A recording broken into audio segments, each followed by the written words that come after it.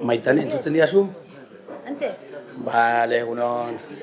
Bale, perfecto. Oso ondo, eskerrik asko. Ez, atzo porratu den duen, zan konprobatzeko zuek entzuten duzuela. Bale. Bale, eskerrik asko, gerta.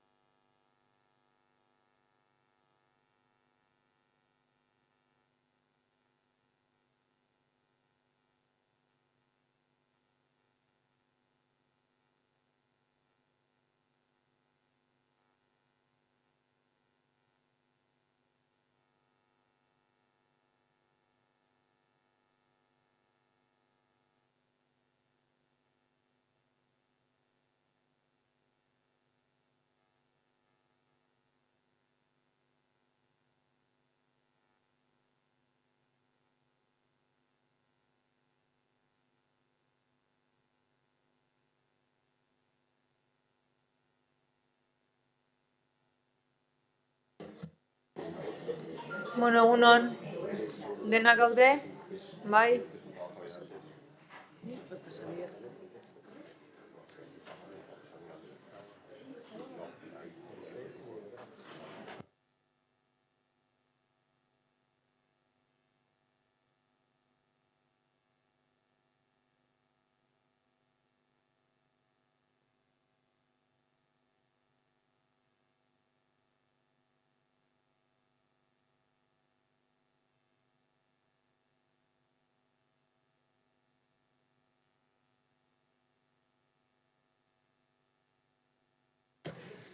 Bueno, hasiera emango diogu urriko udal batzarrari, eta honez beste, 156.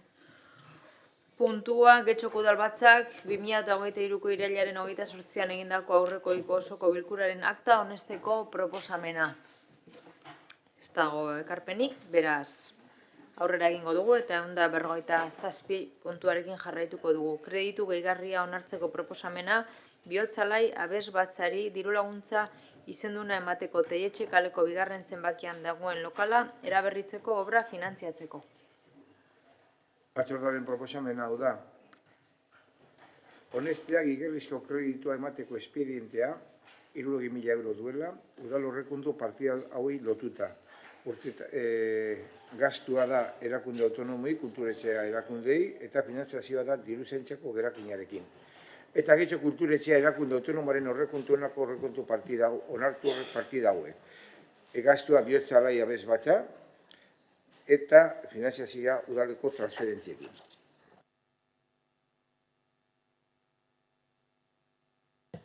Uriarte jauna. Eskerrik asko alkate andrea, egun guztiei.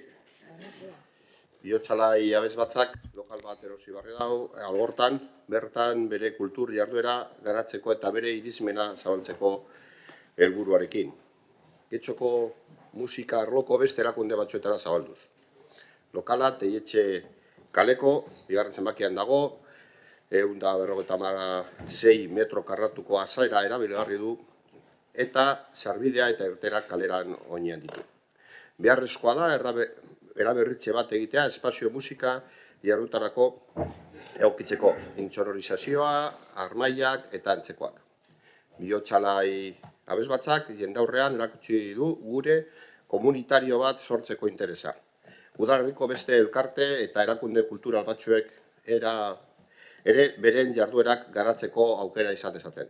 Horrela, sinergia berriak sustatuko dira eta Getxon entxeguetarako espazioen kokapena hobetuko da. Horregatik, bihotsalai abesbatzak aipatutako helburuak lortzeko lan egiteko konpromisoa sendoa duenez, diru laguntza izendun bat ematea proposatzen dugu obra hori finantzatzen laguntzeko. Eskerrik asko. Norbaitek hitza hartu nahi du? Barañano jauna. Egun on guztioi. Bakarrik esatea ados gaudela laguntza honekin, baina espero dugu herriko gainerako elkartei ere diru laguntza berdina ematea euren lokala konpontzeko. Besterik gabe. Eskerrik asko. Honez beste proposamenaren bozketara pasatuko ginateke. Proposamenaren alde, Partido Popularra, EH Bildu, PS Euskadiko Ezkerra eta Eusko Alderdi Jeltzalea. Kontra, abstentzioak, Elkarrekin Podemos.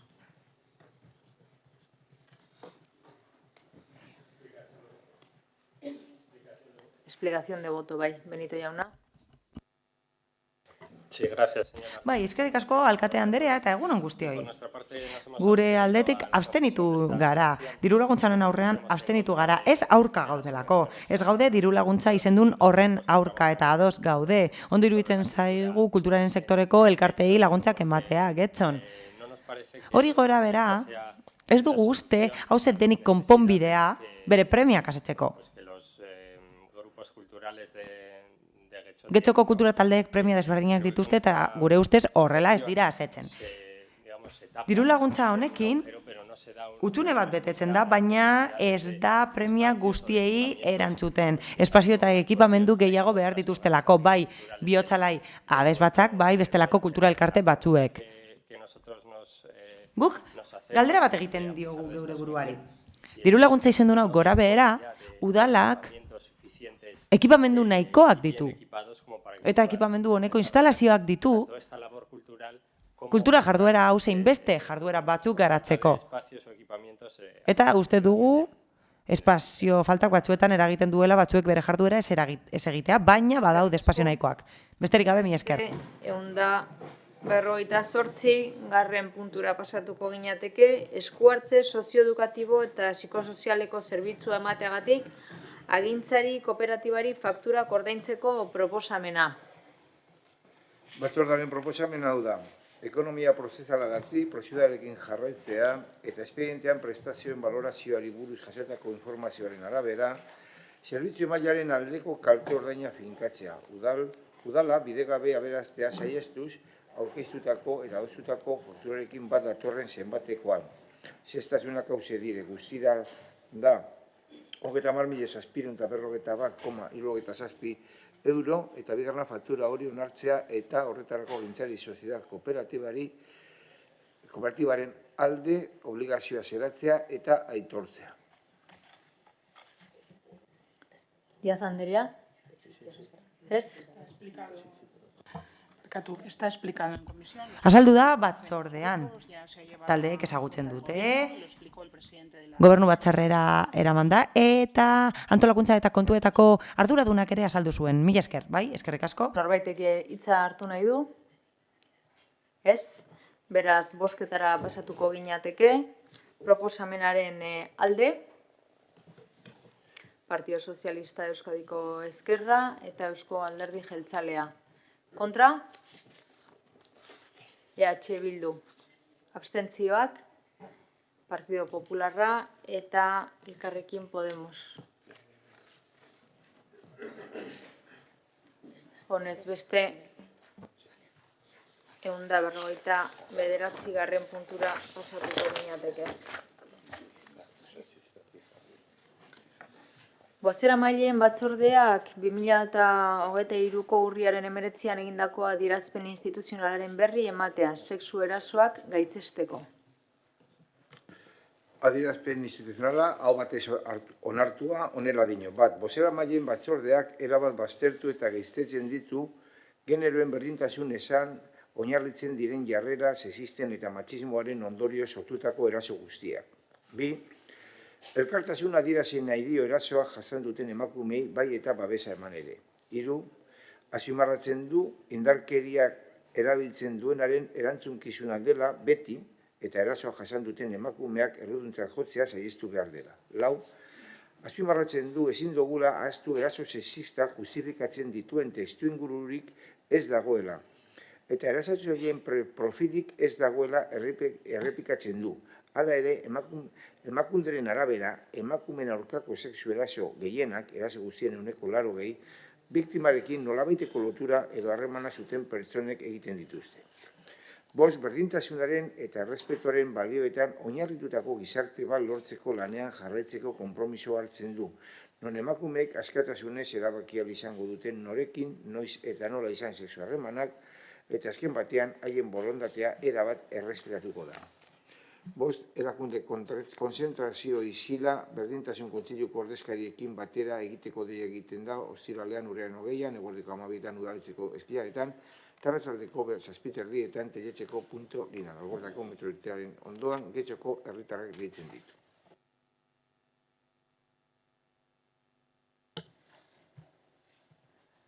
Norbaitek hitza hartu nahi du?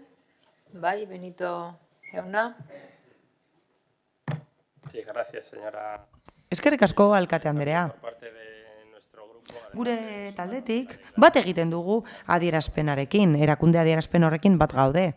Sí, nos gustaría añadir. Hori esateaz gain, gehitu nahiko nuke kezkatuta gaudela sexu erasoak areagotu direlako aurten gure udalerrian. Hala, Europa Press Dataren datuen arabera, bigarren hiruhilekoan, 2023an, 5 eraso sexual egin ziren penetrazioarekin eta aurreko urteetan datu hori txikiagoa zen. Zifrak 0koak izan ziren 2022an eta bat izan zen kopuru hori 2021an. Beraz, zifra horiek areagotu dira eta kezkagarriak dira.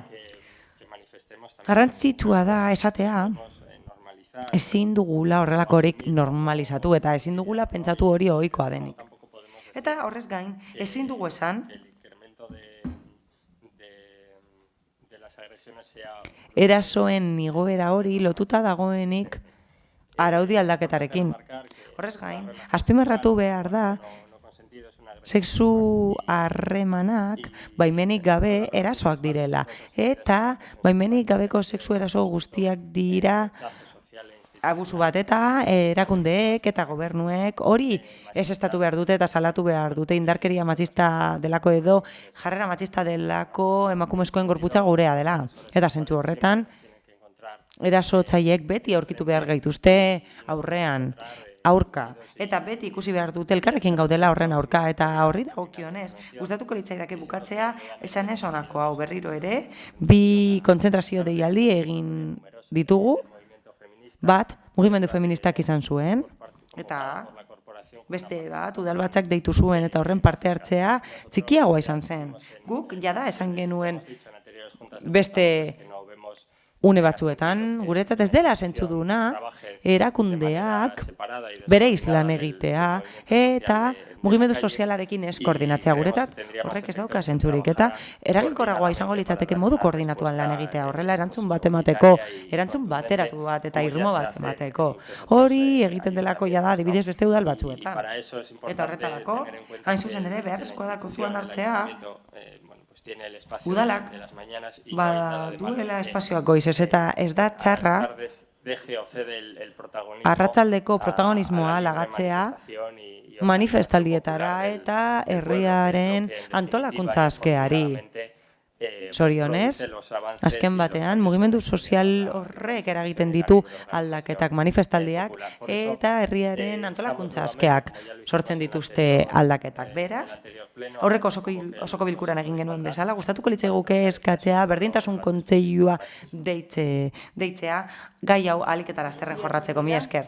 Eskerrik asko, alkate Andrea, sumarme a las palabras. Bat egiten dut, Elkarrekin Podemoseko bozeramaileak esandakoarekin ados gaudelako erabat. Eta horrez gain, esan beharko genuke testuinguru honetan lan egiten ari garela erantzuteko protokoloa aldatzeko.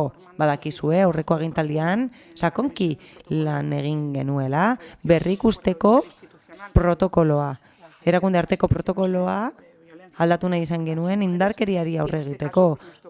Eta kasu honetan, guri dagokigu aldaketa legislatibo osoa gehitzea eta komunitatearen parte hartzea egokitzea. Eta horretan gaude berrikuspen teknikoa egiten ari gara, beste udal batzuetan bezalase. Eta horrela gure helburua da erantzuteko protokoloa hobetzea.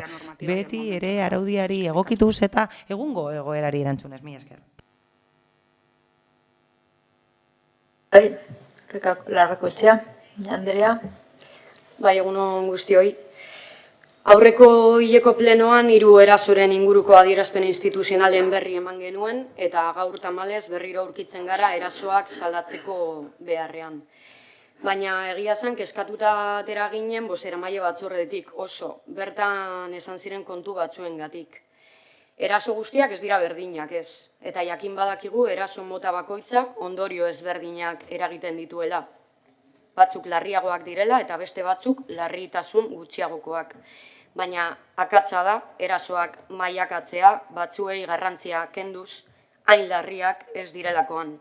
Hain larriak ez diren horiek izan ohi baitira jendarteak asimilatu eta nolabait onartu dituenak. Jai giroan edo garraio publikoan ipurdia ikutzea, kaletik inork eskatutako komentarioak egitea, espazioaren inbasioa, baina eraso guztiek daukate erro komuna, eta uste dugu hau azaltzeko beharrik ez litzatekeela egon beharko espazio honetan. Horregatik eskatuta gaude bozeramaile batzordean entzun genituenengatik. Getxoko udalak 0 tolerantzia erakutsi behar du edozein erasoren aurrean, ezin dugu atzera pausurik eman. Herriko instituzio gorena izan da, tentu zibili behar gara, esaten ditugunekin, eredu baikara, Getxoko herritarrentzat eta jarrera argia erakutsi behar dugu eraso guztien kontra.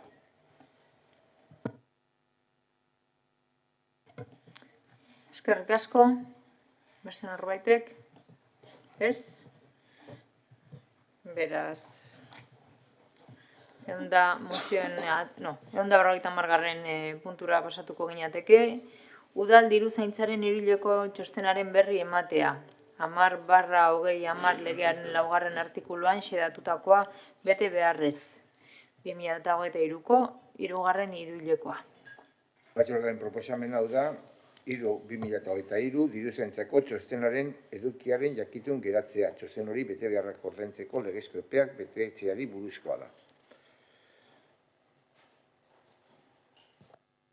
Norbaitek hitza hartu nahi du?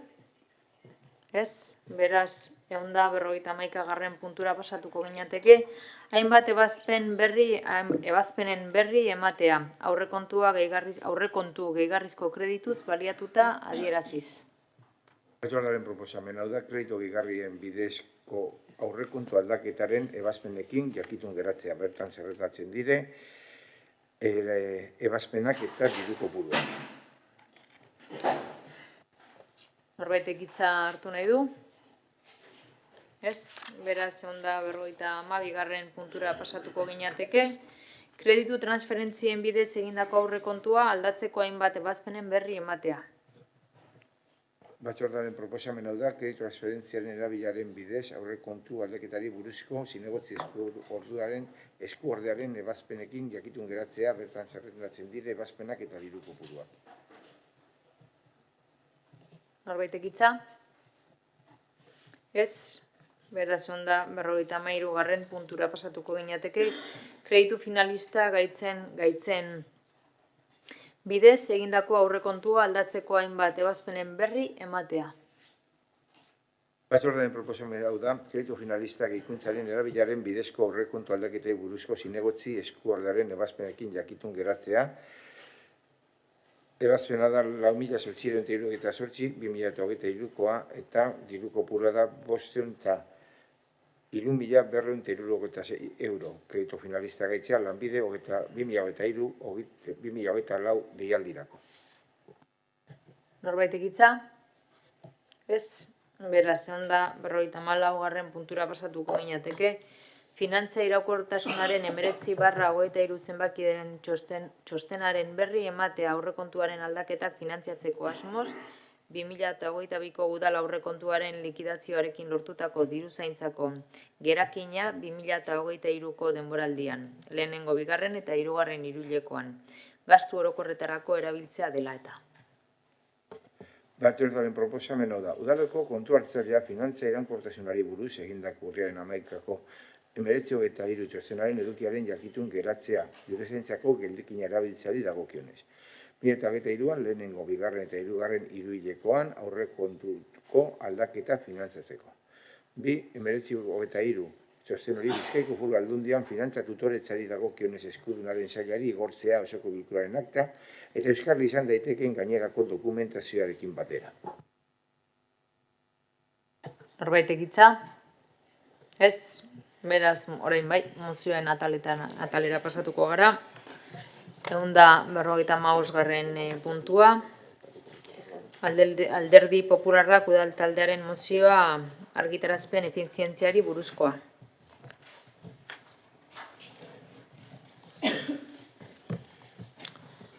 Bai, Zorrilla Lekerika jauna, zeurea hitza.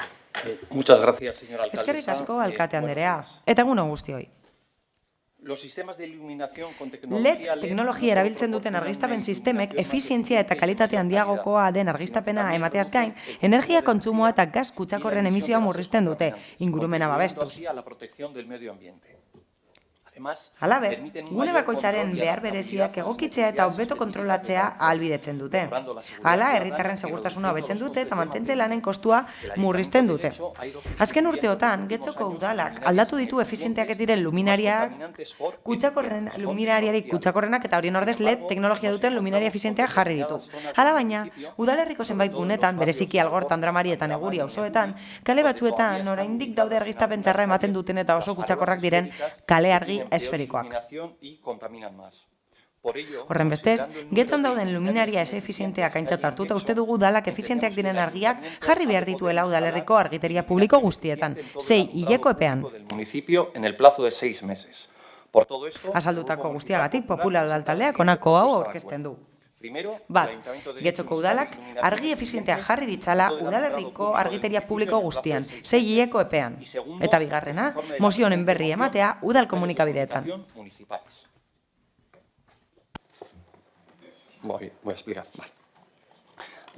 Azalduko dut. Azterketa desberdinak egin dira, eta LED teknologia baliatzen duen argiteriarekin 50%raino igo daiteke aurrezpena argiteria tradizionalarekin alderatuta. Eta aurrezpen hori lortzen da LEDak eraginkortasun handiagoa duelako, baita bizitza erabilgarri handiagoa ere argi tradizionalekin alderatuta. Eta horrela, mantentze kostuak eta aurrezkapen kostuak murrizten dira. Bestalde, LED teknologia duten argiteria sistemek argiztapen uniformeagoa eta hobea eskaintzen dute eta horrela, segurtasuna eta ikusgarritasuna hobetzen dira espazio publikoetan. Aldi berean, malgutasuna hobetzen da eta ingurumenarekiko eragina murrizten da. Energia gutxiago kontsumitzen delako eta sustantzia toxikorik ez dutelako argi horiek. Hala, LED teknologiak malgutasun handiagoa du eta egia da mozioaren testuan agertzen ez dela, baina hori gora bera, esan nahiko genuke herritar batzuk esatu direla. Horiek esaten dute LED teknologia baliatu gora behera argiztapena ez dela nahikoa kale batzuetan, eta hori ez litzateke arazo bat izan beharko. Izan ere, LED teknologiak bermatzen du intentsitatea egokitzea eta horrek albidetzen du premia espezifikoetara egokitzea une bakoitzean eta gune bakoitzean. Hala, LED teknologia baliatzen duten argiteriak eraginkorragoak dira biziberritzeko hiri inguruneak zein zeinetan argiteriak paper garrantzitsua duen segurtasunerako, bizikalitaterako, gizarte ongizaterako, garapen ekonomikorako eta ingurumenarentzako onuretarako. Eta horrez gain, LED teknologia duen argiteria instalatzeak laguntzen du karbono aztarna murrizten. Horrez gain, argi kutsapena murrizten da eta bizikalitatea hobetzen da. Azkenengo urteotan, Getxoko udalak LED teknologia erabili du argiteria tradizionala ordezteko. Eta hori egin du espazio publikoetan noski. Hori gora behera, argiteria eraginkorra ez da heldu gune guztietara. Izan ere, leku batzuetan, kale zehatz batzuetan, farola esferikoak ikus ditzakegu. Eta kutsagorrak dira horiek, eta bere argia horizka da edo laranja koloreko. Adibidez, Algortan, argi inefiziente horiek daude kale batzuetan, Abasotan, Galerenen, Kaban, Kantarepen, Landenen, Pinagan edo Tamarindon. Eta Zubietasen inguruan, Izaron, Gurutxaganen eta Lainomendi kaleetan argi horiek daude edo Aldapa guneetan. Eta Andramari gunean argiteria inefizientea ez da heldu kale batzuetara. Aingeruaren etorbidera, Aintxortara, Nabarnizera edo beste batzuetara. Eta Galearen ingurunean, Kabikarlosen, Faroaren errepidean edo Juan Vallejon ez daude argi horiek. Eta neguriko kale askotan gainera ez dira aldatu argi publikoak. Adibidez, aipa ditzakegu kale batzuk, Cristobal Colón kalea, El Carmen kalea, Goierri, Los Tilos, Portuko pasealekua, Zubiondo, Zulueta, naiz eta askoz gehiago diren. Eta neguriz ari garen honetan, deigarria da 2021ean udal gobernuak prozesu parte hartzaile bat egin zuela. Getxo Txukun izeneko prozesua izan zen hori eta negurin egin zen. Eta bertan herritarrek asko errepikatu zuten eskaera bat. Eta hori izan zen argiztapena hobetzea.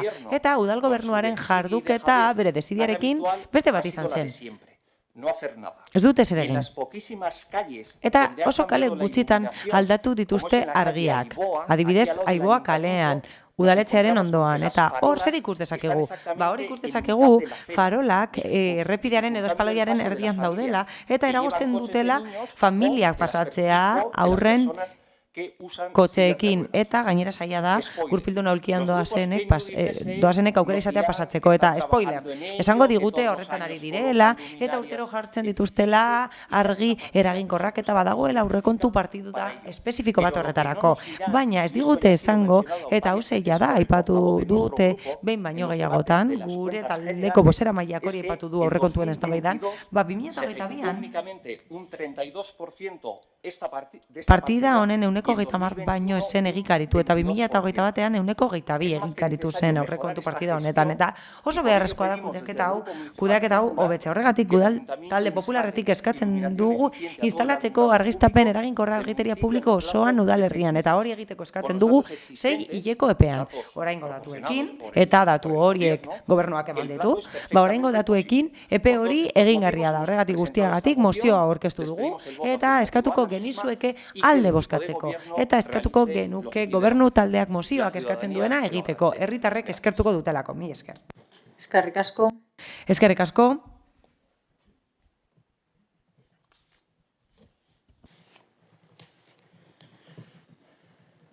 Benito jauna.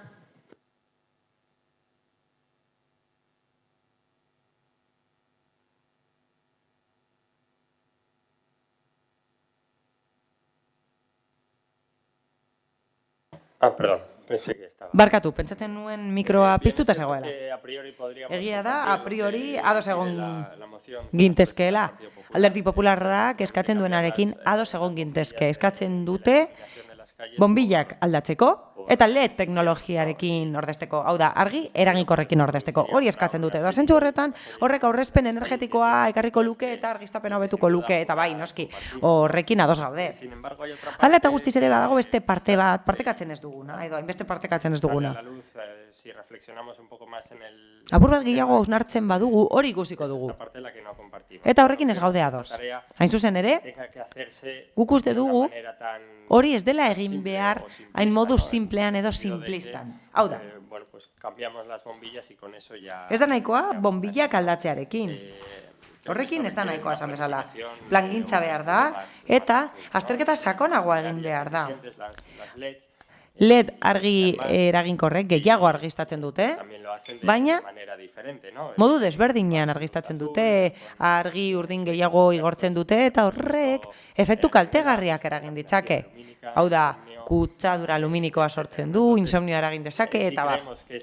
Beraz, nik uste dut, edo guk uste dugu hori egin behar dela, noski ordezkapen hori egin behar dela, baina uste dugu une hau baliatu behar dela. Hau da, honek aukera emango digu berriro ere planifikatzeko Getxoko argiztapena hirigunean.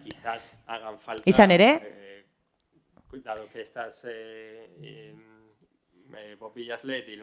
LED bombilla hauek gehiago argiztatzen dute, eta baliteke farola gutxiago behar izatea, argiztapen berbera lortzeko, edo agian beste leku batzuetan edo desberdin kokatu beharko dira eragozpenak saiesteko, eta nik uste dut orain dela 2 batzorde, 2 hilabete aipatu genuela, zer nolako eragozpenak sortzen dituzten argi batzuek, baldin eta argi horiek farolak eraikinetan badaude.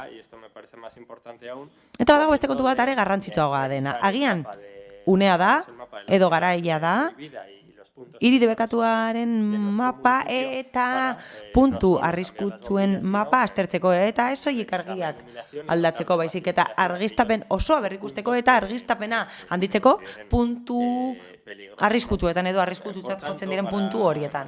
Horren bestez, gure taldearentzat kontua ez da hainbeste argiak ordeztea baizik eta berrikustea orokorrean Getxoko argiztapena. Eta hori egin behar da kontuan hartuta aipatutako gai guztiak. Horregatik, hain zuzen ere, abstentzioa izango da gure bozka mozio honen aurrean. Mila esker. Eskerrik asko, Díaz Andrea. Eskerrik asko.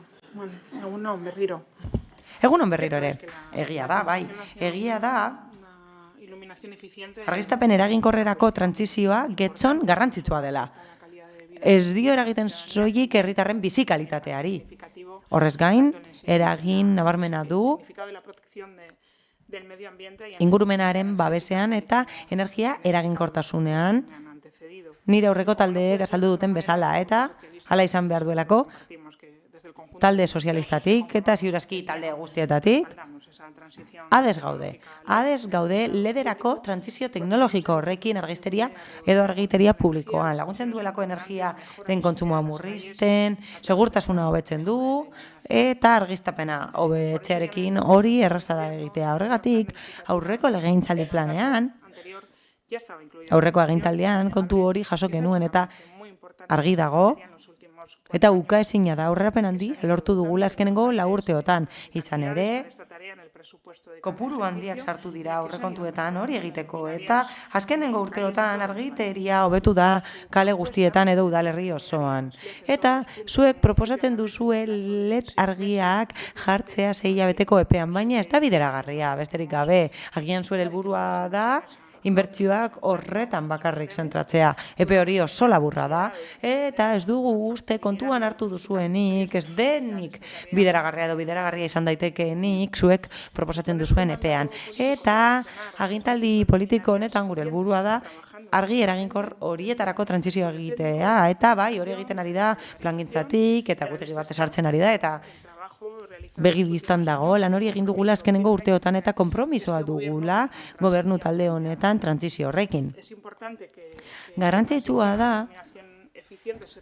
argi eraginkorrerako trantsizio hau modu egokian egitea eta bermatzea herritarrei hiri ingurune segurua eta ondo argiztatua. Beraz, noski bai horren alde egiten dugu, gure helburua da bilakaera egitea eta LED argietarako trantsizio hori egitea, baina beti ere mugatuta gure epe errealistetara. Eta epe horiek sail arduradunak esartzen ditu eta horregatik ez dugu alde bozkatuko, mila esker. Eskerrik asko.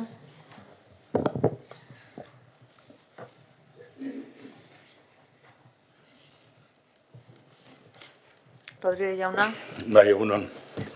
El Partido Popular da una clave. No vale con dotar presupuestariamente. Talde Popularrak hortxe mandu gakoa, aurrekontu zuzkidura ematea ez da nahikoa, Elkarrekin Podemosek askoz detaile gehiago eman ditu, plangintza bat behar dela esan du. Eta alderdi sozialistatik gauza bera esan du, arloaren planifikazio oinarri izango duela. Ezagutzen, eta esango dizue zerbait. Apirilean galdera egin genuen gobernu taldeari, informazioa eskatu genuen idatziz, eta aurreko legealdia izan arren, apirilekoa, arduradunak berberak ziren. Alderdi sozialistako bozeramalea bazegoen hemen, Eusko Alderdi Jeltzaleko zinegotzi arduraduna bazegoen hemen, eta teknikari arduraduna ardura berak zeukan. Informazio hori jaso genuen, eskatu genuenean jaso genuen Excel bat. Excel horretan jasotzen ziren zenbat farola aldatzeko zeuden eta zenbat aldatuta. Baina ez zegoen plangintzarik, ez zegoen ezebez. Zehazki, garai hartan, apirilean, 471 farola gelditzen ziren aldatzeko, herri honetan. Y entendemos que una relación de farolas no es un plan. Uste dugu, zerrenda bat jasotzea ez dela plan bat. Normalean plan batean epeak agertzen dira, inbertsioak, helburuak, etapak, betearazpen indizeak, eta bar. Eta ez dugu horrelakorik jaso gobernu taldearen partetik, eta irailetik eskatu dugu. Irailean berriro eskatu genuen idatziz. Gobernuak informazio bidaltzeko eskatu genuen idatziz, eta ez dugu jaso. Eta hori gobernu taldeak 5 eguneko epea duela informazioa bidaltzeko eskatzen zaionean, beraz, ez da existituko. Pasaden asteko batzordean, urrikoan berriro eskatu genuen, LED argiak ordezkatzeko plana. Ez dakigulako noiz bukatuko den prozesua, eta orain honetan, esan digute gaizki ulertu gaituztela, etzekitela hori nahi genuela. Bueno, 5 egun pasa dira, eta oraindik ez daukagu esan. Beraz, zer geratu zaigu argi? Plana, gobernu taldearen plana, zertan datzan? Joango gara egiten, esan ziguten. Iremos haciéndolo ez da plangintza bat.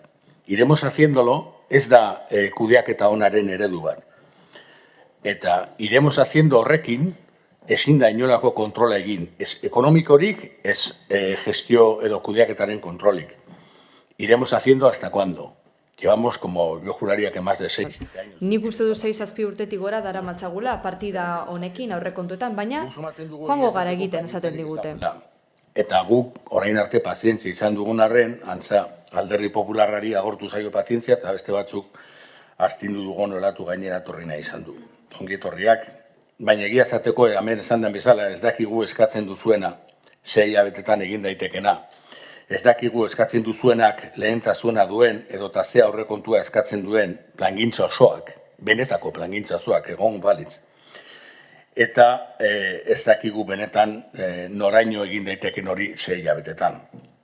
Kontua da, askotan esaten duzuen bezala gutxilandua ikusten dugula mozioa. Argitegi osoan LED argia jartzearen alde gaude, baina era ordenatu batean egin behar da. Plangintza nahi dugu, jakin nahi dugu noiz bukatuko den lana, zenbat kostatzen duen plangintza osoak, zenbat inbertituko da urte bakoitzean eta zenbat urteero. Eta horrela erabaki ahal izango dugu zeintzuk diren lehentasunak eta nola egokitu lehentasunak eta bitartekoak. Jakina delako, gestionatzen duenak orekak egin behar dituela, bitartekoak ez direlako mugagabeak eta orekak egiteko plangintza ezinezkoa dela. Gauzak ezin direlako egin etorri ala.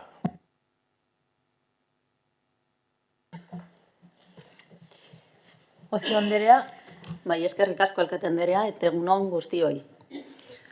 Tener una red de alumbrado público eficiente es... Argiteria publiko eraginkorra izatea ezinbestekoa da guztiontzat, klimaldaketaren aurka egiteko ezinbesteko neurria da eta Getxoko udal gobernua erabat jakitun da horrena. Horregatik, gai honen inguruan egindako esku hartzeak beti egin izan dira. Teknologiaren bilakaera ere aintzat hartuta une oro. Ez dakizuek zein datu dituzuen Alderdi Popularrean, baina zaitasunetan sartu gabe zera esan nahi dut. 2021 bigarren kapituluan,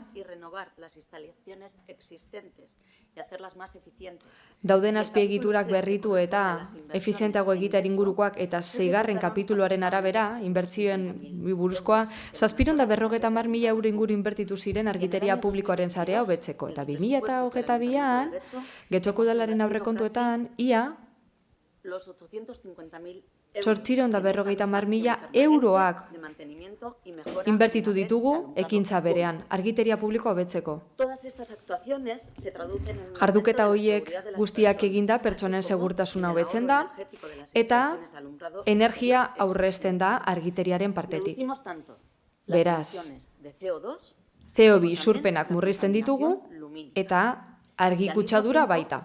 Aldi berean, murriztu egiten da gastua 65% urtean. LED teknologiarekin argiak ordezkatzen diren bakoitzean. Horren ekintza garrantzitsu eta amaigabeak egiten ditugula kontutan hartuta ez dugu ulertzen Alderdi Popularrak zergatik aldatu nahi dituen argi horiek 6 hilabeteko epean. Kontutan izan da ez direnak efizienteenak. Gainera, datorren 2024ko aurrekontuak osoko bilkurara dakarkigunean orduan egin ahalko dira ekarpenak proposamen ekonomikoetarako. Bien bitartean, Getxoko udalean, urteroko jarduketekin jarraitzen dugu. Dakizuenez, gutxinaka argiak ordezkatzen goaz. Rodríguez jaunak esan duen bezala, oraindik 461 farola aldatu behar dira, eta hortik 450 kenduko dira datozen hilabeteotan. Eta Rodríguez jaunari erantzuteko, plana existitzen da. Ez dago idatziz, baina badago plangintza bat. Bai ez jarri aurpegi hori badaukagu eta. Kontua da, zerbitzu teknikoek irizpide eta helburuen arabera lan egiten dutela. Sistema batekin, informazio geografikoa duen udal sistema batekin GIS delakoarekin. Datuak egunero aztertu kudeatu eta eguneratzen dituzte eta horrela planifikatzen dituzte jarduketak. Ekitaldiz, ekitaldi. Aurrekontuan zenbat diru dagoen eta zenbat dagoen, ze suskidura dagoen ere kontutan hartuta. Argiteria publikoaren kasurako horrela, esan dezakegu, 461 farola esferiko hoien kasuan, datozen hilabeteotan, 450 ordezkatuko ditugu eta proiektua burutuko dugu. Eta gero fatxadetako argiteriarekin esku hartzen erasiko gara. 853 dira udalerri osoan fatxadetakoak. Eta datozen ekitaldi guztietan zehar joango gara aldatzen. Horregatik guztiagatik, ezeskoa emango diogu proposamenari. Eskerrik asko. Eskerrik asko. Torrilla Alegriga jauna, bigarren txanda. Muchas gracias. Eskerrik asko, alkate Andrea. Eskerrik asko, Elkarrekin Podemosi eta EH Bilduri egindako ekarpenengatik. Aldeko boto emango ez badigute ere, proposatzen duzuena osatu egiten du guk eskatutakoa. Guk hau ekarri dugu ona arrazoi batengatik. Eta denborarekin zuzen gaudela ikusi dugu. 2019ko otsailean, hauteskunde orokorrak baino 3 hilabete lehenago, titular bat agertu zen. Getxok argiteria efizientean gehiago jarriko du udalerri osoan 2021erako. Eta 2019ko otsailekoa da. 2021 aipatzen zen bertan. 2023 amaieran gaude, eta Algortan bizi diren pertsonek oraindik ez daukate argiteri hori, Andramarikoek ez da, Lagaleakoek ez da, Negurikoek ez da, oraindik ez daukate hori. Eta 2021erako zen. Baina, klaro, hauteskunde baino 2 hilabete lehenago egin zen iragarpena. Gure alderdiak egindako kalkuluak zalantzan jarri dituzue. Eta esan behar dizuet, eta hau esan izan dugu, da gobernu taldeak esan du lanean ari direla, baina guk 2022ko datuak hartu ditugu. Gobernuak ateratako pleguan esaten zen, 1082 argi inefiziente zeudela. 2021 gero hau 2022ko abuztuan, argitaratu zen, planoekin, eta bar. Beraz, 1000 argiteri. Beraz, zalantzan jartzen da, gurk esandako epea. Ba begira, Fuengirola, Goazen Fuengirolara, Espainia hegoaldera, Malagara. Bertan, 75.000 biztanle bizi dira, getxo bezalaze. 2021 Fuengirolan 1.000 argi baino gehiago ordezkatu nahi zituen. 1.000 ziren gure kasuan ere getxon. 1.000 argi hoiek Fuengirolako udalaren arabera 75 egun naturaletan aldatu ziren. Hau da, Alderdi Popularra buru duen udalerri batek Fuengirolak 1.000 argi aldatzen ditu 75 egunetan eta getxo EAJ eta PS buruan dituena ez da gai 3 urte baino gehiagoan lanbera egiteko. Promesa bat betetzeko. Horixe da bikudeak eta ereduen arteko aldea. Beste norbaitek? Rodríguez jauna? Sí, no sé cómo responder a la responsable del Partido Nacionalista Vasco. Ba, ez dakite AJ-ko arduradunari nola erantzun, izan ere, inkoherentzia baino ez ditu esan. Sarea ezinbestekoa da, bale, zuk esan duzu. Beraz, nire zalantza da. Planik ez dagongo edo ez diguten man nahi. Bigarrenik esan digute, 2022an, urte horretako aurrekontuetan, 870.000 euro egikaritu direla. Eta apirilan aldatu gabe zeuden farolak, oraindik aldatu gabe daudela esan duzue. Beraz, apiriletik ona, ez da farolarik aldatu. Gero esan digu, badagoela plan bat. Baina ez dagoela idatzita. Hori da kudeaketaren paradigma. Nik uste du negozio eskola guztietan ikasten dela planak nola egiten diren. Azpigituretan aldaketak egiteko. Idatzi gabe, buruan guztia eta gero plana gaitik galdetzen dizutenean esan jiz badaukazula. Informazio geografikorako sistema bada farola non dauden jakiteko, baina horri ez da plan bat. Beraz, plan bat dagoela, baina idatziz ez dagoela esatea eta gutxi gora bera teknologia aldatu ahala gu ere gauzak egiten goazela ikustea, hori planik ez izatea da. Izan ere plan bat izateko, teknologiarekin batera diseinu bat egin behar da, planak aldatuz doaz, logikoa da, baina definitu egiten da plan hori noiz bukatuko duzun, eta atzerapenak ere egon daitezke, baina definitu egiten da. Definitu egiten da. Definitu egiten dira zure helburuak. Kalkulatzen ari gara, gutxi gora bera, ba, noiz ordezkatu behar diren lehenengoak, jada lehenengoak aldatu beharko dira, teknologia obsoleto geratu baita. Beraz, uste du seriotasun askatzeko moduan gaudela. Eta esatea, farolak aldatzeko plan bat dagoela, baina ez dagoela idatziz, eta sobre la martxa doazela, eta gauzak ikusten doazela teknikariak, ba, sobre la martxa, benetan ez zaigu bat ere serioa iruditzen. Baina argi erakusten dugu zein den gobernu taldearen kudeaketa eredua. Baina, bueno, ikusi dugu osoko bilkura proposamenak egiten direla, eta beti esaten digutela aurrekontua negoziatuko dugunean erabakiko dugula. Beraz, isilik egon behar dugu osoko bilkuretan aurrekontuak egin arte edo zer egin behar dugu. Goazen argumentuak pentsatzera, labur bilduz. Ez du guzti Alderdi Popularrak proposatu duena okerra denik. Egia da Elkarrekin Podemosek proposatutakoa gehiago gustatu zaigula. Eta horregatik eskatu dugu ez daukagun informazioa falta zaigulako. Teknikariren bat egongo da gizari begira plan bat egiteko. Baina, bueno, plan bat badago, idatzita badago, eman behar zaigu. Eta idatziz ez badago, ba, esan behar duzuena da, esan ez dagoela planik, gainerakoak gezurra direlako. Eskerrik asko. Bueno, Ocio Anderea. bai, bueno, únicamente por aclarar. Bai, argitzarren. Berriro diot. Aurrekontuan dagoen diruaren arabera inefizientenak diren eremuetan argia aldatzen goaz.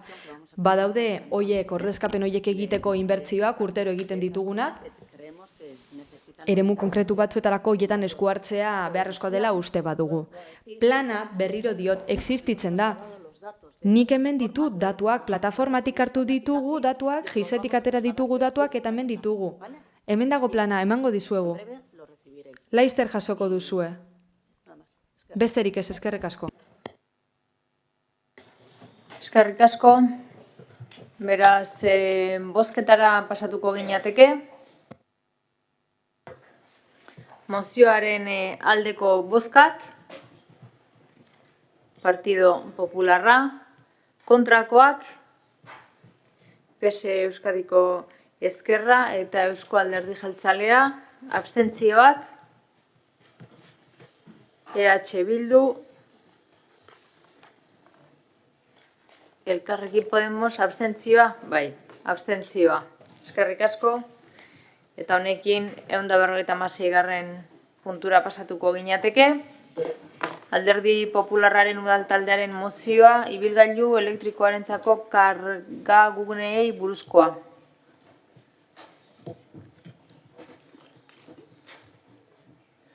Elorza jauna. Buenos días, muchas gracias. Egunon guztioi eta eskerrik asko, alkate Andrea. Hainbat erakundek, estatukoek, naiz nazioartekoek, udaletakoek barne eskatzen dute erregai fosilen kontsumoa murrizteko eta hoien ordez jasangarriagoak direnak eta ingurumena gutxiago kaltetzen dutenak erabiltzeko. Guztiok nahi ditugu hiri garbiagoak, aire garbiagoa, herritarrentzat onuragarria izango baita. Helburu hori betetzeko, Getxoko udalak beharrezkoak diren neurriak hartu beharko ditu. Ziur asko, gure udalerrian uneren batean jarriko dira, isurketa gutxiko guneak, eta hori gertatuko dela jakinda, ahalegindu behar gara aldaketa horrek eraginik izan ez dezan, herritarren ekonomietan eta haien bizimoduetan. Zalantzarik gabe, ibilgailu elektrikoak aire garbiagoa duen hiria lortzea ahalbidetzen dute, eta hortaz, aldiren erraztasun guztiak eskaini behar dira, lehentasunezko aukera izateko erregai fosilak erabiltzen dituzten ibilgailuen kaltetan, baina gaur egun ibilgailu elektrikoentzako kargagune oso gutxi daude, eta horrek ez du bultzatzen ibilgailu horiek eskuratzeko aukera ibilgailu erosi edo aldatza erabakitzen denean. Ildo horretatik gogoratu behar dugu eraikin gehienek ez dutela aparkalekurik, eta hortaz ezinezkoa dela horietan kargagunerik jartzea. Azaldutakoagatik Popular udaltaldeak honako erabaki proposamen aurkezten du. Bat, ibilgailu elektrikoentzako kargagune gehiago jartzea gure udalerriko hiribideetan. Bi, mozio honen berri ematea udal komunikabideetan.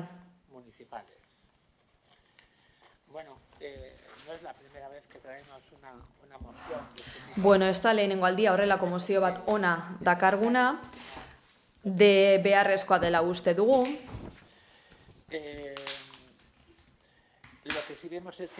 Eta zer ikusi dugu oro har, gero eta kontzientziatuago gaudela udalerri garbiago bat izateko, gero eta udalerri gehiagotan isurpen gutxiko ere muak zehazten dira, eta hainbat neurri hartzen dira, erregai ez fosilen alde, ingurumena errespetatzen dutenen alde, zalantzarik gabe, azken fina saiatzen gara ingurumena errespetatzen eta arnasten dugun airearen kalitatea hobetzen.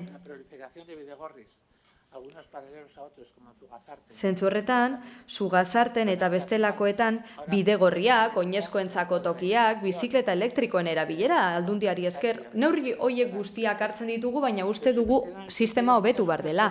Gauza asko geratu zaizkigu egiteko, eta ez dirudi udalonek kontutan hartu dituela. Hiribusa esate baterako elektrikoa ere izan daiteke. Eta elektrolinerak izan ditzakegu. Zein da errealitatea Getxon? Norbaitek auto elektrikoa badu eta kargagune ez badu, bere aparkaleku propioan, Kirol portuan baino ezingo du kargatu, edo Manuel Gaintza aparkalekuan, eta punto. Beraz, honek ez du inongo zentzurik. Eta bitxia da, udala flota elektrikoaren alde egiten ari delako, baina bere ibilgailuentzarako kargaguneak baino ez da jartzen ari. Gogoratu gure udalerrian etxe bizitzek ez dutela aparkaleku propiorik, askotan etxe zaharrak dira, eta bere garaian ez zitzaien aparkalekua barruan egin. Beraz, asko kalean aparkatu behar dugu, askok. Askok ezin dugu autoelektriko bat erosi ez daukagulako non kargatu. Azken urteotan ikusi dugu ibilgailu elektrikoen presioa beherantz doala. Lehen pertsona askok ez zuten ibilgailu elektrikoa erosi nahi garestiegia zelako, baina gaur egun presioa beherantz doa. Eta orain irisgarria da. Beraz, etxeko ekonomietan ibilgailu aldatu beharra dagoenean, aukera elektrikoaren alde egin behar da. Baina, klaro, non kargatu? Ezin dugu onartu erregai fosilek auto baten erosketa baldintzatzea. Gure obligazioa da elektrolinerak jartzea hirigunean, gure kaleetan. Normalean aparkatzen dugun tokietan. Autoa bizi garen tokietatik hurbil kargatzea ahalbidetu behar dugu. Eta horrela, energia garbien kontsumoa bultzatuko dugu. Gero horrez gain, isurpen gutxiko eremuak definitu beharko dira horrek dakarren guztiarekin. Gure udalerrian beharrezko elektrolinera jarri behar ditugu auto elektrikoaren aukera erakargarria egiteko. Eta irtenbidea ezin da izan garajeak erostera behartzea. Parkin publiko edo pribatuen alde egitea. Lehenik eta behin, edonok ezin duelako aparkamentu pribatu bat erosi. Eta ez daukagulako horrenbeste udal aparkalekurik bakarra daukagu. Beraz, elektrolinerak bide publikoan egon behar gara eta ez esan arazo teknikorik dagoenik. Legezko estaldura nahikoa daukagulako eta babes nahikoa daukagu sektorean. Eta udalbatza osoari gogorarazi nahi diot, gustatzen ez bazaizu ere, batzuetan oinez, bizikletaz edo garraio bide publikoan mugitzen bagara ere, autoak ere baditugu. Aparkatu behar direnak eta batzuetan kargatu behar direnak. Eskerrik asko. Eskerrik asko, Benito jauna. Sí, gracias de nuevo. Eskerrik asko berriz. Igual que en la anterior moción del Partido Popular. Alderdi Popularraren aurreko mozioarekin gertatu den bezalaxe esan behar dut, proposamena berez ondo dagoela, baina hausnarketa sakonagoa eginez gero zer esan, baina bardura daudela, eta hoiek ere kontutan hartu behar ditugu ezinbestean. Argi dago, autoelektrikoa garrantzitsua dela, garraioa deskarbonizatzeko eta trantsizio energetikorako, baina herritarren kasuan ezaztu autoelektrikoa garestia dela, oso garestia. Eta familia gehienek getxon ezin dut erosi. Batez ere getxon esango nuke. Hoien soldataren 50% alokairura doalako, edo hipotekara. Beraz, ez dugu uste, trantsizio energetikoa edo garraioaren deskarbonizazioa, zehatzago esateko,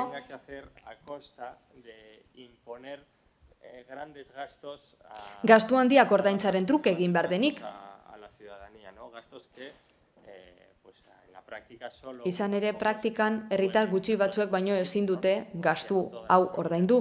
Esan bezala, getxoko familia guztiek ezin dute autoelektriko bat erosi, eta gauza bera gertatuko litzaiguke isurpen gutxiko eremuen kasuan, gero esango dugu. Baina, irtenbidea ez da bizilagunei inposatzea horrelako irtenbiderik, autoelektrikorik inposatzerik. Horregatik, gure taldearentzat, helburua ez da izan behar auto guztiak, auto pribatu guztiak elektrifikatzea, Getxon edo Euskadin. Izan beharko da, leku aldaketarako beharra murriztea, eskaera energetikoa murriztea, eta alternatiba jasangarriak eskaintzea, leku aldatzeko eta garraio bidetarako. Zentzu horretan, uste dugu elektrolinerak kalean jartzea helburu interesgarria izan daitekela, baina gure ustez badaude beste gauza batzuk lehentasun handiagoa dutenak. Alderdi Popularretik esan dute esate baterako. Lehenik eta behin, askotan aipatzen da, aurreko legegintzaldian zein honetan, eta hauteskunde kanpainan ere asko aipatu da, getxobusa. Guk geuk ere proposatu genuen kanpainan, eta esan dugu, getxobusa elektrikoa izan behar da zalantzarik gabe, lehentasunezkoa da hori. Elektrolineren aurretik doa hori. Gure udal taldean, gainera mozio bat aurkeztu genuen 2022an, eta gainera taxien ordenantzarako emendakinak aurkeztu genituen, taxien sektoreak eskatutako zerbait ikusarazteko. Elektrolinerak eskatzen zituzten, taxi geldilekuetan. Hori ere lehentasunezkoa izan beharko litzateke kaleko elektrolineren aurretik. También propusimos las ayudas a Proposatu genituen baita, taxi elektrikoak erosteko diru laguntzak. Udal gobernuak zorionez ematen ditu jada. Zer esan nahi dut honekin? Elektrolinerak instalatzeko aukera landu baino lehen, zerbitzu publikoak lehenetsi behar ditugu, zerbitzu kolektiboentzako elektrolinerak, helburu berarekin. Lekua aldatzeko behar izana murriztea eta irtenbide jasangarriak eskaintzea. Garraio bidearen deskarbonizazioa lehentasunezkoa izan behar da getxon lehenik eta behin, eta hori mozioan ez da gertzen. Beraz, aurreko mozioan egin bezala, esan behar dugu mozio honetan ez dela nahikoa elektrolinera jartzarekin, edonork erabilditzan. Auto elektrikoa eros dezaken edonork, horren ordez, plangintza egin beharko dugu garraioen sektorea deskarbonizatzeko eta trantsizio energetikoa gauzatzeko. Esan bezala, energia eskaera murriztean zentratu behar gara, eta trantsizio energetiko bidezkoa lortu beharko dugu guztiontzat, eta ez bakarrik dirua duenarentzat eta autoelektrikoa erosi alduenarentzat elektrolinero horiek erabiltzeko. Horrek guztiak egin ditzakelako. Isurpen gutxiko eremutatik pasea daiteke baita, baina ez hori ez da bidea. Hori ez da deskarbonizaziorako bidea. Eskerrik asko. Díaz Andrea. Eskerrik asko, alkate Andrea. Perdón. Bueno, sin duda promover... Zalantzarik gabe, ingurune jasangarriagoa sortzea eta erregai fosilekiko menpekotasuna murriztea erronkarik handienetariko bat da administrazio guztientzat, administrazio publiko guztientzat. Hala, ibilgailu elektrikoetarako trantsizioa beharrezko urratsa da kutsadura murrizteko eta airearen kalitatea hobetzeko bai hemen bai beste leku batzuetan. Hala eta guztiz ere, getxo jada ari da neurriak hartzen norabide horretan, eta neurri horiek garrantzitsuak dira. Besteak beste, kargaguneak daude ibilgailu elektrikoentzat, eta horiek badaude kokagune estrategikoetan, adibidez Manuel Gainzan, Kirol Portuan, eta bestelako gune batzuetan. Adibide gehiago badaude diru laguntzak ibilgailu elektrikoak eros ditzaten taksilariek. Horrez gain, udal ibilgailuak aldatzen ari dira eta bestelako aurrerapen paralelo batzuk egiten ari dira mugikortasun jasangarria sustatzeko, adibidez bidegorriak sortzen ari dira, eta Bizkai Bizi sistema ezarri da bestelako udalerri batzuekin konektatzeko. Horrez gain, oinezkoentzako kale gehiago sortu dira eta abiadura 20 km/orduko abiadura mugatu egin da. Eta neurri garrantzitsu horiek hartu dira azkenengo urteotan eta ildo horretatik jarraituko dugu mugikortasun jasangarriaren eremuan. Beti ere gure helburu horretan hobetuz. Guk hori partekatzen dugu eta gure helburua da garraiobide publikoa hobetzea Getxobus horrekin. Beharrezko aldaketak egingo dira noski apurka, eta hori egingo da mozio honetan egiten den bezala, eta hori jasotzen du APOaren berrikuspenak.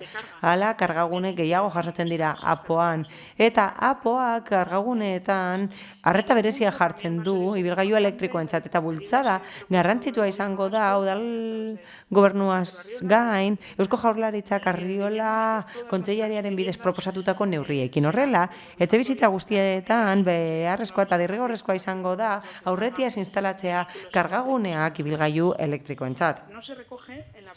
Proposamenean, Alderdi Popularraren proposamenean ez da jasotzen ekimena publikoa edo pribatua izango den, eta horrek are gehiago zailtzen du bere proposamena lurreratzea.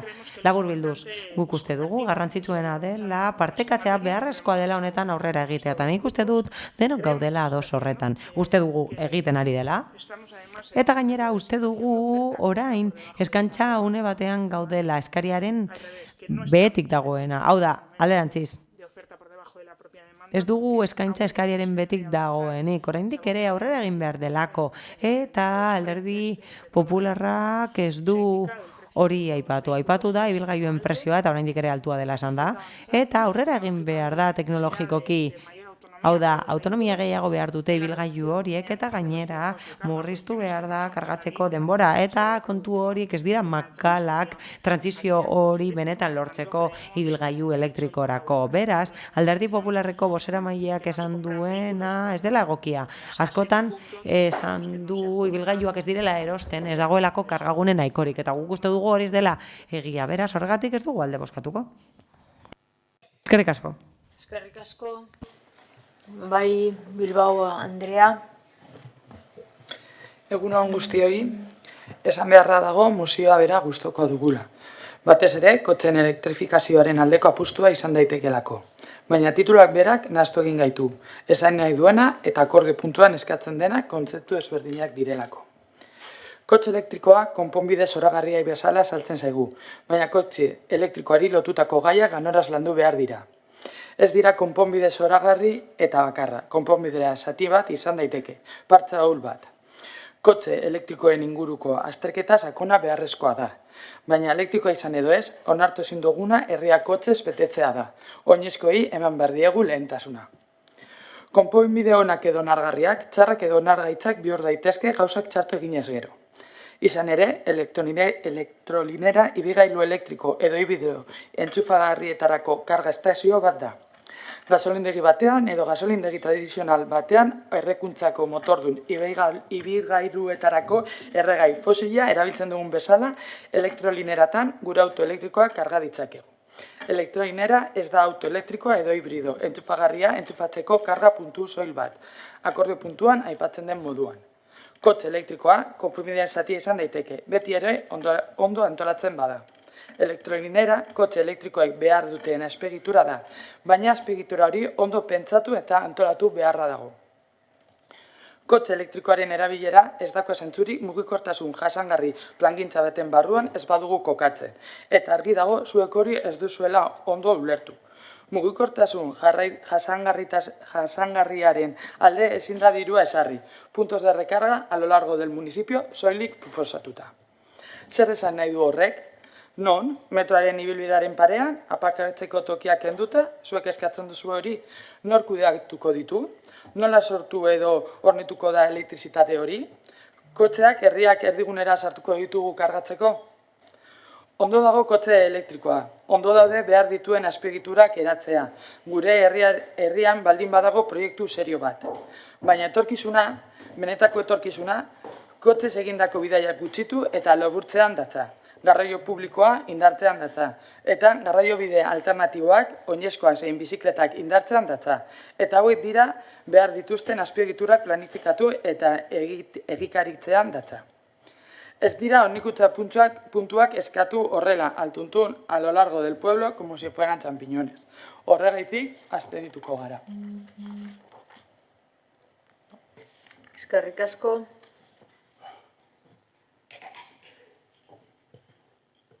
González jauna. Egunon. Bueno, lehenik eta behin, esan beharra dago, gobernu taldea ados dagoela mozioaren helburuarekin. Deskarbonizazioa bera delako helburua, beti ere mugikortasun jasangarriarekin lotuta. Ados gaude, elektrifikazioa baliagarria da, eta baliagarria beste neurri batzuk erregai fosilak murrizteko. Horiek murriztu nahi dira, eta hori izango da jarraitu beharreko jarraibidea deskarbonizazioaren helburua lortzeko. Eta horretarako beharrezkoa da beste neurri batzuen artean kargaguneak esartzea ibilgailu elektrikoentzat. Begibistakoa den bezala, mugikortasun elektrikoak erabilera eta eredu aldaketa eskatzen du mugikortasunean, eta energia hornidura berezia behar da. Eta urratsak ematen ari gara hori lortzeko, eta besteak beste gaitzen ari gara aukera, eta hori egiten ari gara apoaren berrikuspenean. Ikusi dugu da, beste leku batzuetan zer gertatzen den bidezidorrak erabiltzen direnean, bestelako neurri batzuk ahalbidetzeko hiriaren plangintzan, eta hori gertatu da adibidez Bartzelonan. Zeinean, deskarbonizatzeko eskuhartze bat egin den espazio publikoan, eta zeinean mugikortasun aldatu den. Eta hori, auzitegietan ezeztatu da, apoan behar bezala jasota ez egoelako. Eta horregatik esaten dut, ez dugula lege estaldurarik. Esan duen bezala Alderdi Popularreko bozeramaileak ez dugu. lege estaldurarik bide publikoko konpainiekin lan egiteko eta horregatik apoak lege habilitazio bat jasotzen du aparkalekuetan horrelako jarduketak egiteko. Izan ere, proposamen hori egiten da eta begibistakoa da ez naizela inusentea izango eta ez naiz inusentea izango badakidalako ez duzuela alde bozkatuko apoaren berrikuspenaren alde. Guk kargaguneak proposatzen ditugu, baina guk espero dugu puntu hau garrantzitsua izatea eta zuek hori kontuan hartzea. Ematen du garrantzitsua dela zuentzat mozioa aurkeztu duzuelako. Beraz, espero dut ala izatea berrikuspenean ere bai. Eta ikusita taldeek zer bozkatuko duten, guk ere aurka bozkatuko dugu. Mila esker. Eskerrik asko. Beste norbaitek, Lortza jauna. Sí, bueno, yo recordar... Bai. Udalbatzari gogorarazi nahi diot, Getxoko herritarrek autoak dituztela. Badakit, ez aizuela gustatzen, baina autoak dituzte. Eta gainera, herritarrek galdetzen diegunean zein den bere kezka, esaten dute, ez dutela aparkaleku nahikorik eta guk ez diegula hori konpontzen eta hori aipatzen dute, ez dut asmatu. Nik uste dut, denek duzuela autoa, hobea edo okerragoa, baina denok dugu autoa, naiz eta oinez goazen, edo bizikletaz goazen denok dugu gure autoa, ezta? Ba hori. Ez duzu elektrolinerarik jarri nahi kargatzeko autoak. Eta horrela, behartzen duzue jendea horrelako ibilgailuak ez erostera. Egia da, oraindik gasolina autoa baino garestiagoa dela, baina ikusiko duzue asko merketzen ari direla, kontzesionarioetara joaten bazarete. Orientatik datozen esportazioei esker. Orain dela 5 urteko prezioa eta oraingo prezioa oso desberdinak dira. Beraz, orain aukera hori posiblea da. Eta guk zer lortu nahi dugu. Ba, norbaitek elektrikoa erosi nahi badu garajerik behar ez izatea. Zuek zer egiten duzue? Zuek sustatzen duzue soilik benetako aberatzeek edukitzea auto elektrikoa.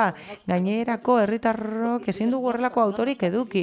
Zuek ez diguzuelako aukerarik ematen autoa kargatzeko. Hori da, kontua, ez dago besterik. Bai, gauz asko hartu beharko dira kontuan, apoaren kontua eta hori, bai noski, baina zenbat denbora beharko da hori zapidetzeko. Nik dakidala, orain arte daukaguna 15 urtean egin da. Beraz, agian beste 15 behar dugu honesteko, ikusita zuen abiaduran gauzak aurkezteko, zalantzasko ditut. Esaten duzue apoaren zain egon behar dugula, baina nik uste dut azkarrago egin behar dugula. Beste leku batzuetan elektrolinera jarri dituzte eta ez dute arazorik eduki eta beste hiri batzuetan kargatu daiteke autoa kalean. Hemen ez, hemen bakarrik egin dezakegu hori Manuel Gaizan edo Kirol Portuan. Eta batzuetan hori egin dezakegu Artaza hotelean, entitate pribatua dena. Eta batzuetan usten dute kargatzen, baina haien menpekoa da erabakia. Ez da gure erabakia, beraz ez dugu konponbiderik ematen jendeak ibilgailu elektrikoa erosteko. Zuek nahi duzue erregai fosilak erabiltzea, zuek hori pentsatzen duzu eta hori nahi duzue, gasolina autoak izatea nahi baduzue, gero ez esan ez gaudela kutsadura murriztearen alde, erabat ados gaude, baina zaudete zuek ados eta behartzen gaitu zue erregai fosilak kontsumitzera. Eskerrik asko. Eskerrik asko. Beste norbaitek, Benito jauna. Sí, gracias, señora. Bai, eskerrik asko Alkate anderea. Alderdi batzuetan, eztabaida antzekoa da. Aurreko mozioarekin alderatuta noski. Eta batez ere alderdi honi dagokionez. Trantsizioa sustatzeko, energia trantsizioa sustatzeko garraioaren sektorean beharrezkoa da plan bat. Oso beharrezkoa gainera. Esan bezala, plan bat behar da, argiak aldatzeko kalean, eta are beharrezkoagoa da plan bat edukitzea garraio eredua erabat aldatzeko udalerri batean. Beraz. Esta es una de las cuestiones que debería reflejarse en un plan. Planean, hauze, islatu beharko litzateke. Eta hori jaso beharko litzateke adibidez PEMUSean.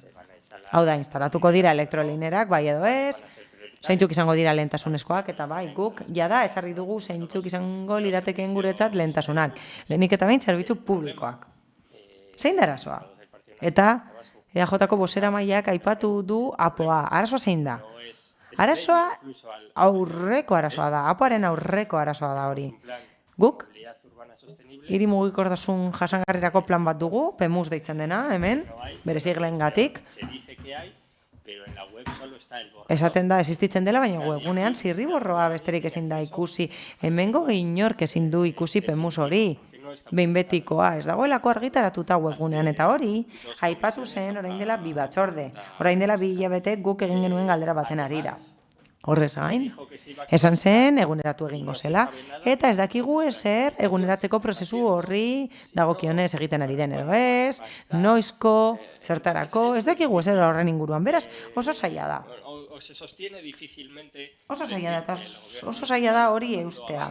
Esaten da, udal gobernua aurreratzen ari dela garraio bideak deskarbonizatzeko eta energia trantsizioa egiteko. Oso zaila da hori esatea, ez badugu ezagutzen plan zaharra eta ez baldin badakigu zer egiten ari den mugikortasun jasangarrirako plana berritzeko, eta udal gobernuak berak esan zuen hori berrituko zuela, eta oraindik ez du egin. Eta oinarri horretan zentratuta, PEMUS horretan zentratuta eta kontuan hartuta iraungita dagoela, horren arabera eraikitzen ari da APO hori. Eta hori ere iraungia da. Iraungita dago edo gutxienez, esan dezakegu ez duela behar bezalako konponbiderik ematen udalerriaren konponbidea konpontzeko. Baita mugikortasunaren eta garraioaren eremuan ere. Labur bilduz. Ez dugu bat egingo mozioarekin, ez dugu alde bozkatuko, baina bai, nola ez, gustatuko litzaidake eztabaida hau baliatzea erabat kritikatzeko plangintzarik eza. Gobernuak ez du plangintzarik eta ez du handizaletasunik kontu honetan, eta hori kritikatu nahiko genuke, mila esker. Beste norbaitek? Ez. González jauna. Bai, bueno. Tendría que haber mucho sobre planificación. Asko hitz egin beharko nuke plangintzaren inguruan. Eta udaltaldeen plangintzari buruz, baina ez dut hori egingo, besterik gabe. PEMUS bat dago, eta egin ez dago eskuragarri eguneratzen ari delako webgunea. Beti egon da eskuragarri. Hala? PEMUS horren neurriak 2030erako neurriak dira, eta horietako asko aurreratu dira. Eta egia da, iraungi dela PEMUSa neurri berriak laudelako isurpen gutxiko guneekin lotuta, eta esan behar dizuet, APOan jorratzen dela gai hori, eta baduzue hasierako onespena hori ikusteko. Konponbide bat ematen da bertan, eta konponbide bat ematen da elektrifikatzeko.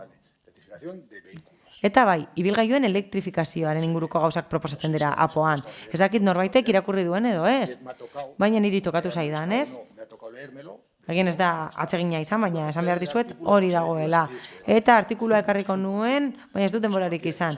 Baina norbaitek jakin nahi badu, zein artikulutan aipatzen den elektrifikazioaren kokapena edo elektrolineren kokapena, hor dago, APOan. Bai, eta esaten didate, bai, badagoela PEMUS webgunean eskegita. Bai, esaten didate, ez da nik ikusi duala, baina bai, badago webgunean eskuragarri, beraz, hori da esan beharrekoa. Bozketara pasatuko gara. Mozioaren aldeko bozkak, Partido Popularra, kontrakoak, PSE Euskadiko Ezkerra eta Eusko Alderdi Jeltzaleak, abstentzioak, Elkarrekin Podemos eta EH Bildu, beraz bertan bera geratzen da mozioa, eta honekin 157. puntura pasatuko ginateke. EH Bildu taldearen mozioa, isuri gutxiko eremuei buruzkoa. Bildusola jauna. Egunon. Dagoeneko zalantzarik ez dago larrialdi klimatikoari behar bezala aurre egitea gure jendarteak eskuartean duen erronkarik handienetarikoa dela. Eraldaketa handiak egin beharko dira komunitate zientifikoak, Nazio Batuek edo Europar Batasuna proposatu dituzten neurri eta helburuak erdiesteko. Udalerriak prozesu honetan paper garrantzitsua jokatzera dituak daude eta maila instituzional ezberdinetan onartzen ari diren lege, arau edo erregelamenduek gure udalak zuzenean interpelatzen dituzte. Estatu Espainiarreko mehatzaren 20/7/2021 aldaketa klimatikoaren eta trantsizio energetikoaren legearen 14.3 artikulan honako hau jasotzen da. 50.000 biztanletik gorako udalerriak eta eta uharteek hiri mugikortasun jasangarriko planak onartu dituzte 2023 baino lehen. Mugikortasunaren ondoriozko emisioa murrizteko neurriak hartzeko gutxienez honako hauek barnean sartuta edo hartuta. A. 2023 baino lehen emisio txikiko eremuak ezartzea. I. Azken 1000ko elektrifikazio plan espezifikoak udal emisio txikiko eremuei integratzea. Emisio txikiko eremuntzat hartzen da administrazio publiko batek bere eskumenak erabiliz, bere lurraldaren barruan modu jarraituan mugatzen duen eremua. Eremu horretan, ibilgailuen sarbide, zirkulazio eta aparkatzen murrizketak aplikatzen dira airearen kalitatea hobetzeko eta berotegi efektuko gasen emisioak arintzeko, ibilgailu emisio mailaren araberako sailkapenen arabera, indarrean dagoen ibilgailuen erreglamandu orokorraren ezarritakoaren arabera. Beraz, legaren arabera, 50.000 biztanletik gorako udalerriak dagoeneko onartua behar dituzke hiri mugikortasun jasangarri planak non emisio txikiko eremuak zehazten diren. Izan ere, dagoeneko badira hainbat erkidegotan eremu hauek zehaztu dituzten hainbat hiri. Alabaina, Euskal Autonomiko hirietan atzerapena nabarmena da. Oraindik 50.000 biztanle baino gehiago dituzten 6 hirietatik bakar batek ere, batek bai, horrelako eremuak zehaztu du legea urratuz, edo beste bai legea urratu dute. Horregatik guztiagatik, Getxoko EH Bildu udal taldeak mozio hau aurkeztu du, osoko bilkurak eztabaidatu eta onar dezan, hurrengo akordio puntuarekin. Getxoko udalbatzak udal gobernuari eskatzen dio 2023 amaitu aurretik, Getxon isuri txikiko eremua onartzeko behar beste neurri har ditzala. Pasako naiz mozioa defendatzera. Espera, barkatu, Mikel. Es que hemos presentado una enmienda. Barkatu, emendakin bat aurkeztu dugu eta orain jaso beharko zenukete, ezta? Orain eman beharko dizuet, bai? Hala da.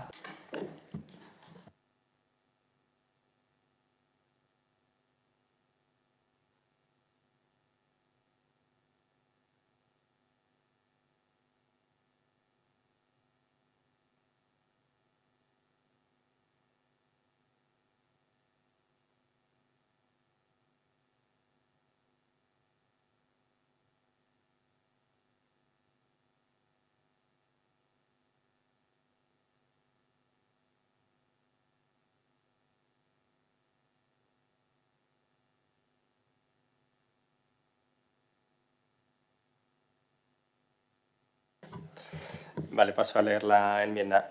Irakurriko dut emendakina. Literala denez eta hitzez hitz jaso duenez eta gainera ez dugunez emendakina jaso, ez dugu itzuliko edukia. Presentamos la siguiente moción de adición, proponiendo añadir los siguientes nuevos puntos que quedarían como punto 2, segundo y tercero. El Ayuntamiento de Getxo, además de trabajar sobre los informes preceptivos previos pertinentes, iniciará un proceso participativo público para delimitar y diseñar colectivamente las zonas de bajas emisiones. Una vez delimitadas las zonas, se trabajará en el diseño concreto de las medidas con los y las vecinas y comerciantes de la zona afectada. Y, en segundo lugar, el Ayuntamiento de Getxo pondrá en marcha una campaña informativa sobre la calidad del aire en Getxo, los riesgos de la contaminación atmosférica y los beneficios de las zonas de bajas emisiones a este respecto.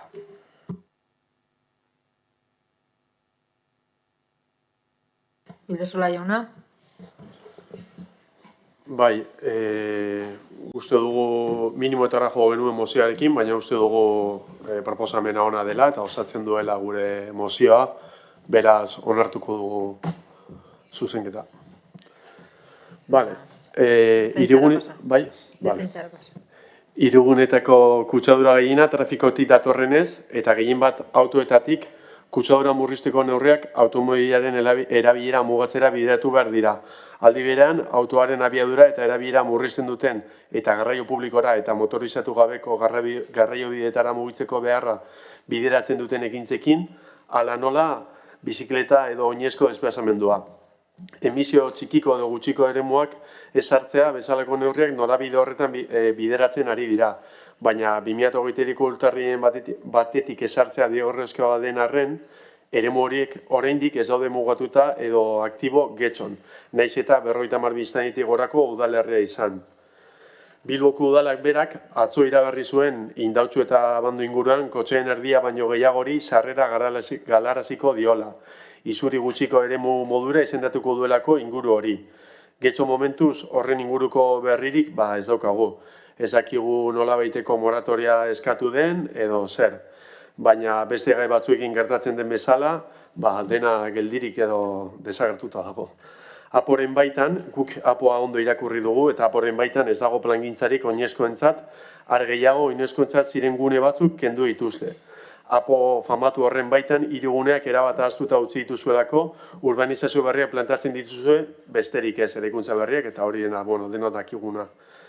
Agian lehen spoilerra entzun dugu, guk berdin esan dugu, agian erantzuna izan daiteke areetako biriki txiki horretan eta kale nagusiaren zati baten peatonalizazioarekin legea betetzen dela. Badakigu irakurri dugulako ere, legeak ez duela zehazten zenbat IGE izan behar ditugun herrian eta agian nahikoa dela egin duzuen minimo, superminimo horrekin. Baina horrek ez du esan nahi gehiago ezin duzuenek egin.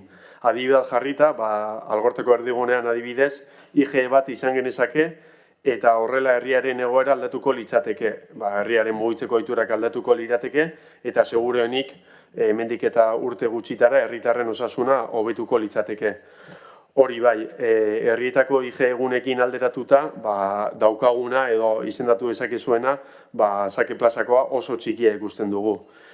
Aurreko plenoan aipatu genuen eta ekarri genuen Pontevedrako kasua, orain 23 urte hasi zuela prozesu hau, eta bere erdigunea oinezkoentzat egokitu zuten eta jakin badakigu onura besterik ez dituela ekarri. Bertan oinarri dute edo egin dutena izan da herria pertsonentzat eta askotzeentzat osatu. Eta prozesu hau horrela eramateko zintzoki erantzun behar diren galderak oso argiak dira. Norentzat den hiria, galdetu beharko genioke gure buruari edo egoera honi, eta benetan zer egin nahi dugun espazio publikoan. Autoz bete edo pertsonentzako lekua sortu. Guk uste dugu horri erantzun behar zaiola eta ez dagoela besterik. Horrekin batera argi eduki behar dugu bebai, garraio publikoa indartu arren batzuetan horrek ez dakarrela kotxean erabilera jeistea. Eta horri aurre egiteko argi daukagu kotxe ez mugitzeko ditugun erraztasunak kendu behar direla edo txikitu behar direla. Hau da, pakosoa batera joan behar dela. Beraz, azaldutakoarekin espero dut zuetan konbentzitu izana eta mozioa horrera ateratzea. Eskerrik asko. Benito jauna. Sí, gracias, señora. Eskerrik asko, alkate anderea. 2022an zehar, Getxoko edo Euskadiko airearen kalitatea hobeto esan da, okertu da. Eta ez hori bakarrik.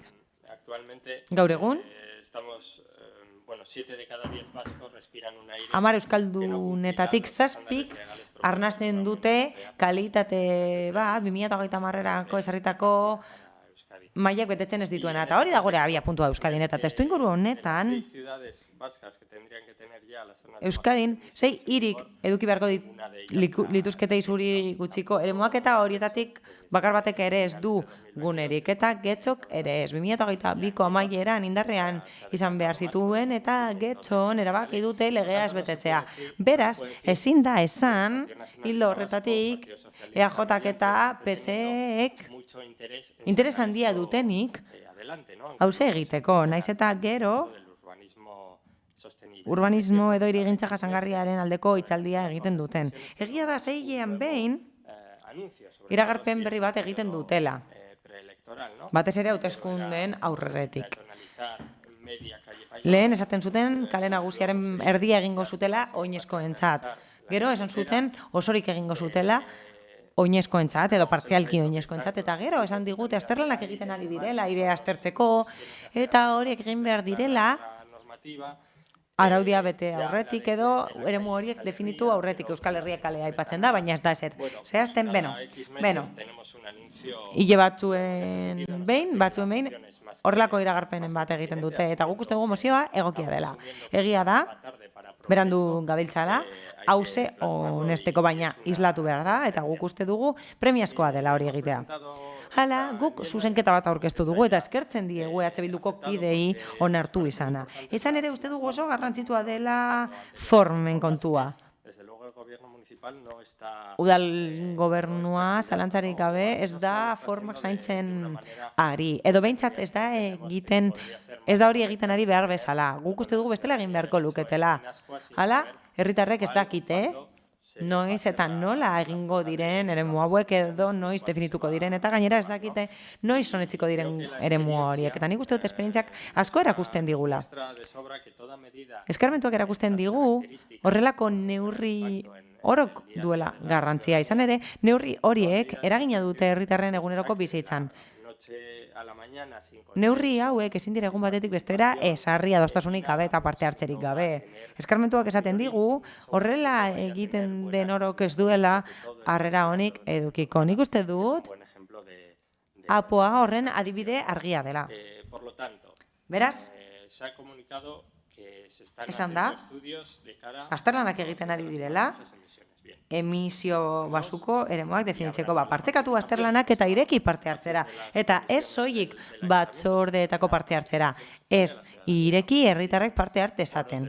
Izan ere, foro nahikoak daude, ingurumen foroa bezalaz, horrelako kontuak helarazteko eta horrelako gaia jorratzeko. Eta aukera dago parte hartzea eskaintzeko, edo parte hartzea errasteko, eta neurriak hartu behar dinenean, behin ere muak ezarrita, neurriak hartuko dira herritarrekin adostuta, gune horietako herritarrekin alegia eta noski saltzaileekin, baldin eta horiek eremu horien eragina jasango badute. Ukaezina da, trafikoa murriztea onuragarria dela eta deseagarria dela, baina elektrolineren mozioan bezalase horrelako neurriak ezin dira hartu edo esarri eguneroko bizitza oztopatuz. Ukitutako kaletan bizi direnek hori pairatuko dute eta horiekin adostu behar da. Batzuek ezingo dute erosi ibilgailu elektrikorik edo emisio gutxiagoko ibilgailurik. Beraz, garrantzitsua da bai noski, eremu horiek definitzea eta esartzea eta honestea, baina horrez gain garrantzitsua da nola egiten den hori. Eta nik uste dut horretan udalak porrot egiten duela. Udalak porrot egiten du, urtebete beranduago oraindik ez dituelako eserri eremu horiek, ez dakigulako eser horren inguruan, eta noski ez duelako ematen interesa dutenik hori laster egiteko. Ez dute interesik hori modu parte hartzailean egiteko eta herritarrekin egiteko. Eta horregatik, hain zuzen ere, uste dugu kontu hau berebizikoa dela. Kontu hau oso garrantzitsua da, eta gai nagusi bat izan beharko litzateke mozioa onartzeko horregatik. Eskerrak ematen dizkiet berriro ere EH Bildukoei onartzeagatik. Mi esker. Díaz Andrea. Eskerrik asko. Bueno, venimos debatiendo las mociones anteriores, ¿no? Bueno, aurreko mozioetan ere esan izan dugu ingurumena ezinbestekoa dela, klima aldaketaren aurka egin behar dugula, oso kontu garrantzitsuak dira, eta lehen aipatu izan dugu baita autoelektrikoa, ledargiteria behar ditugula, eta orain isurpen gutxiko eremu hauek behar ditugula. Bueno, lehenik eta behin, legeria nazionala klima aldaketaren arlokoak, Pedro Sánchezen gobernuak sustatuta jasotzen duia da obligazioa, 50.000 biztanletik gorako udalerriek jada eremu hauek zehaztu behar dituzte guztiok dakigu, eta ezinbesteko pausoa da klima aldaketaren aurkako borrokan. Krisi klimatikoari aurre egin behar diogu udalerrietatik, toki erakundetatik ere gauza asko egin ditzakegu. Konprometituta gaude, gobernu taldetik ere, klima aldaketaren aurkako borrokan. Ez gara ignoratzen ari obligazio hau. Bigarrenik, esan beharra dugu, Getxon gauza asko egin direla, eta ez dira gutxietsi behar.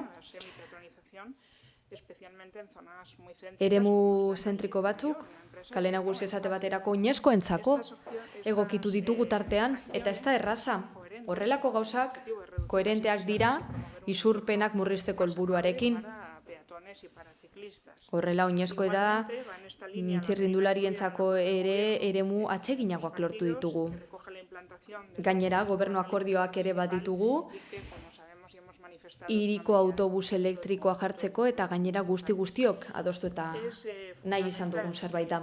Bestalde, Isurpen gutxiko eremuak zehazteko plan oro eraginkortasunez integratu beharko da jada martxan diren ekimen hauekin. Mugikortasun jasangarria bermatuz eta bizikalitate hobea baita ere, gure herritarrentzat. Eremu hauena argi dago. Auzo biztanle gehien dituzten auzoetan izango litzateke, Algorta, Areta, Kale Nagusia bera. Hau lantzen ari gara eta gero eskala txikiagoan lantzen baita ere izan ere, hau bezalako eremuak ezartzeko kontuz aritu behar gara, plangintza estrategikoa kontutan hartuta. Beraz, analisi bat egin behar da. Zehaztasun osoz, mugikortasun berri izanen inguruan horrek baduelako eragin handia. Eragin ekonomikoa, soziala, baita, aztertu behar dira, zirkulazioa, hiriaren eremu batzuetako aparkalekuen egoera, kontu horiek lantzen ari garaia da, lantalde teknikorik. Guk uste dugu talde teknikoen proposamena egokia izango dela eta hobetuz joango dela bidea. Beraz, ikusita gai hau konplexua dela eta azterlanak egiteko denborak errespetatu beharra dagoela, kontutan izan da arlo teknikoak egindako lanaz fidatzen garela, ez dugu babestuko EH Bilduren mozioa. Eskerrik asko. Elorza jauna. Sí, gracias, señora alcaldesa. Eskerrik asko, alkate Andrea. Bueno, lehenik eta behin. Zoriondu nahi ditut EH Bilduko kideak azkenean legeak betetzera animatu dira eta nik uste du legeak guztiok betetzen baditugu hobeto joango zaigula, zuei are hobeto. Orain isurpen gutxiko eremuak zehazteaz ari gara 2021eko lege bat aplikatu zala ere, isurpen gutxiko eremuen legea honetzi zenetik ez dira beharrezko neurriak hartun, lege hori benetan gauzatzeko, eta eremu hoietan kalterik ez eragiteko herritarrei.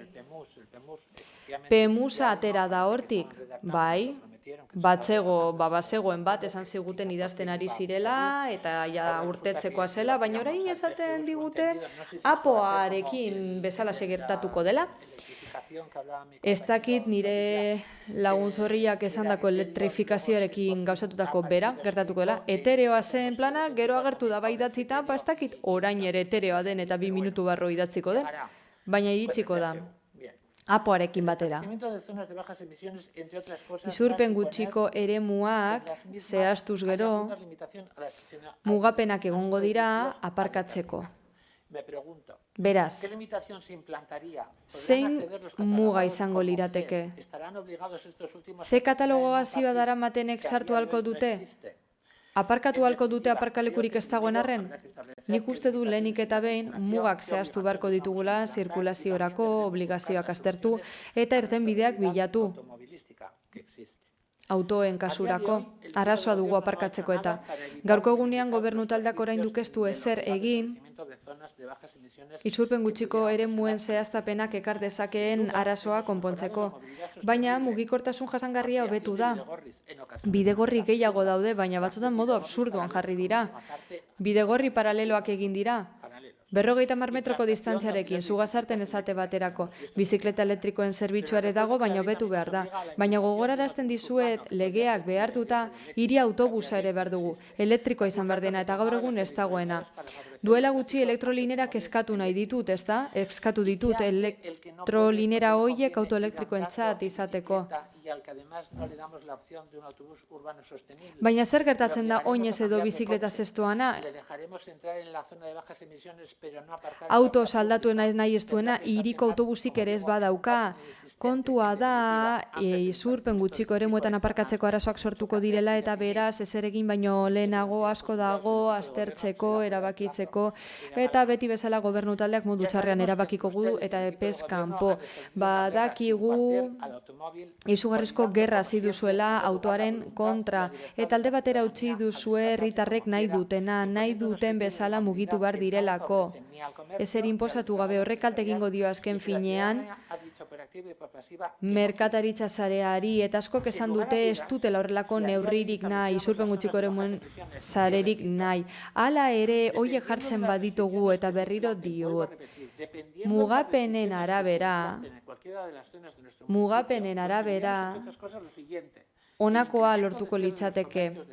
Gero eta saltoki gehiago itxiko lirateke, merkataritza elektronikoak gora egingo luke multinazional handien aldetan hoiek dutelako flotak elektrifikatzeko aukerarik handiena. Eta gainera inguruko herrietara joango zen jendea erostera. Beraz, aparkalekurik gabe ez dako negoziorik eta bestela ikusi areetan zer gertatzen den. Kale nagusiaren peatonalizazioarekin. Basamortua bihurtu da eta zuek zarete horren errudunak. Saltokiak itxiz doaz. Peatonalizazio horren ondorioz. Zuen marabila guztien ondorioz. Nunca las grandes compañías de venta electrónica ni las grandes superficies comerciales de nuestro alrededor. Saltoki handienek, multinazional handienek, aliatu zaituztete, zuek horren aliatu. Betiko saltokiak desagertzeko, zuek zarete errudun. Labur bilduz. Izurpen gutxiko eremuak ezartzea obligatorioa da bai, baina neurriak hartu beharko ditugu aldez aurretik. Onuragarria izan dadin, eta gure herritarrak ito ez ditzan. Hori guztia kontutan hartuta eta kontutan hartuta hau ezartzea derrigorrezkoa dela, baina eremuak ezarri behar direla eta motak eta neurriak hartu behar direla abstenitu egingo gara. Eskerrik asko. Ocio Anderea. Eskerrik asko, alkate Anderea. No cabe duda que uno de nuestros ejes estratégicos Zalantzarik gabe, udal gobernu bezala daukagun ardatza estrategietako bat, ingurumen kalitatea hobetzea da eta klimaldaketari aurre egiteak. Udaleti denbora daramagu zentzu horretan lan egiten gure eskumenekoa delako legerian jaso bezala. Hain zuzen ere, betekizuna ditugu gure udalerria 50 biztanletik gorakoa delako. Nola egiten dugu? Mugikortasun jasangarri eta inklusiboagoa bultzatzen dugu ingurumena. Aliketa gutxien kaltetuz, zarataliketa gutxien sortuz, mugikortasun aktiboaren alde eginez eta bide segurtasuna hobetuz trafikoa moteltzaz gain. EH Bilduk bere mozioan estatuko legean adierazitakoa aipatu du, 14. artikuluan esan dakoa, bertan esaten da zuzen ere, zer den izurpen gutxiko eremu bat. Hitzez hitz irakurriko duenez, ezin dugu interpretazioa bermatu, barkatu eragozpena. De sus competencias dentro de su territorio y en el que se aplican restricciones de acceso, circulación y estacionamiento de vehículos para mejorar la calidad del aire y mitigar las emisiones de gases de efecto invernadero. Y esto Eta hori, hain zuzen ere getxon egiten ari garena da. Adibide garbia ditugu. Algorta, erdigunea, are eta Romo. Europako araudia indarrean sartu aurretik jada izurpen gutxiko eremua ziren. Algortan, Torrene, Zabala, Arene Basagoitik kaleetan oinezkoentzako egokitu ditugu, Manuel Gaintza parkaleko egin dugu, Algorta zentrotik ibilgailuak kentzeko, Romon, erabat oinezkoentzako bihurtu dugu, Aurrezki Kutxako kalea eta Romo kulturetxaren ingurua. Eta duela gutxi, Aretako kale nagusia ere oinezkoentzako egokitu dugu, eta Zugasarte etorbidea aldatu. Ikusten duzuenez, getxo Europaren hildo beretatik doa. Gure kalea guztio gozatzeko modukoak izaten nahi dugu, ingurumena babestuz, eta gure bide publikoa abegikor, seguru eta irisgarria eginez. tokiko saltokitarako sarbidea ere erraztuz. Eta aldugun kasuetan trafikoa lurperatu nahi dugu lurrazpitik pasatu. Hori aintzat daukagu eta neurri garrantzitsuak hartuko ditugu Romo eta Aretako bizilagunentzat, konpromiso hori hartu dugu. Are gehiago. Ez gabiltza horren oker, Europar Batasunak 6,5 milioi euro eman dizkigu azken jarduketetarako. Eta, laster, udalerrientzako diru laguntza programaren bigarren deialdian iragarriko direnetarako. Next Generation funtsekin babestu gaitu. Horrez gain, analisi integrala egitekotan ari gara, isurpen gutxiko eremuak handitzeko getxon. Parametrizazioa eta modelizazioa egin ditugu, erregelamendua betez, hain zuzen ere abenduaren 28an, pasan urtean argitaratu zen, eta bertan isurpen gutxiko eremuen inguruko datuak argitaratu ziren. Lan aurreratuta dago, eta laster urrengo pausoa emongo dugu urrengo jabeteetan. Beti ere, bermatuko egugu, herritarren parte hartzea, eta seriotasunez lan egingo dugu. Eta ez korrika. Helburua da, isurpen gutxiko eremuak ezarrita izatea, datorren urte hasieran. Eta horregatik ezezko emango diogu zure proposamenari. Bukatu aurretik, zera gehitu nahi dut. EH Bilduren bozera maileak esan du, apoan ez duela honen inguruko zer ikusi. Ba, Bildosola jauna. Bai, lurraren desklasifikazioa, 75% ez aldaba neurri potentea, klima aldaketaren aurkako borrokan. Behar bada, ez duzu plana ondo ezagutzen, eskerrik asko. Eskerrik asko. Bildosola jauna. Hombre, alderatzea aurreko planarekin egin duzuen, zuek egin zenuten aurreko plana, eta aurreko plana, ez dakit, zer zan, baina, bueno, ez nez horrekin sartuko. PP-ko bozeramaileri esatea, ez dakidala zergaiti sartu behar izan duzun kuña hori legarea beteratzeekiko horren inguruan, mozio honi buruz hitz egiten gaudela, eta uste dut horrelako kuña sartu behar baldin badituzu, lehenengo hasi behar zera zure etxean daukasunara ordenatzen, eta gero ja hitz egin dezakegun nahi baldin baduzu. Gero ere aipatu izan da hemen komertzioaren itxiera. Horrelako guneak egin diren lekuetan, eta ez dira gutxi, komertzioaren itxiera ez da gertatu. Hau da, komertzio gehiago ireki dira eta ekonomia suspertu da. Agian izango da hemen udal gobernuak daukan sustapen ekonomikoa ez dela aproposena. Eta aipatu nahi nuen eta alderaketa egin nahi nuen atzo Bilbon egin den iragarrien eremuarekin, eta bai Pontevedra ekarri doala. Pontevedra dauka guzti soinezkoa duen eremua alderatuta izango litzateke hemen Getxon kale nagusia eta plaza, Sake plazarekin alderatuta, hor dagoen eremua 30 aldiz handiagoa da eta ez da kotxerik sartzen. Hau da, diferentzia ere nabarmena da. Bakit hemen beti ibiliko garela nahikotasunean, baina uste dut lana dagoela egiteko eta pauso handiak oraindik eman behar direla. Gero, esan diren gauza asko, askotan atera dira hemen, batez ere EH Bilduk edo oposizioak egin dituen proposamenen ondorioz. Hau da, guk egiten dugu proposamen bat, eta hemendik eta zenbat urte batzuetara hori agertu egiten da, ez dakit, hainbat kaleen peatonalizazioa eta horrelakoak, edo abiadura murriztearen gai hori.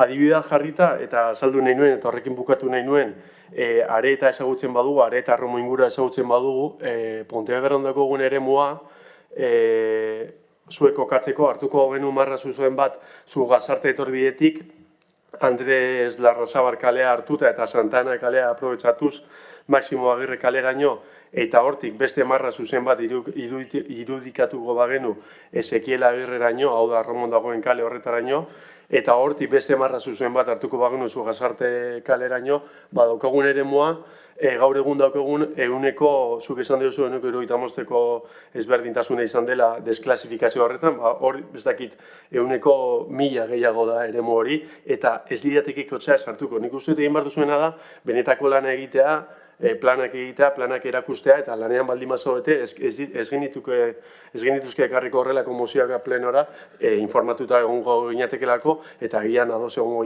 ginatekelako egiten zauden lanarekin, baina ez dugu ezer ikusten, apoa irakurri dugu, eta apo bertan horretan ikusten duguna da, ditugun landa asko eta asko, zementuz betiko direla, eta horrek kotxeak ekarriko ditu, eta eitzeingo dugu hemendik 10 urtera, zer gertatuko den Andramediko inguru horretan, zenbat kotxe ikusiko ditugun, eta zein izango den jendea mugitzeko daukan ohitura. Eta adibide bat jarrita, Iturribarri auzoan jendeak bizitza egiteko kotxea hartzen du, eta kanpora joaten da erosketak egitera. Eta hori da zuen plan eredua, eta hori da zuen kutsatze egune txikiak egiteko eredua. Kotxea lehen etxi eta ez oinezkoak, ez da bizikletak. Sola jauna, denbora agortu zaizu.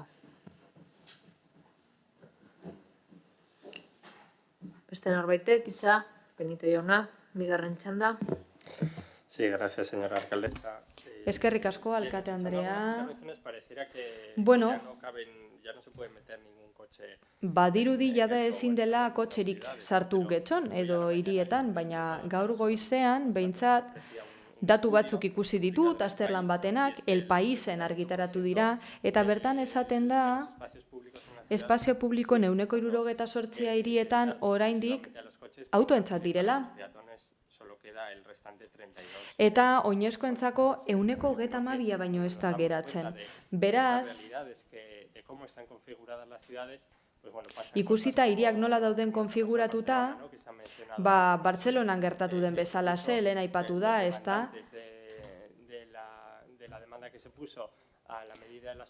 Salaketa bat aurkeztu zen, superetxe dien neurrien aurka, epai bat atera zen, antza urrunegi zegoena, joaten zena, gehiagizkatzen zena, eta orain, iritziak aldatu dira. Kontutan hartu behar dugu neurri hoiek azkenean herritarren guztien onerako direla, oinezkoentzako eremu gehiago planteatzen dituzte, autoak ateratzen dituzte eta bizikalitatea hobetzen da. Lehenik eta behin, Díaz Andreak esandako zerbaiten arira, berak esan du, isurpen gutxiko eremuak argiak direla. Bera ere ez da gai izan, definitzeko zein eremu diren. Ez gara auzoen erdiguna, sari? Auzoen erdigunea zein da? Ez dakizen kaletik, ez dakizen kalera, mugatu beharko dugu. Hori ze da, mugak edo tokiak argi mugatzea. Hau Bilbo hirigunea esatea bezalakoa da, mundu guztia da Bilbo hirigunekoa, zentrokoa, baina ez da zehazten.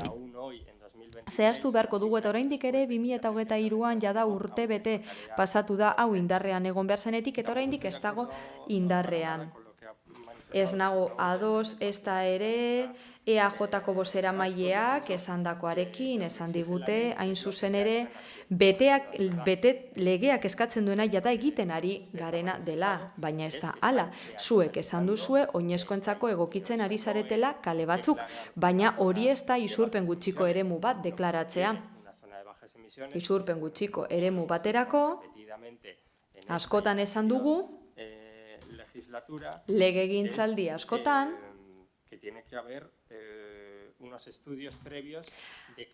aldez aurreko azterlanak egin behar direla, airearen kalitatea aztertzeko, zarata aztertzeko, eta azterlan hoien arabera izendatu beharko ditugu isurpen gutxiko eremuetarako lehentasunezko eremuak. Eta hori etxarete egiten ari hain zuzen ere berandu zabiltzate. Azkenik, aprobetxatuko dut esateko, berrikusi dut legeria, udal legeria, eta Pemusa ez da gertzen webgunean, eta begira noizkoa den. Eta getxo.eus/Pemusen begitzen badugu, pagina noen kontrada jartzen du. Beraz, Pemusa ez dago udal webgunean.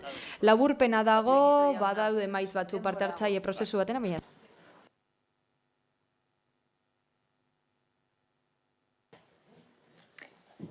Beste norbaitek? Ez? Ocio Andrea. Bai, eskerrik asko, alkate Andrea. Lo único, aclarar al señor Benito, Benito jaunari argitzarren, nik ez dut esan neurketarik egiten eskalela. Nik esan dut mozioaren azken zatian, analizitz integrala egiten ari gara eremu hauek ezarri eta handitzeko getxon.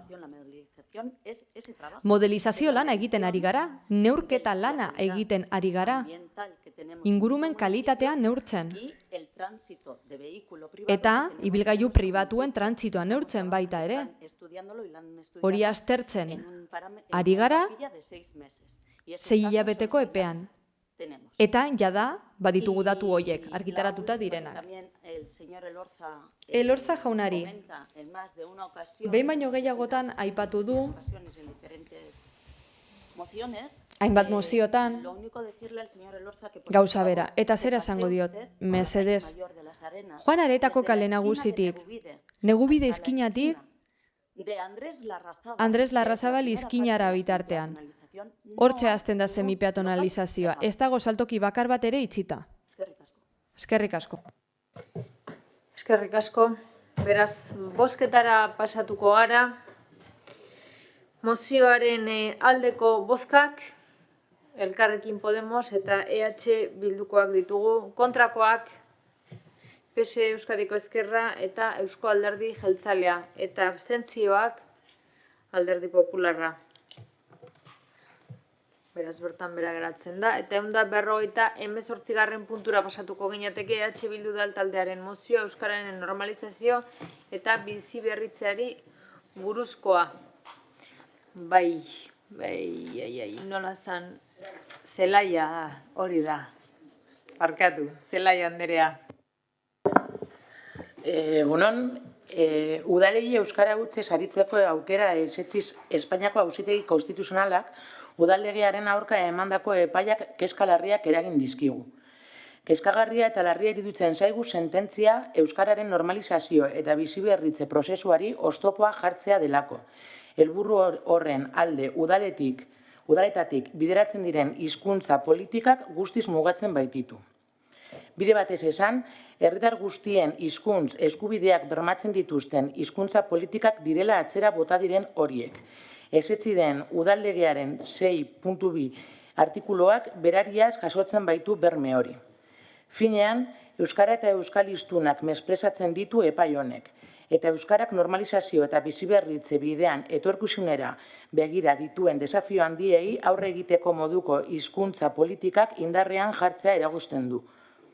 Eusko Legebiltzarrak kontzentzu zabalez onartu zuen orain baliogabetutako udallegea. Era berean, azken inkesta soziolinguistikoak argi erakutsi du gizartearen gehiengo zabal batek babesten dituela euskararen normalizazio helburu duten politikak. Beraz, epai hori euskararen biziberritzearen aurkakoa ez ezik adostasun sozial handi baten kontrakoa ere bada. Azken batean, herritarren eta udalen erabakimena jartzen ditu auzitan. Erabakimen horren defentsa adierazi nahi dugu. Uste dugu epai hori oldarraldi judizial zabalago baten parte dela. Hizkuntza gutxituak jomugan dituen olatu erreakzionario batean kokatzen dela. Euskalgintzako eragileek kaska horren berri eman zuten joan den maiatzaren 10ean. Eta herritarrei dei egin zioten azaroaren 4an oldarraldi honen aurka, baina batik bat, euskararen normalizazio eta biziberritzearen alde Bilbon egingo den manifestazioan parte hartzera. Horregatik guztiagatik, Getxoko EH Bildu udal taldeak mozio hau aurkeztu du. Osoko bilkurak eztabaidatu eta onar dezan. Getxoko udalbaltzak udal gobernuari eskatzen dio euskararen kontrako oldarraldiaren aurka, baina batez ere, euskararen normalizazio eta biziberritzearen alde datorren azaroaren 4an izango den manifestazioan herritarren parte hartzerako deialdia egin dezala. Zeharkako bat dugu.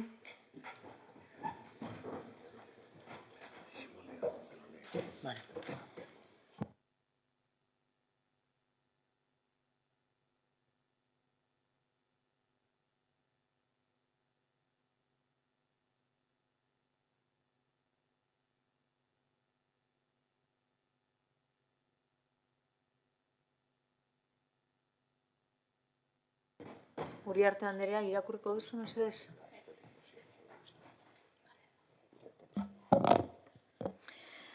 Getxoko udalak bat egiten da Udeleko batzorde eragilearen adierazpenagaz Euskal Autonomia Erkidegoko Auzitegi Nagusiaren 455/2023 epaiaren aurrean.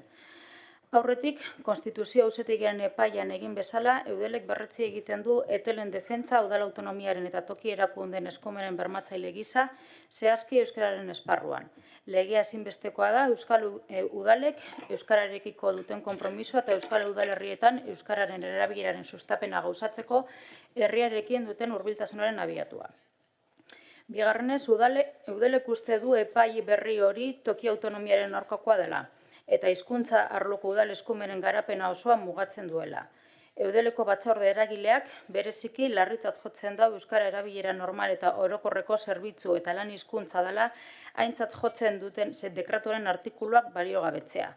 Funtsezko beste artikulu batzuk ere deuseztatzen dira. Hala nola, kontratazio publikoan euskara baloratzeko aukera ematen dutenak edo udal jarduerak euskaraz egin ahal izateko hizkuntza plangintza ahalbidetzen dutenak. Alderdi horiek eta beste batzuk funtsezkoak dira herritarrek beren hurbileko administrazioarekin harremanetan jartzeko hizkuntza ofiziala aukeratzeko duten eskubidea bermatzeko. Hirugarrenez, udalek hizkuntza ofizialak ahoz eta idatziz erabiltzeko irizpideak ezin ezartzea. Ez barneko ez da kanpoko mailan ere, oztopo da toki erakunden funtzionamenduan eta are kezkagarriagoa euskal herritarrei ematen dizkieten zerbitzuetan euskararen erabilera normalizatzeko. Kaltetuenak euskara gehien erabiltzen den eta ohiko hizkuntza den udalerritako herritarrak dira. Laugarrenez, adostasun politiko eta instituzionalak eta euskal gizartearen elkarlanak euskal hiztunen komunitatearen bultzada borondateagaitik euskararen bizitasuna indartzea ahalbidetu du gure herri eta hirietan. Eudelek egungo egoera balioan jartzen dau estatuan eta Europan hizkuntzak ofizialen erabilera errazteko urratsak egiten ari baitira. Eta hori horrela, guztion artean eraikitzen joan den legeariaren bidez, hizkuntza eskubideen garapenean aurrera egiten jarraitzeko erronka eta aukera baita. Eta azkenik, azaroaren 4erako eragilek deituta dauke esan mobilizazioetan parte hartzea eskatzen da.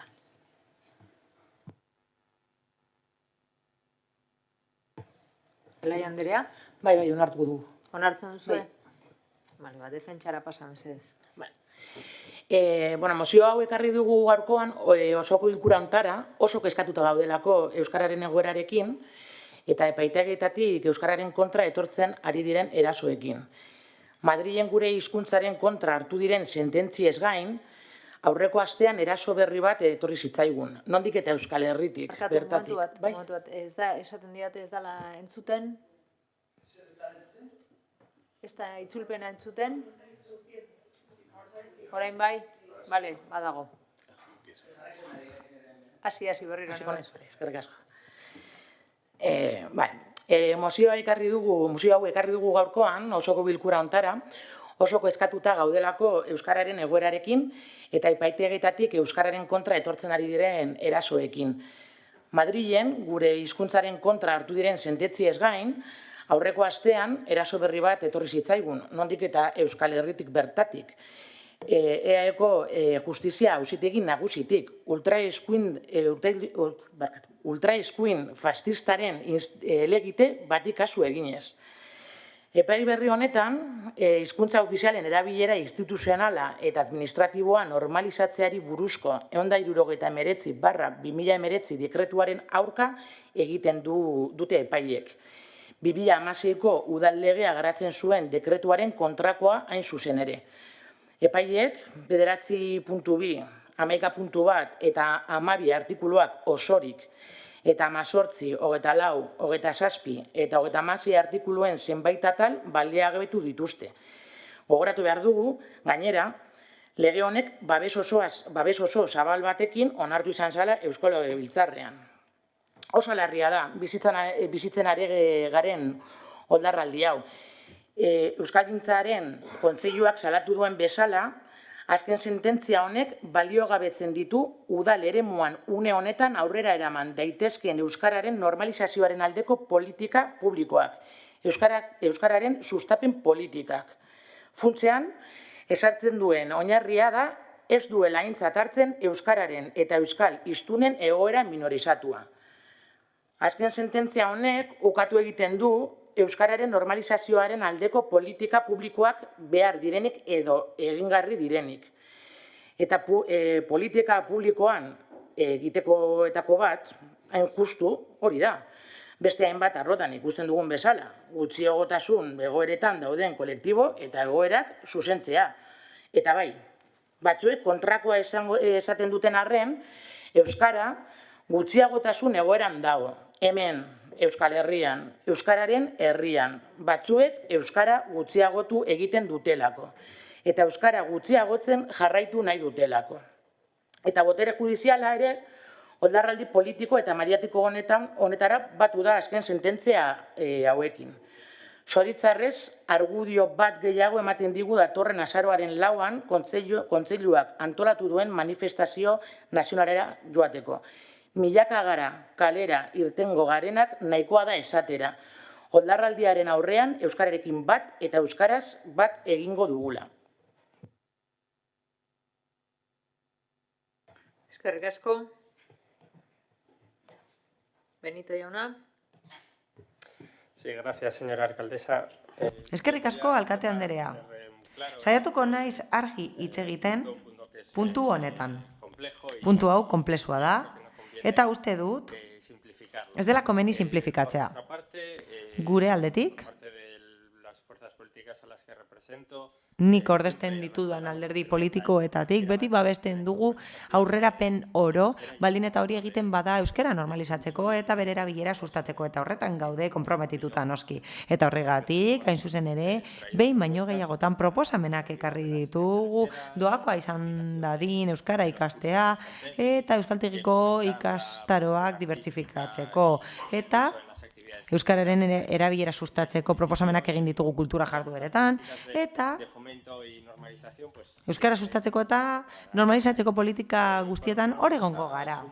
Baina ez dugu bat egingo, eta ez dugu bat egingo, ez dugulako uste beharrezkoa denik. Lehenik eta behin ez dugu uste erreala denik, eta gainera ez dugu uste egokia denik gure hizkuntzarentzat. Ez dugu bat egingo konfrontazio horretan. Hau da, saiatzen ari dira konfrontazio bat sustatzen erakunde publikoetatik euskararen alde nolabait esatearren, eta gatazka hori sortzen ari da, eta saku berean sartzen ari da gatazka horretan epai guztiak saku berean sartzen ari dira, eta nik uste dut hori ez dela erreala, ez dela komeni, eta epai bakoitza banaka aztertu behar dela, kontu desberdinak aztertzen direlako. Lehenik eta behin, hilabete askotan, eta urte askotan ere bai, epai desberdinak ikusi ditugu, enplegu publikoko eskaintzei buruz, eta askotan hizkuntza eskakizunekin lotutako epaiak ikusi ditugu, eta ezin dugu ahaztu epai hauek eman direla errekurtsoak aurkeztu dituztelako pertsona fisiko horiek askotan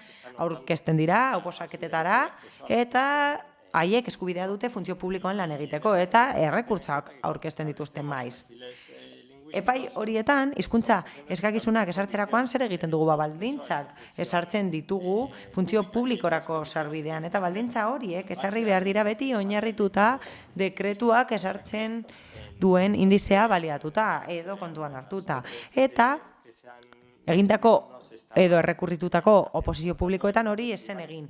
Beraz, oposizio publiko horiek araudiaren aurka zijoazela esan dezakegu. Eta ezin dugu esan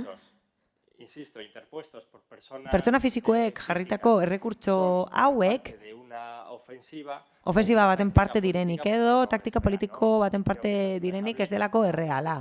Eta nik uste dut hori lotu genezakeela Urkulluk salatutakoarekin, hau da, Urkulluk esan du manifestaldiak bere gobernuaren aurkako zerbait direla. Eta horrez gain, Konstituzio Auzitegiaren epai bat daukagu. Lile legearen inciso bat kendu da horren bidez. Tarte horretan esaten da, dokumentazioa gaztelaniaz eska dezaketela baldin eta ziurtatzen badute ez dakitela euskaraz. Hori kendu du Justizia Auzitegiaren edo Konstituzio Auzitegiaren epaiak, eta hori ez doa euskararen aurka. Hau da, tokiko erakundeek euskara erabil dezakete, lan hizkuntza bezala. Baina, epaiak zer eskatzen du? Epaiak eskatzen du dokumentazio ofizialak gaztelaniaz ere argitaratzeko, eta nik uste dut hori badela eskubide bat, funtsezko eskubide bat, oinarrizkoa da, eta horrez gain desiragarria da, herritar guztiek aukera izatea horretarako, eta udalbatza osoak eskuragarri edukitzea udal gobernuaren dokumentazioa, bai euskaraz bai gaztelaniaz, hau da nahi duen edo nahiago duen hizkuntzan. Beraz, epai hori ez doa euskararen aurka. Eta Lile edo tokiko erakundeen legea egin zenean aurreikusten zen hori gertatuko zela, baina hori gora bera aurrera atera zen. Eta azkenik, Euskal Herriko auzitegiaren epaia daukagu, baina horretan bai uste dugu euskararen aurka egiten dela, eta bai, epai hori, gure ustez, ez egokia da, eta badauka joera politiko bat, izan ere, tokiko erakundei ezeztatzen die, edukatzen die eskubidea diskriminazio positiboko neurriak esartzeko, izan ere, epai honek zer egiten du ba? Epai honek ziurtzat ematen du euskara lehenesteak beti dakarrela gaztelania baztertzea, eta hori bai ez dela egia. Eta zentzu horretan gure taldetik ados egon gintezke horrekin esan bezala. Ados egon gintezke. Eta bat egin genezake lehenbiziko 4 puntuekin. Eudelek adierazpen bat egin du auzitegi horren epaiaren aurka, baina ez gaude ados azkenengo puntuarekin. Manifestaldira deitzen da, baina ez gaude ados. Gehiegi sustatzen ari da, hasieran esandakoa, gatazka sustatzen ari da, saku berean sartzen ari dira epai guztiak, eta uste dut ofensiba bat dela adierazi nahi dutela. Beste kontu bada plano politikoa. Zeinean uste dudan indar politikoek aurka egiten dutela, euskararen aurka egiten dutela Alderdi Popularrak eta Voxek, baina eremu judizialean uste dut epai guztiak ez daudela saku berean. Beraz, proposamenean 5 puntu hori jasotzen badira, gu abstenituko gara. Mila esker, Benito jauna. Díaz Andrea. Eskerrik asko, Kate Andrea. Bueno, la ley de instituciones locales de Euskadiko tokiko erakundeen legeak, Lilek, adostasuna jaso zuen. EH Bilduk adostasun zabala egon zela esan du, baina EAJ-PNV-ren eta EH Bilduren akordioaren emaitza da, eta parlamentuko gainerako alderdiak oposizioan egon ziren, eta guk esan genuen legea oso garrantzitsua da, eta bere helburua da, erakunde diseinua iztea Euskadin, eta saiatu beharko ginateke ahalik eta adostasunik handiena lortzen, eta hobe litzateke aniztasun handiagoa jasotzea. Eta horretatik egungo egoera.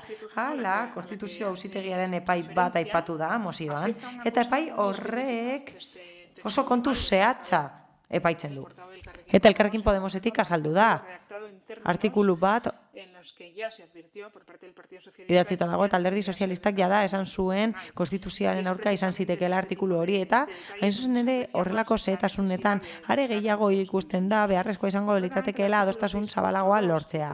6. artikuluaren 2. atalean aipatzen da aukera dagoela administrazio dokumentazioa soilik hizkuntza batean idazteko, aktak, mozioak, oda administrazio dokumentazio guztia soilik euskaraz idazteko aukera ematen du, eta gainera gaztelaniaz idazteko aukera baldintzatzen du. Hau da, baliteke tokiko erakundeko norbaitek euskara ez jakitea, eta hori da baldintza. Horregatik argi geratu behar da, auzitegiak ez duela baztertzen artikulu osoa, ez du ezeztatzen aukera euskara erabiltzeko baizik, eta baldintza hori, hau da, ez da ziurtatu beharko ezagutza hori ez dutenik gaztelaniazko dokumentazioa jasotzeko, baina ez dugu beste zer esango beste epai horren aurka, ez delako irmoa. Hori esan da, sozialistok errespetatzen dugu epai edo ebazpen judizialen edukia, eta argi utzi nahi dugu gure indar politikoa beti izan dela gakoa euskara sustatzeko eta hizkuntza eskubideak sustatzeko. Izan ere, 1982an herritarren hizkuntza eskubideak aitortzen dira, eta noski aitortzen da eskubidea maila berean erabiltzeko bai euskara bai gaztelania, beste eremu batzuetan, adibidez administrazioarekiko harremanetan. Eta ekiparazio hori aitortu eginda epai desberdinetan. Eta Konstituzio Auzitegiak hori aitortu du. Horregatik ez gaude ados mozioan esandakoarekin, eta uste dugu eskubidea dutela herritarrek gaztelania eta euskara erabiltzeko nahi dutenean, inolako baldintzarik gabe. Eta hori euskal legeak berak esartzen du, beraz, argi dago ez dugula alde bozkatuko, mila esker. Eskerrik asko. Zorrialekerika jauna. Muchas gracias. Eskerrik asko, alkate Anderea. Bien.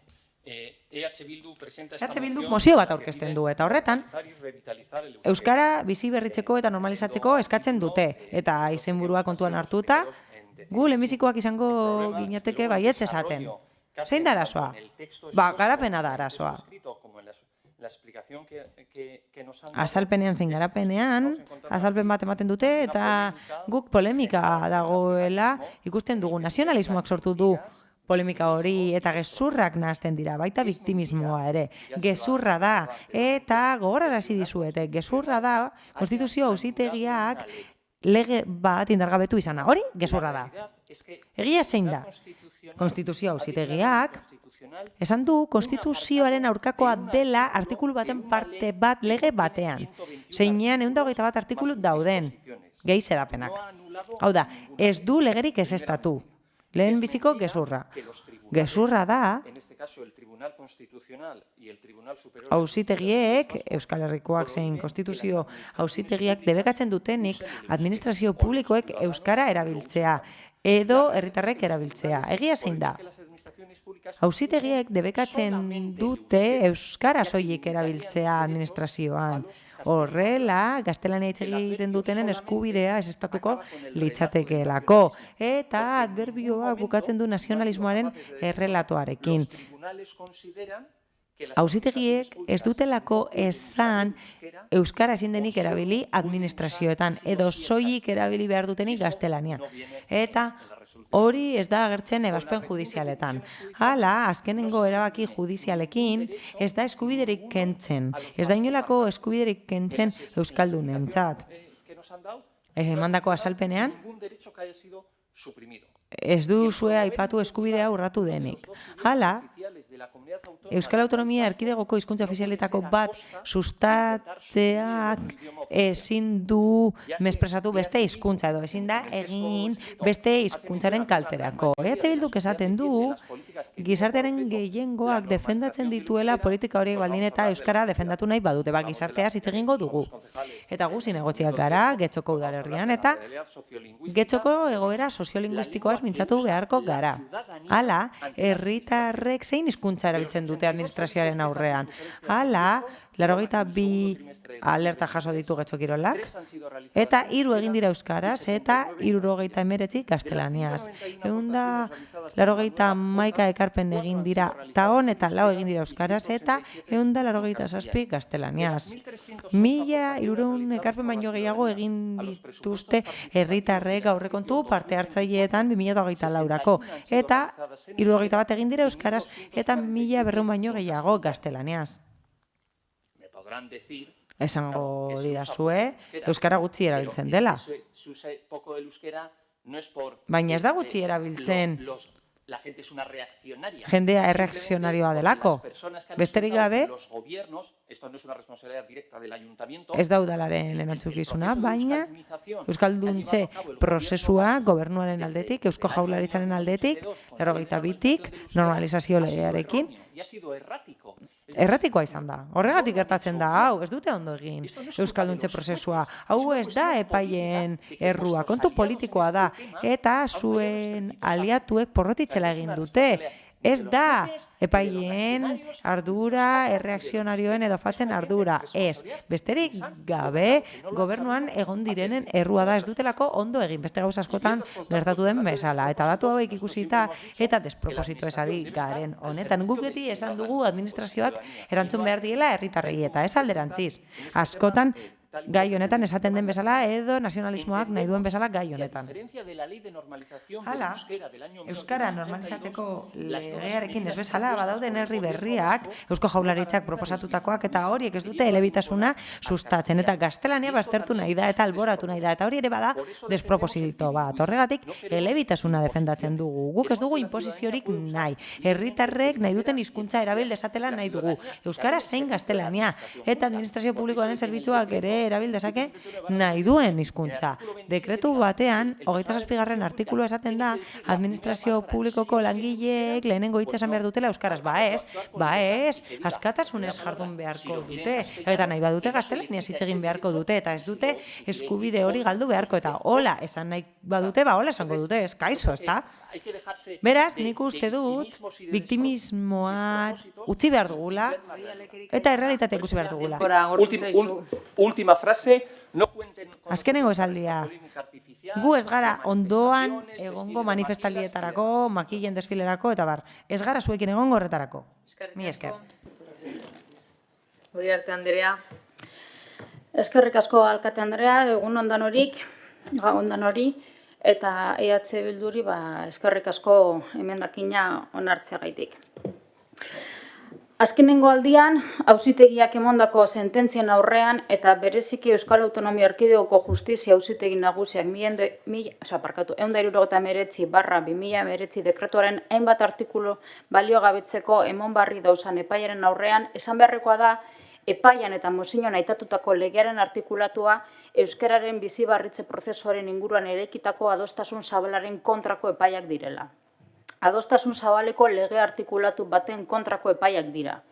2019an onartutako dekretuak Euskadiko toki erakundei buruzko legea garatzen dau, eta 2016ko lege hau adostasun zabalarekin onartu zen legebiltzarrean. Hizkuntzen kudeaketari dagokion aplikazioak ez da inolako arazorik sortu udalerrietan. Herritar danen hizkuntza eskubideak errespetatzen dauzelako. Auzitegi Nagusiaren epai honek bete-betean eragiten deutzo udalok azkenengo urteotan hainbat arlotan egin dugun bideari, hizkuntza plangintzari eta kontratazioari esaterako. Herritar guztien hizkuntza eskubideak bermatzea eta euskara normalizatzea udalen zein gainerako euskal administrazioen zeregina eta bete beharra da. Epai honek, ostera, euskararen normalizazioa bera jarri dau zalantzan. Euskararen lehentasunaren aurka agertu da, gaztelania baztertzen dalakoan. Herritarrengandik hurbilen dagozan erakundek, gu, udalok, herritarren hizkuntza beharrak eta herritarren eskubideak jartzen doguz beti erdigunean. Udalok autonomia osoa daukagu hizkuntza planifikazioaren arloan eta epai honek herri erakundeok daukagun antolatzeko gaitasun horren kontra egiten dau. Gure autogobernuaren kontra egiten dau eta urteotan eraikitako adostasun zabala hankasgora jartzen dau. Hori dela eta Konstituzio Auzitegiak eta Euskal Autonomia Erkidegoko Justizia Auzitegi Nagusiak emondako epaien aurrean udal legearen eta bere garapenerako dekretuen beharra aldarrikatzen dugu. Lege eta dekretu honek ezinbestekoak dira euskerak udaletan ere egin behar dauen bide ordenatua egindagian. Zerbitzu hizkuntzak ez ezik lan hizkuntza ere izan daiten. Tokian tokiko ezaugarri soziolinguistikoaren araberako plangintzak eraikitzeko bidea emoten dau legeak. Eta udalok, azkenengo urteotan egindako lana egokia izan da inolako arazorik sortu ez dalako. Lan horretan, aurrera egiteko ordea lege babes sendoa behar dugu. Euskararen normalizazio prozesuarekin aurrera egiteko nahi adierazten dau euskal gizarteak, eta adostasun zabalagaz onartutako legeria dau oinarritzat prozesu horrek. Legeria horren kontra egitea da ostera politikaren judizializazioaren seinale argia. Getxoko EAJ-PNV-tik udal eskumenen defentsan jarraituko dugu. Baketsua zan prozesua eta adostasunetik eraikitzen genbizan prozesuan sortu dabe gatazka euskararen erabilera bera judizializatzen dabelako epai honekin. Azkenengo hilabeteotan, Estatuan eta Europan ere hizkuntzak ofizialen aldeko apustu sendoak egin dira. Espainiako gortetan euskera katalana galiziera erabili daitekez. Europako erakundetan ere euskera katalana eta galiziera Europako hizkuntza ofizial bilakatzeko eskaera ere egin da. Beraz, hizkuntza aniztasunaren errespetutik eraikitako da Europa ere hurrengo urteatan. Eta, Alderdi Popularreko bozeramaileari erantzuteko, Eusko Jaurlaritzaren que la política lingüística de euskaldunización pues que fracasa o que no va bien encaminada, dice, pero la pena es tener que tener una política de euskalización de la sociedad cuando la sociedad estaba euskaldunizada totalmente. Y totalmente o en amplia mayoría. Gehien bat euskaldunduta zegoen gure gizartea eta gure familiek inposizio linguistiko itzela izan zuten. Hemen ez dago inolako inposiziorik gaur egun, baina guk pairatu izan dugu hori iraganean. Eskerrik asko.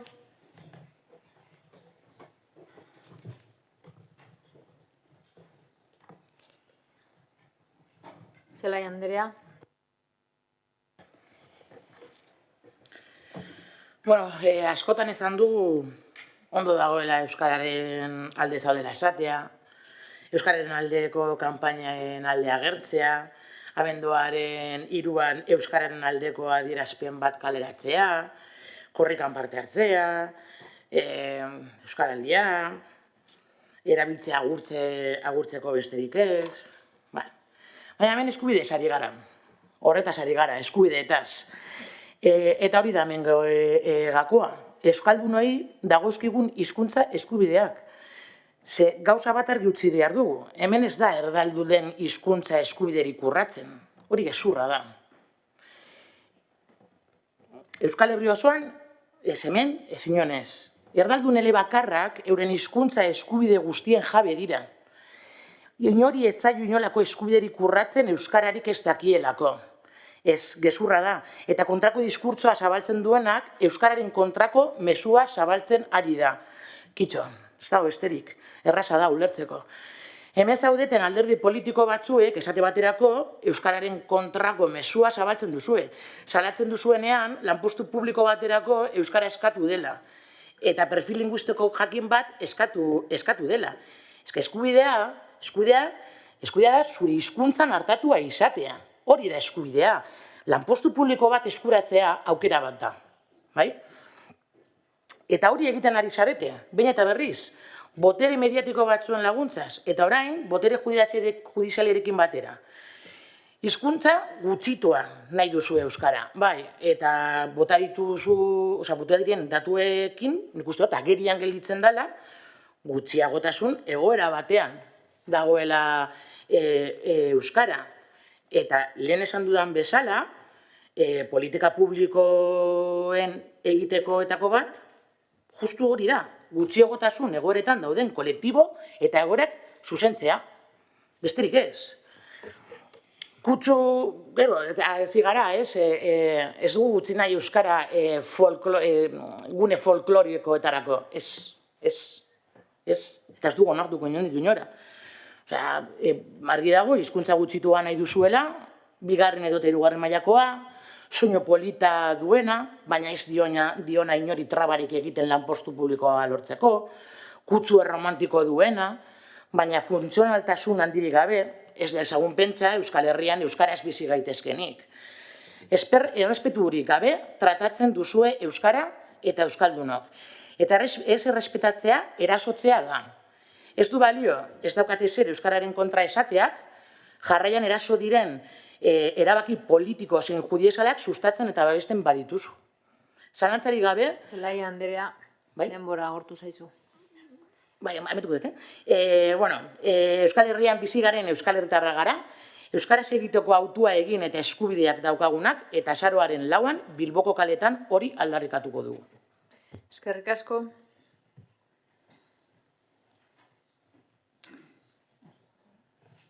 Bai, Benito jauna. Sí, gracias. Bai, eskerrik asko alkate Andrea. Bai, nik uste dut ondo dagoela. Elkarrizketa bat abiaraztea euskararen alde, eta korrika babestea eta euskaraldia babestea. Hori ondo dago? Hori bakarrik egin dezakenentzat. Behintzat orain, eta beste batzuek gehiago egin alba dute, ondo egongo da, noski. Ondo egongo da haiek gehiago eskaintzea, eta egunerokotasunean euskaraz bizitzea. Edo bere harremanak administrazioarekiko euskaraz izatea, hori ondo dago. Dana dago ondo. Ez dut uste, ezarri behar dugunik, alde bat, desberdintasun bat, asko egiten dutenen eta gutxi egiten dutenen artean. Ez gizarte mailan, ez erakunde mailan, eta berriro ere esango dut. Nik uste dut desberdindu behar direla epaiak eta seri egiten dioten erreferentzia horietako bakoitzak, eta desberdindu behar da hori, eta aipatu dena, nik esan dudan bezala, batzuetan ofensiba politikoa dagoela ematen du, eta alderdi politiko batzuen adierazpenek hori erakusten dute. Baina eskubidez hitz egiten dugunean, edo politikez hitz egiten dugunean, modu zehatzean eta zorrotzean egin behar dugu. Logikoa da, administrazioaren postu batzuetan, hizkuntza eskakizuna eskatzea logikoa da, bai, noski, baina epai guztiak ez dira horien ingurukoak edo horren ingurukoak.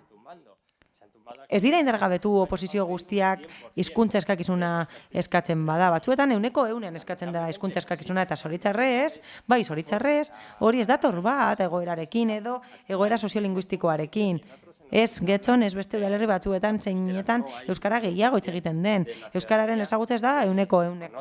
Hau da, herritar guztiek ez dakite euskaraz. Eta bai, hori hobetu beharko dugu etorkizunean, noski. Eta ni optimista naiz, baikorra naiz. D eredua gehiengoa da, majoritarioa da, euskaraz egiten da, eskoletan eta urrats gehiago eman behar dira, baina ni baikorra naiz esan bezala, eta nik uste dut hori dela jarraitu beharreko bidea, hau da, sustapen neurriak sustatu behar direla. Baina ez dut bat egingo edo ez naiz ados egongo horrelako adierazpenekin.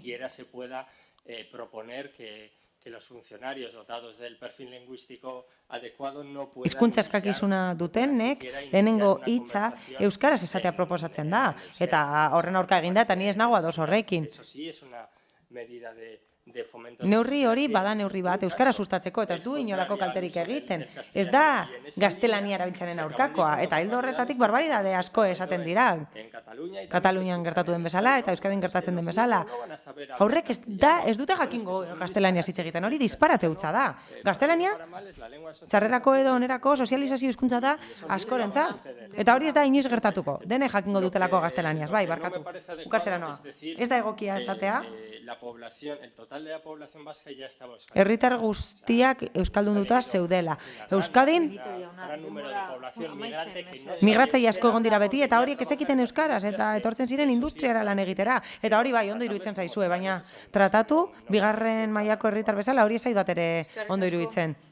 Eskerrik asko. Andrea, hay una cuestión que... Eskerrik asko alkate Andrea. Nazionalistek errepikatu dute kontu bat eta ezeztatuko dut. Lilek ez zuen adostasun zabalik lortu. Zilegi zen adostasuna, baina nazionalisten adostasuna baino zuen lortu. EH Bilduren eta EAJaren adostasuna lortu zuen eta gu kanpoan geratu ginen. Eta horrek ez dio erantzuten gure Euskadiko errealitate ideologikoari. Badago argi zergatik defendatzen duzuen defendatutakoa. Zuek uste duzue ondo dagoela gaztelaniaz soilik dakitela ziurtatu behar izatea. Hori da aldaketa bakarra egin dena Konstituzio auzitegitik artikulu hori dagokienez. Egia da sozialistak hizkuntza eskubideak defendatzearen alde gaudela eta ez gaude ados soilik euskaldunekin edo euskaldunen eskubideak defendatzearekin. Baina uste dugu herritarrek eskubidea dutela nahi duten hizkuntzan harremana esartzeko administrazioarekin eta eraso judizialari dagokionez, epaiek demokrazian eginkizuna dute legeak interpretatzeko eta epaiak ematen badituzte gai horien aurka zer esan nahi du. Administrazio batzuek gaizki aplikatzen dutela legea eta hori da inzuzen ere epaien egitekoa eta hori egiten ari dira inzuzen ere. Eta eztabaida hau ezin da oinarritu hizkuntza eskubideak aurkatzearekin. Beste eskubide batzuk lotuta daude enplegu duinarekin, egonkorrarekin eta ondo ordaindutako enpleguarekin eta sozialistok oso argi daukagu zeintzuk diren gure lehentasunak. Ezkerreko alderdiak garelako. Eta ezin dugu ahaztu eztabaida honetan mahai gaineratu behar direla beste gai batzuk. EH Bilduko bozeramaileak enpleguaren gaia aipatu du. Eta adibidez, herritarren 60% funtzio publikotik kanpo daude. Eta gai hori ez da gai makala, ez da? Askok ez dute sarbiderik edo sarbide aukerarik. Eztabaidatu behar da, eta aztertu behar dugu zein bide egin behar dugun euskalduntze handiagoa lortzeko herritarren artean, eta hori garrantzitsuagoa da gatazka eredua baino. Eta hori mahai gaineratzen ari da. Benetan pentsatzen duzue euskalduntze prozesua areagotuko dela administrazio espedienteak behartuz, agian heldu da garaia hausnartzeko benetan hizkuntza politikoak eraginkorrenak diren eta egokienak diren. Nik uste dut administrazio guztiek esfortzu garrantzitsua egiten dutela eta apustu ekonomiko handia egiten dutela euskalduntzeko. Eta nik uste dut horrek ez dituela ematen espero diren emaitzak. Hala, nahi dugu kaleetako euskaldunen kopurua handitu, baina horretarako inbertsioak handitu beharko ditugu euskaltegien doakotasuna bermatzeko eta aukera emateko langilei euskara ikas dezaten denbora librerik ez dutelako askotan, eta hori ez da kontuan hartzen.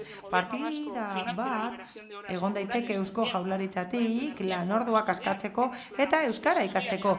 Agian bideo horiek aztertu beharko genituzke langile guztietara heltzeko, eta bukatzera noa. Diru publikoa oberen bideratzen ari gara? Utzi epaiei bere lana egiten eta guk gurea egin dezagun politika. Eta ez dezagun gatazka sustatu euskararekin lotuta bide txarretik joango garelako horrela. Mi esker. Ez. Bozketara pasako gara, entonces sometemos la moción a votación. Votos a favor. Eusko Alderdi Jeltzalea eta PNV. kontrakoa. PNV en contra. Partido Popularra eta Partido Popular. Partido Socialista Euskadiko Ezkerra. PS Euskadiko Ezkerra. Abstenciones. ¿Quién decide con su? Elkarrekin Podemos. Se aprueba la moción. Y seguimos. Punto 159. Euria dago? Euria dago? Oso gitxi. Moción del Grupo Municipal de Bildu sobre la mejora de Getxolandia. Jode, dau kafeterize petau, baina hori oso gitxi da. Nahi duzu elkartzea papera, ez? Bildutik inkesta bat zabaldu genuen Esta primavera desde Bildu difundimos una encuesta Egituren inguruan, herritarron iritzi eta ekarpenak jasotzeko. Galdetegiak oso harrera ona izan zuen, eta 150 gurasoren erantzunak jaso genituen. Hainbat arlori buruz. Parken egoera, ludoteken beharra, kalean kultur jarduerak bultzatzea, naturgune basatiak sortzeko aukera. Inkesta horretan agertu zen beste ondorioetako bat, Getxolandiaren balorazio kaskarra izan zen, hainbat ikuspegitatik begiratuta. Bertan eskaintzen den zerbitzua, azpiegitura bera, kokapena, prezioa. EH Bildutik ere bat egiten dugu irakurketa eta kezka honekin. Iaz, Getxolandia Sake plazaren eraberritze lanen inguruan antolatu zen, kale nagusiaren errepidea moztuta. Aurten, oraindik udal gobernuak ez du jakinarazi espazio berean antolatuko duen edo beste kokapen duinago bat bilatuko duen. EH Bilduren iritziz, beharrezkoa da Getxolandiaren ereduaren inguruan hausnarketa bat egitea. Lehenik eta behin, gurasoen eta umeen iritzia kontuan hartzea beharrezkoa da. Argi baitago, herritar askorentzat bertako eskaintza ez dela nahikoa. Horren adibide da, Getxostar ugari joaten dela inguruko udalerrietara, bertan antolatu den egitarauaz gozatzera. Ereduaren inguruan hausnartzerako orduan, Getxolandiak eskaintzen duen zerbitzuaz ere eztabaidatu behar da. Atrakzioetatik haratago, bestelako zerbitzu eta tailerrak eskaini daitezke, herriko eragileekin elkarlanean adibidez. Askotariko egitarau antolatu daiteke, irteerak, tailerrak eta hori guztia noski euskara ardatz hartuta. Kokapenaren inguruan ere badago zer hobetu. Argi dago aukerarik egokiena leku estali batean antolatzea dela, neguan egiten duen eguraldia kontuan hartuta. Iaz bertan egun batzuetan Getxolandia bertan bera geratu behar izan zen eguraldik kaskarra dela eta. Horregatik guztiagatik Getxoko EH Bildu udaltaldeak mozio hau aurkezten du. Osoko bilkurak eztabaidatu eta onar dezan. Lehenengo puntu bezala, Getxoko udalak prozesu parte hartzailea abiatuko du herriko ume, guraso eta eragileen artean euren ekarpenak jaso eta Getxolandiaren eredua aldatzeko. Bigarrena, Getxoko udalak azterketa egingo du Getxolandia espazio itxietan eta auzo ezberdinetan antolatzeko. Getxolandiaren egitaraua herriko aisialdi eragileekin batera landuko du, atrakzioetatik haratago doan programazioa osatzeko. Eta hirugarren puntua, Getxoko udalak bermatuko du Getxolandiako kultur egitarauaren ardatza euskara izango dela. Defentsara, pasako zara. Bueno, ezer gutxi gehitu daiteke mozioa defendatzeko tarte honetan, izan ere mozioa bera nahiko argigarria delako. Beraz, esandakoa, apirilean umeentzako aisialdi eskaintza hobetzeko mozio proposamena aurkeztu genuen, eta bertan adierazi genuen aurren eta umeen aisialdiaren eskaintzari begira plan estrategiko oso bat behar duela herri honek. Mozioan esan bezala, jakiteko ia gure ideia Getxoko herritarrek zeukaten beharra eta interesa zen edo ez, galdetegi bat zabaldu genuen. Eta horretan oinarritu ginen gure proposamena egiteko. Ikusita bazela herritarrek daukaten eguneroko kezka bat. Kasu honetan, gabonak heltzear daudenez, Getxolandia hobetzea proposatzen dugu. Mozioak argi azaltzen du eta modu zabal batean zein izan den proposamen hau egiteko motivazio nagusia eta helburua. Alde batetik, kokapenaren inguruan hausnarketa egiteko eskatzen dizuegu, izan ere pasadan urtean eguraldi kaskarragatik zerbitzua bertan bera utzi behar izan zen egun batzuetan. Bestalde, Getxolandiaren eskaintza bakarra ordaindu beharreko barrakak dira, eta faltan botatzen ditugu, Getxoko herritarrek esan bezala, beste motatako jarduera batzuk ere egotea zerbitzu honetan. Tailerrak izan daitezkenak, puzgarriak, aurpegi margoketak, eta bar. Herriko elkarteekin, elkarlanean egin daitezkeen ekintzak izanik. Azaldu bezala, mozio honen helburua da, egun dagoen Getxolandia hobetzea, ereduari buelta bat ematea, eta horretarako neurri egingarriak proposatu ditugu, ondoko udalerrietan egiten direnak. Hauek ere Getxon egingarriak eta nahiko erraz abiatu daitezkelako. Eskerrik asko, Benito jauna.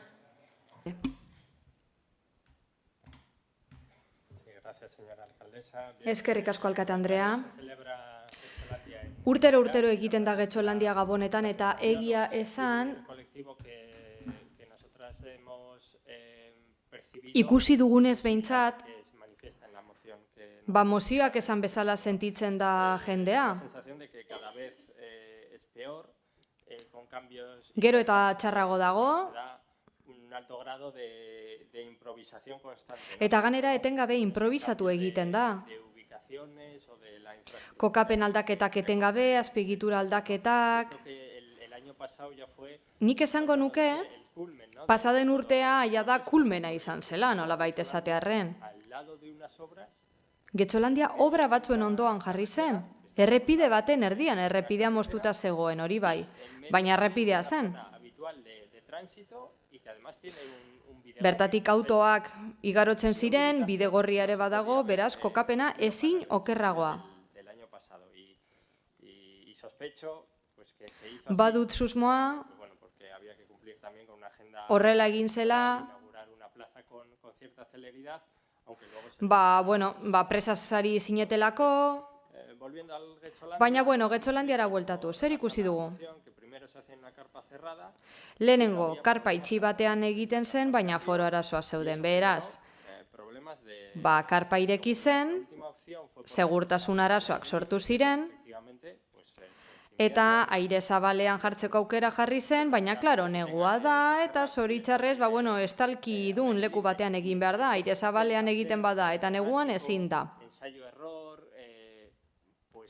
Eta, proba hauen guztien erdian zer gertatu da.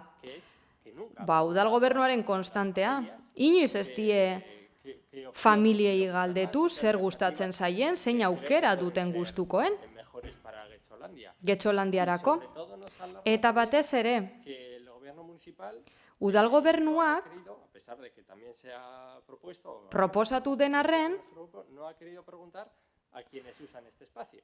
ez die galdetu nahi izan espazio hori erabiltzen dutenei, aurrei.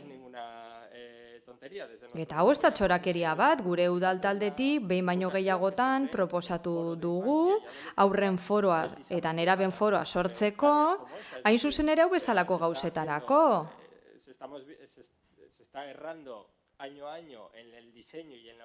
Urtez urte diseinuaren eta kokapenaren inguruan ari gara Getxolandiaren inguruan, egin dezagun parte hartze espazio bat, kontsultarako foro bat, aur eta nerabentzako, zergatik ez da hau foro egokia izango, azken finean neurri hauek pertsona hoiei zuzenduta daude, baina parkeen kasuan gertatzen den bezalase aurrei etzaile kontsultatzen. eskubiderik gabeko pertsonak balira bezala. Nik uste dut oso interesgarria dela entzutea forma ematea, lan teknikotik. Mozioaren puntu zehatzetan sartuz. Behar bada zalantzak sortzen ditu Getxolandia auzo desberdinetan kokatzeko aukerak, baina aztertu behar da, ez dugu uste Getxo horren handia denik, behar izan hori izateko moduan. Baina uste dugu mozioa beharrezkoa dela, ez da, aberastu egin behar da programazioa, Getxolandiaren programazioa, eta, atrakzio zaratago joan, barrakak baino gehiago eskaini behar ditu. Kontsumorako aizia eredua bestelakoa izan behar da. Barrakako ondo datoz, baina Getxoko familia guztiek behar bada ezin dute ordaindu.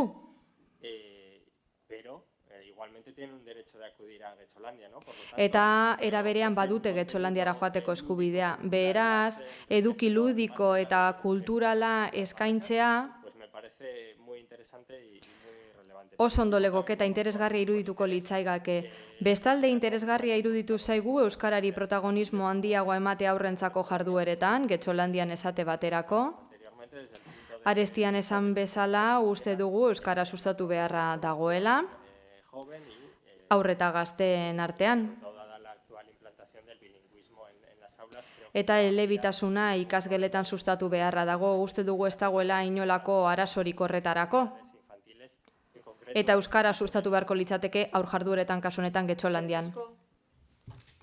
Bai, Gibau Andrea. Eskerrik asko alkate Andrea, eguerdion guztioi. Propone EH Bilduk bere mozioan proposatu du Getxolandia berplanteatzea eta adierazi du getxostar asko joaten direla joko eremuetara. Ez dakigu datua nondik ateratakoa den, egia esan, flujoak nola kalkulatu diren, edo familia getxostarrak aurrekin nora joaten diren. Hala ere, badakigu udal espazio hau erakargarria dela beste udalerri batzuentzako familientzat. Horrek Getxorentzat dituen abantaiekin.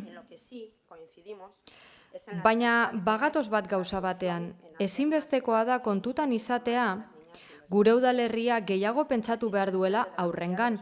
Horixe ulertzen dugu hauteskunde programa eta kanpaina gehienak ikusita bertan, espazio gehiago eskatzen baitira aurrentzat eta familientzat esate baterako Algortako ludoteka berria sortzeko proposamena daukagu edo Romoko proposamenak. Alderdiok hortxe egin behar dugu esfortzua eta behar izan hoiek erantzuteko erabakiak eta adostasuna bilatu. Getxolandia aipatu denean, esan da horixe dela eremu nagusia, baina hori ez da bakarra, kirol kanpamentuak ere daude, Getxo kirolak egiten ditu, Andres Isasi musika eskolak musika jarduerak egiten ditu, kulturretxeak ere jarduerak antolatzen ditu, ludotekak baita, ez da aipatu ez da ingurumen aretoak egindakoa, desfileak, kalean antolatzen diren gauza guztiak, auzoetan. Ez diogu programazio betu ezin denik, baina ez da aipatu jada existitzen dena. EH Bilduk esan du baita Getxolandia toki itxietan egiten dela, baina gogoratu duela urte batzuk karpa batekin estaltzen zela, baina gero lege bat onetsi zen, ikuskizun publikoi buruzkoa eta dekretu bat ere onetsi zen, eta horiek obligazio batzuk inposatu zituzten espazio irekietarako. 700 pertsonatik gorako aforodun toki ezari garenean. Horregatik, 2017 geroztik Getxolandia aire zabalean egiten da. Izan ere lehen nagusi bat bakarri joan alzen aur bakotzarekin eta aurreko guztiagatik mozioaren kontra bozkatuko du. Eskerrik asko.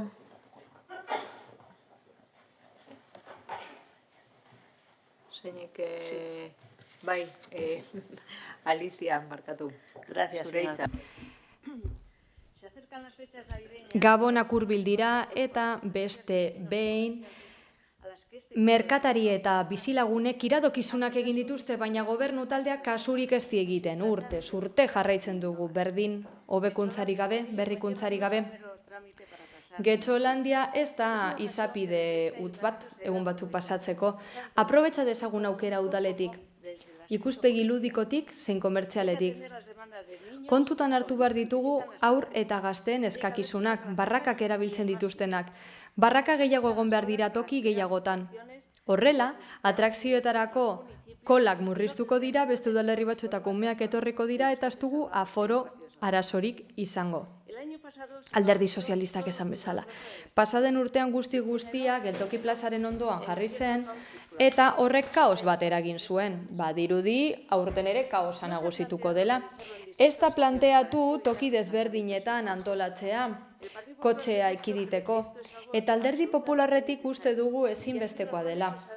Eta alase adirazi digute gure bizilagunek, toki seguruagoak, zabalagoak behar ditugu eta alba da estalita daudenak aforoaren arabera. Euria edo haizea eginez gero oztopo ez izateko. Toki hoiek, Malakate, Andramari, Gobela inguruak izan daitezke. Eta besteren bat ere hiri autobusa izango bagenu. Espazio zabalagoak behar ditugu, barraka gehiago, publiko gehiago, kontsumo gehiago, merkataritza eta ostalaritzan ere. Tamalez, gobernu taldea pasaden urteko egoera errepikatuko du. Uste duzu 50.000 euroko diru belketa nahikoa dela? Ez horretan geratu, gehiago nahi izatea ezinbestekoa da. 50.000 euro banatzen badugu guztien artean, eta kentzen badiegu gastuetan izandakoa, emaitza ez da pozik geratzeko modukoa. Berriro diot, atrakzioak toki gehiagotan jarri behar dira publiko gehiagoren gana iristeko, eta bide batez izotz pista zegatik kendu zen, bihotzalaitik. Kontutan izan da arrakastatsua izan dela. Ez esan diru kontua izan zela. Udal honek baliabide nahikoa du izotz pista hori jartzeko, bat edo bi ere. Gazteek ala nahi dute, eta eskertuko lukete. Hala ere, Getxolandia barrakak baino gehiago da. Merkataritza, eta horren dinamizazio ere bada. Ezin dugu merkataritza ondo batera utzi. Gabonetan, kontsumak gora egiten duelako. Urte osoan goren egiten duten momentua da. Argiteria behar dugu Gabonetan kale guztietan baita. Animatzeko herria. Bukatzeko, erregen kabalgata daukagu. Gero eta pobreagoa, okerragoa izaten da. Joan beste udalerri batera eta ikusiko duzue zer den gehien ilusionatzen dituena. Bertan aurkituko duzuen benestuguna. Espero dugu aurten gobernu taldea gogobezetasun horretan ez geratzea eta hobetzen animatzea, emandako ideiekin. Orain falta zaizuena da gure ideia praktikan jartzea. Bat gatoz zure mozioaren zati batekin eta gure taldetik abstenitu egingo gara ondorengo arrazoiengatik. Ez dugu uste parte hartze prozesurik egon behar denik. Guk zinegotzio jaso ditugu Getxostarren eskaerak eta ordezkatuta daude osoko bilkura honetan pertsonaile guztiak. Era berean ez dugu babesten Getxolandiak ardatz modura euskara izatea. Horregatik izan ere horrela baztertzen ari zarete pertsona baten bakoitzaren hizkuntza eskakizuna. Eskerrik asko. Eskerrik asko. Uriarte Andrea. Bai, eskerrik asko alkate Andrea eta egunon barriz be danori. Gaur EH Bilduk dakargun mozio eta apirileko plenoan ekarritako mozioaren artean diferentzia handirik ez dut ikusten. Biak oinarritzen dira, zuek egindako inkesta berean gauza bera eskatzeko, baina oraingoan Gabon sasoira bideratuta. Hortaz, era bardintzuan erantzuko dutzuet eta horretarako zuen argudioan eta akordio proposamenean oinarritako premisa batzuk ardatz hartuko dodaz. Irakurritakoaren arabera, Getxolandia da Gabonetarako dagoan aizi eskaintza bakarra Getxon. Getxolandia, udal antolamendurako barrakak baino ez dira, baina ez da Gabonetarako antolatzen dugun ekimen bakarra. Azkenengo urteetako Getxoberriko agendak eurak egunez egun hartzea baino ez dago, gabonetako jarduera guztiak eskura eukiteko. Kukupraka ludoketekaren gabonetako jarduera bereziak. 5-11 urte bitartean, tailerrak, jolas kooperatiboak, hainbat motatako dinamikak, eta abar. Gau egun eta gure egune gaztelutetako jarduera bereziak eta irteerak. Umeentzako gabonetako aisi tailerrak.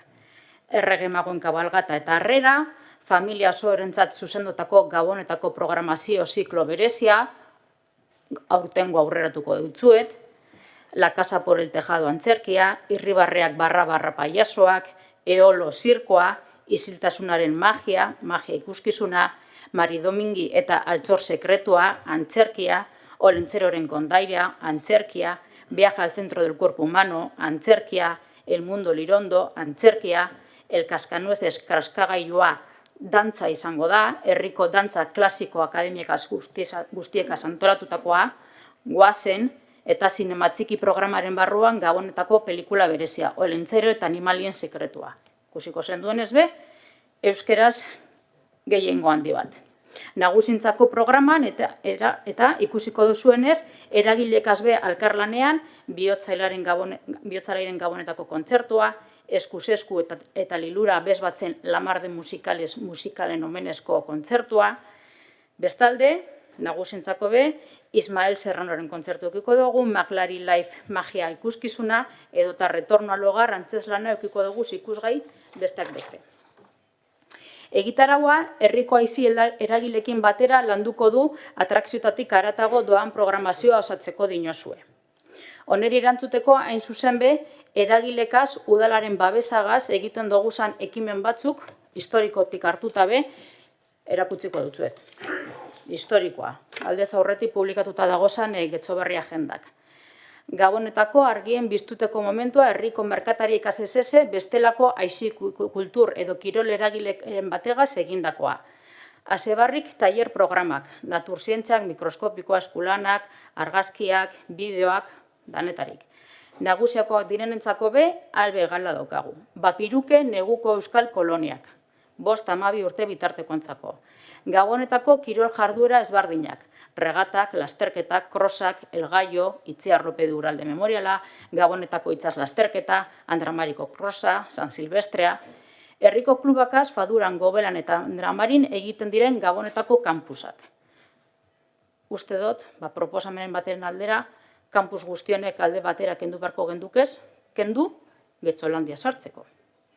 Kirola alde batera izten dugu. Olentzero batzorde diferentekaz antolatzen diran Olentzero kalejira eta ikuskizun ezberdinak. Getxo Andramarin, Algortan, Neguri, Romon eta Aretan, abenduako 23-24 bitartean. Andras izan musika eskolako Gabonetako entzunaldiak, edota Getxo enpresak antolatutako Gabonetako erakusleio lehiaketa eta Algortako dendakek zein Romo bizirikek antolatzen dabezan Gabonetako jarduerak. Prozesu parte hartzaile eskatzen dozue, baina parte hartzea ez da iritzia motea baino ez. Iritzia bota eta kitxo. Baizik eta antolaketan ibiltea eta proposatzea be badira. Eta uste dut aitatu dodazan ekimenetan argi geratzen dela parte hartze dagoala. Batzutan era pasiboan, bai, ikusle moduan. Baina beste askotan be, era aktiboan, herritarrak alkarten bidez parte hartzen dabe. Antolatzaileak izaten gure babes eta laguntzagaz. Eta beste batzutan eurak dira protagonistak oholtza gainean, adibidez. Eta ikusiko zen duen moduan, umei zuzendutako ekimenetan, gehiengo baten, euskeraz. Perfil soziolinguistikoaren arabera hartutako eredua edo ardatz. Eskerrik asko, Uriarte Anderea. Beste norbaitek, Larrakoetxea Anderea. Bai, uste dut ez dudala momentu baten bez esan, Getxolandia denik udalerri honetan egiten den umeentzako eskaintza bakarra. Uste dut ez dudala behin ere esan. Badakigu, hainbat gauza antolatzen direla, askotan zerrenda luze hori botatzen duzu pleno honetan eta hainbatetan hitz egin da. Kasu honetan, ekarri dugu proposamen zehatz bat ideia zehatz bat, antolatzen den ekintza zehatz bat, Getxolandia. Ia zergatik ezin den eztabaidatu Getxolandiari buruz, beste hainbat gauza antolatzen direlako. Oso ondo, eta ados gaude, eta oso pozik gaude horrelako hainbat kontu antolatzen direlako. Baina gaur ekarri dugu Getxolandia. Getxolandiak badituelako hobekuntzarako margen handiak, eta hori hobetzeko zenbait ideia ekarri ditugu ona. Ez dugu esan, momentu baten bez, hau denik umeentzako antolatzen den proposamen bakarra. Orduan, ludotekarena ere aipatu da, guk askotan proposatu dugu, ja egia den, egiten dela behingoz, asko postuko ginateke. Deszentralizazioarena ere eztabaidatzeko ekarri dugu, ez dugu proposamen itxi bat bezala planteatzen. Kontua da, gauzak hobetu badaitezke, goazen horretara. Eman diezaiogun bueltatxo bat antolatzen dugun eskaintzari. Gure herriko jende asko, adibidez, Berangora joaten da. Berangok badituelako hainbat ekimen, eta sartzen zarenean ekintzetako baten, sarreratxoan bertan, inkestatxo bat pasatzen dizute. Gustatu zaizu ekintza? Bai ez, eta ekarpenik, eta hor dako zu aukera idazteko. Bueno, hauek dira ideia batzuk. Guk ekarri dugu proposamen zehatz hau kontuan izan da beste hainbat egon daitezkela. Bakarrik hori argitzeko, gauza batek ez duelako besteak entzen. Ez baduzue zer aldatu nahi, jarraituko dugu eskaintza berdinarekin. Eskerrik asko. Beste norbaitek? Benito jauna. Sí, gracias, señora alcaldesa. Bien, me imaginaba que la respuesta por parte del gobierno iba a ser... Bueno, espero nuen gobernu taldearen partetik erantzuna hori izatea, zerrenda hori botatzea. Y me parece bien. Eta oso ondo iruditzen zait. Oso ondo dago, hori aipatzea, kultur eskaintza hori, Gaboneetako kultur eskaintzaren parte delako baita. Baina, kontutan hartu behar dugu, kultura agenda, oro har, ez dela erraztasun oso zeltzen herritar guztien gara. Eta Getxolandia gehiago ezagutzen da, barraketarako toki modura hori, hala da. Kultur jardueren zabalkundea egiteke dago oraindik, eta horregatik webgune bat lantzen ari zarete, eta uztaien horren inguruko galdera egin genuen baita, eta, luze jotzen ari da, baina horregatik hain zuzen ere, martxan jartzen ari zarete webgunean. Nik uste du beste hainbat gauza egin beharko liratekeela kultur. Eskaintza jasotzeko daukazulako, musikebarriren panfleto bat, beste txikiago bat, ez dakit horre ere kultur jarduerak agertzen dira, baina ni neu ez naiz gai jakiteko, zein irizpideren arabera sailkatzen diren. Eta gero, kulturretxera joan ez gero, beste panfleto txikiago batzuk, beste jarduera batzugatik, beste batzuk mailin bidez bakarrik zabaltzen dira. Ni nahazten naiz. Nik ezin dut bereiztu irizpidea, ikusteko zergatik gauza batzuk modu batera zabaltzen diren, eta beste batzuk beste modu batera, eta zait ondo iruditzen, paperezko zein digitalezko euskarri komun bat izatea kultur eskaintza guztirako. Horrela, Gabonetako kultur eskaintza ere, familia guztietara lortzea, heltzea lortuko genuke. Hala ere, nik gainera mozioan uste dut, aipatzen dela Getxolandia bera. Eta nik ez dut uste beste munduko ezer denik, barrakez gain beste gauza batzuk eskaintzea. Getxolandia barruan beste gauza batzuk eskaintza zinegotzeantrak esan bezala. Getxolandia da jende gehienak ezagutzen duena, da jende ara joaten da, baina arazoa zenean zein da eskaintza bakarra. 3 euro ordaindu barraketan bidaia bat egiteko. Familia askok ezin dute hori ordaindu. Beraz, zergatik bertan ez da beste kultur jarduera alternatiboren bat eskaintzen? Doakoa. Hori da hemen eztabaidatzen ari garena eta ez duzuena erantzun. Ez diozu erantzun ez da ere kokapenaren kontuari, Getxolandiaren kokapenari. Behar bada okertu naiz, baina antza denez pasaden urteko bera izango da. Getxo folk egin zen tokian, hau da, errepide baten erdian, ibilgailua pasatzen diren toki batean, eta kokapen hori desente alda daiteke, hobe daiteke. Eta parte hartzea hain zuzen ere ez da iritzia ematea bakarrik ala da. Baina aurren iritzia ere kontutan hartu behar. Beste norbaitek? Bai, Uriarte jauna, Andrea, barkatu. Eskerrik asko, alkate Andrea. Bueno, ez tozula esan, ez dakit irakurriko dut zure mozioan aitatzen dana. Getxolandiak eskaintzen duen zerbitzuaz ere eztabaidatu behar da. Atrakzioetatik haratago bestelako zerbitzu eta tailerrak eskaini daitezke. Herriko eragileekin elkarlanean. Askotariko egitaragoa antolatu daiteke. Irteerak, tailerrak eta abar. Nik uste dut hori guztia egiten dugula. Agian ez dauka Getxolandia izenik, baina bada Gabonetako egituragoa. Hemen da, zer da eztabaida. La parte por el todo por la parte. Besterik ez. Bueno, Getxolandiako sarrerak 3 euro edo 3 pabo lertu dodaz, baina euro bidira eta bonoa 7,5, 5 bidaigaz. Besterik ez. Eskerrik asko. Besterik gabe bozketara pasatuko gara.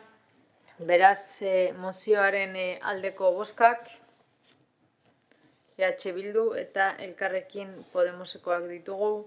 Kontrakoak, PSE Euskadiko Ezkerra eta Eusko Alderdi Jeltzalea, abstentzioak, Partido Popularra. Eta honekin 160. puntura pasatuko ginateke. Elkarrekin Podemos udaltaldearen mozioa Palestinako bakearen aldekoa.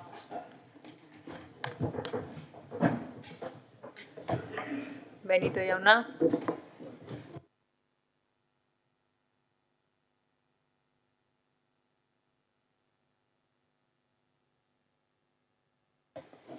Bien. Bai, Gazako blokeoa nagusi den eta Palestinarren aurkako tentzioa eta indarkeria areagotzen ari diren testuinguruan, urriaren 7an Hamas miliziak eraso konbinatu gogor bat abiatu zuen eta 5.000 susiritik gora jaurti zituen. Horrez gain, hainbat sarraldi egin zituen Israelgo lurraldera Gazako zerrendatik. Azken urteotan Israelen aurka egindako oldarraldirik handiena izan zen. Gertakari horren ondorioz Israelgo armadak bortizki erantzun du, erasoak areagotu ditu eta operatibo militarrak aktibatu ditu. Hala, gerra egoera deklaratu du eta ondoren Gazan egindako bombardaketetan milaka palestinar hil dituzte. Horietatik, 724 ume baino gehiago eta 1000 hildako baino gehiago Israelen. Egitate horiek ez dira indarkeria kasu bakanak. Palestinarren aurkako indarkeriak eta tentsioak gorantz egin duten testuinguruan kokatzen dira erasoak. Izan ere, inoizkorik palestinar gehienera hil dituzte aurten eta etenik gabe zabaldu dira bai legez kanpoko kokaguneak, bai Benjamin Netanyahu buru duen gobernuaren proiektu koloniala. Sistemáticas de derechos humanos son cada vez más agresivos. Legez kanpoko okupazioak aurrera egiteko metodoek eta palestinarren aurkako apartheidak giza eskubideak urratzen dituzte behin eta berriz. Gainera, geroz eta bortitzagoak dira eta hainbatetan salatu dituzte giza eskubideen aldeko mundu osoko erakundeek eta agintariek. Besteak beste Nazio Batuen erakundeak eta Amnistia Internazionalak. Ildo horretatik, geroz eta nabermanagoa den estremismoa bultzatzen ari dira Israelgo estatuan. Horren adibide argia da besteak beste talde supremazista juduak daudela gobernuan eta palestinarren aurkako eizaldiak antolatzen dituztela. Oro har, nazioarteko komunitatea, Europar Batasuna eta Europar Batasuneko kideak barne isilek agertu da palestinarren aurkako egiturazko indarkeriaren aurrean. Aitzitik, oraingoan oso bestelakoa izan da jarrera. Hamasen erasoa gaitzesteko eta biktima israeldar zibilenganako elkartasuna adierazteko erantzun publikoa naiz mediatikoa oso bizkorelarazi baita. Indarkeriaren eta heriotzen aurkako gaitzespen selektiboak eta adierazitako jartzunak agerian uzten dute Mendebaldeko komunikabide erakunde eta agintariek irakurketa bikoitza egiten dutela da 75 urte dituen gatazkari dagokionez. Horren harira, aipatzekoa da ere Israelgo estatuak eskubideen aurka egindako ekintzak direla eta nazioarteko komunitateak erantzunik ez adieraztea. Zigorgabetasun hori erabat bidegabekoa da eta gainera eskualdean eta nazioartean ondorioak izan ditzaketen gatazka piztu ez ezik, legitimatzen ditu Israelek legezkotasunaren eta giza eskubideen aurka egindako eraso nabarmenak. Nabarmendu behar da ere Palestinako lurraldea Gazako zerrenda barne, okupatzen duen potentzia okupatzailea dela Israel, eta hortaz, Ginebrako hitzarmenen arabera, okupaziopean bizi diren biztanleak babesteko bete beharra daukala. Ildo beretik, Nazio Batuetako estatukide da Israel. Eta horregatik, Nazio Batuen Segurtasun Kontseiluaren erabakiak onartzera eta aplikatzera behartuta dago, zeinak Israelek sistematikoki errefusatu eta urratu baititu Nazio Batuen arabera. Udalerrian edo toki mailan egoera horren aurkako elkartasun adierazpenak ugaritu dira, eta urriaren 17an 100 lagun bildu ziren Algortako kaletan behin betiko konponbide bakezalea eskatzeko. Horregatik guztiagatik Getxoko udaleko osoko bilgurari honakoa aurkeztu nahi diogu. Bat, nazioarteko komunitateari eta Europar Batasunari dei egiten zaie bermatu dezaten Israelek Nazio Batuen ebazpenak betetzen dituela okupatutako lurraldetan, hamarkadak baitaramatza sistematikoki ebazpen horiek urratzen. Bi, Palestinarrei eskatzen die autodeterminazio eskubidea eta euren lehengo bizitokira itzultzeko eskubideak defendatu ditzaten, baita Nazio Batuen babespen eta nazioarteko legeriak ezarritakoari jarraikiz eskubide horiek gauzatzeko baldintzak bermatzen laguntzeko ere. 3. Sueten eskatzen du Gazan, eta Israelek ez dezan palestinar biztanle zibilengan talde zigorrik ezarri. 4. Nazioarteko komunitateari eta Europar Batasunari eskatzen die lehentasuna emateko biztanle zibilak babesteari eta halaber, dei egiten du korridore humanitarioak sortzeko eta laguntzak humanitarioa naiz larrialdietarako ekipoak sartzea baimentzeko. 5. Espainiako gobernuari eskatzen dio nazioarteko zigor auzitegian aurkeztu dezan Benjamin Netanyahuk Palestinan egindako gerra krimenak ikertzeko eskaera, baita Hamasek Israelen eta okupatutako lurraldetan biztanle zibilen aurka egindakoak ere. Eta seigarrenik eta azkenik Espainiako gobernuari eskatzen dio Palestinako estatua aintzatetsi dezan 2014ko kongresuan onetsi bezala. Zeharkako bat dago. Bai, eskerrik asko, aurkeztuko. Uriarte jauna.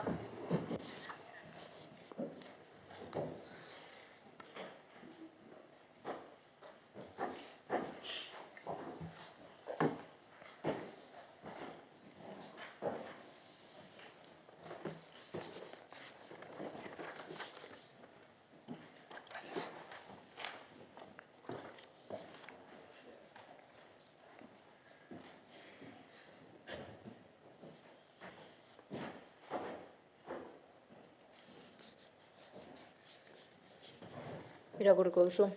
Bai, irakurriko duzu. Getxoko udalplenoak lehenengo biziki tamaltzen ditu Hamasek Israelgo biztanleriaren kontra egin duen erasoak eragindako heriotzak. Horri lotuta, adierazten du Israelgo lehen ministroak gerrarako egin duen deia eta ondorioz Palestinarren aurka egin dire erasoak berehala geldiarazi behar direla. Halaber, Palestinarren artean eragin diren heriotza guztiak ditoratzen ditu eta elkartasuna adierazten die biktima guztiei eta haien familiei. Bigarren, erreklamatzen du biztanleria zibilaren aurkako indarkeria indiskriminatua etetea eta baitutako pertsona guztiak askatzea. Hirugarren, partei eskatzen die nazioarteko legeria eta Nazio Batasuna erakundearen ebazpenak errespetatzea.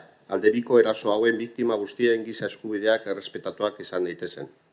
Eta laugarren, Espainiako gobernuari eta Europar Batasunari eskatzen die eskura dituzten baliabide guztiak erabil ditzatela eskualde horretako gatazkak gora egin ez dezan eta bizitza errugabe gehiago gal ez daitezen. Eskualde osoan bakea, segurtasuna eta egonkortasuna finkatzeko konpromiso irmo hartuta.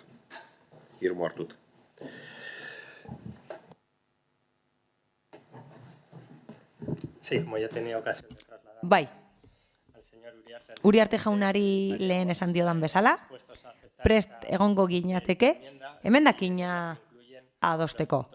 Baldin eta gure proposamenaren 2. eta 6. puntuak gehitzen badira, edo txertatzen badira. Guk pentsatzen dugu 2 puntu horiek gure azken puntuan barruan daudela, eta hori da gure postura.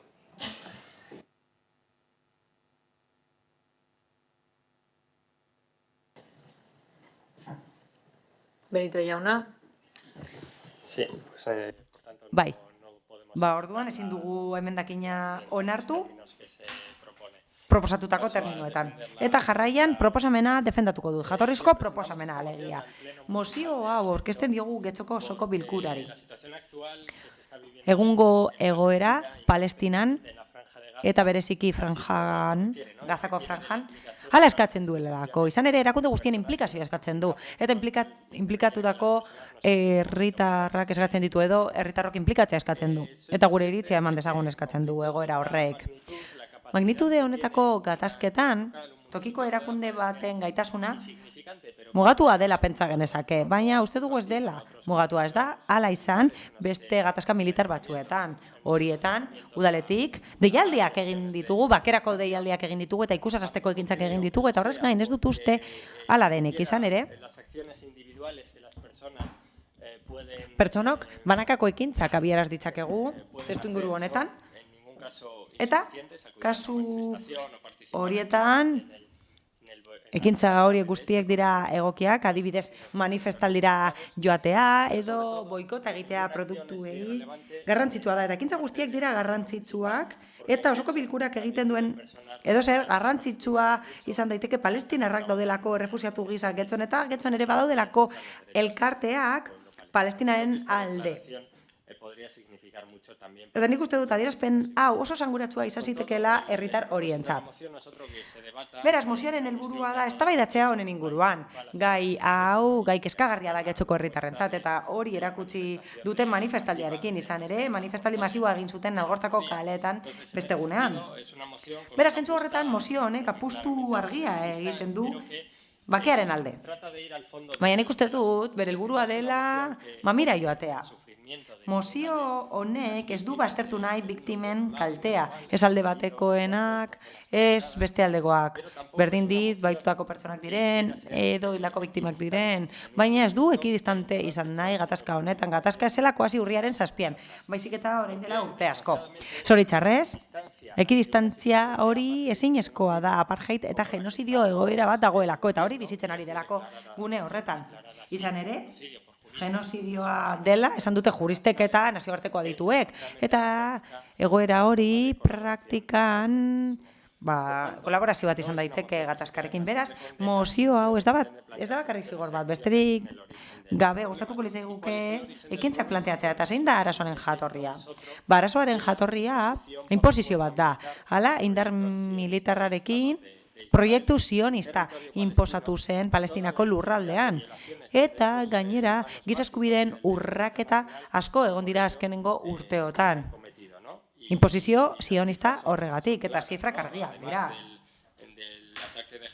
Hamasen erasoa beste kapitulu bat da, baina horrez gain, odoltsua izan da gertakari hau, eta 6 milioi errefusiatu baino gehiago sortu ditu gatazka honek, eta 6.000 hilako egon dira guztira azkenengo 15 urteotan, 5.500 Gazan edo Palestinan, eta 500 Israelen. Esatuko litzaiak nabarmentzea horrez gain, ekintzara deitzen duela mozio honek. Zalantzarik gabe, hori da garrantzitsuena edo gauzarik garrantzitsuenetariko bat ekintza bultzatzea. Krimenak egiten ari dira orain dela 75 urte Gazan, eta bereziki gaur egun, eta horiek gertatzen ari dira impunitate osoarekin. Impunitate horrekin ikusten dugu nazioartean ez dela ekintza nahikorik bultzatzen. Impunitate horren berme nagusia estatu batuak dira, baina Europar Batasunak ere jarraitzen du impunitate hori, eta ez du inolako posizio argirik nazioartean horren aurka. Horregatik aste hontan, zoritxarrez ikusi dugu Europar Batasunean ez daudela ados, eta ez daude ados minimoa eskatzeko ere, hau da, ez dute zuetenik eskatu ere egin. Eta von der Leyen batzordekideak Netanyahu bizitatu zuen. Zorionez, uste dut Europar Batasuna baino gehiago dela, eta milioi pertsona baino gehiagoren erantzuna ikusi da kapital guztietan, hiriburu guztietan, eta gainera manifestaldi multitudinario bat egon zen Getxon. Beraz, aurkezten dugun mozioa, ez da soilik zigor bat edo, ez da kondena bat egitate horien aurrean. Horrez gain, ekintza batzuk proposatzen dira udalaren aldetik eta bi eskaera zehatz egiten dira gobernuarentzat, estatuko gobernuarentzat. Eta horren guztiaren helburua da udalak zerbait egitea. Udalak aurretik egin du horrelako gauzaren bat, beste gatazka batzuen aurrean, eta gure helburua da udalak bat egitea bakearen alde munduko txoko guztietan, besterik gabe. Díaz Andrea. Eskerrik asko. Bueno, el pasado 7 de urriaren 7an, Hamas talde terroristak jaurti zuen eraso masiboa Israeleko zibilen aurka. Neurriz gaindiko erantzun bat egin zuten Israelen aurka. Eta Israelek neurriz gaineko erantzuna izan du eta milaka zauritu eta biktima egon dira Israelen eta Gazako franjan. Hala, gatazkaren dimentsioak ezin ditugu oraindik irudikatu eta bere ondorioak oso larriak izango dira ekialde hurbilean eta desegonkortzeko arrisku handia dago eta balizko ondorioak are larriagoak izan daitezke eta zaila da horiek iragartzea. Gure ustez, egoera honetan, nazioarteko komunitateak ausardia izan behar du ekin aurretik indarkeriarekin amaitzeko eta udal talde bezala gure posizioa Espainiako gobernuaren berbera da. Hala, Europar Batasuneko estatukideek baterako adierazpen bat egin dute.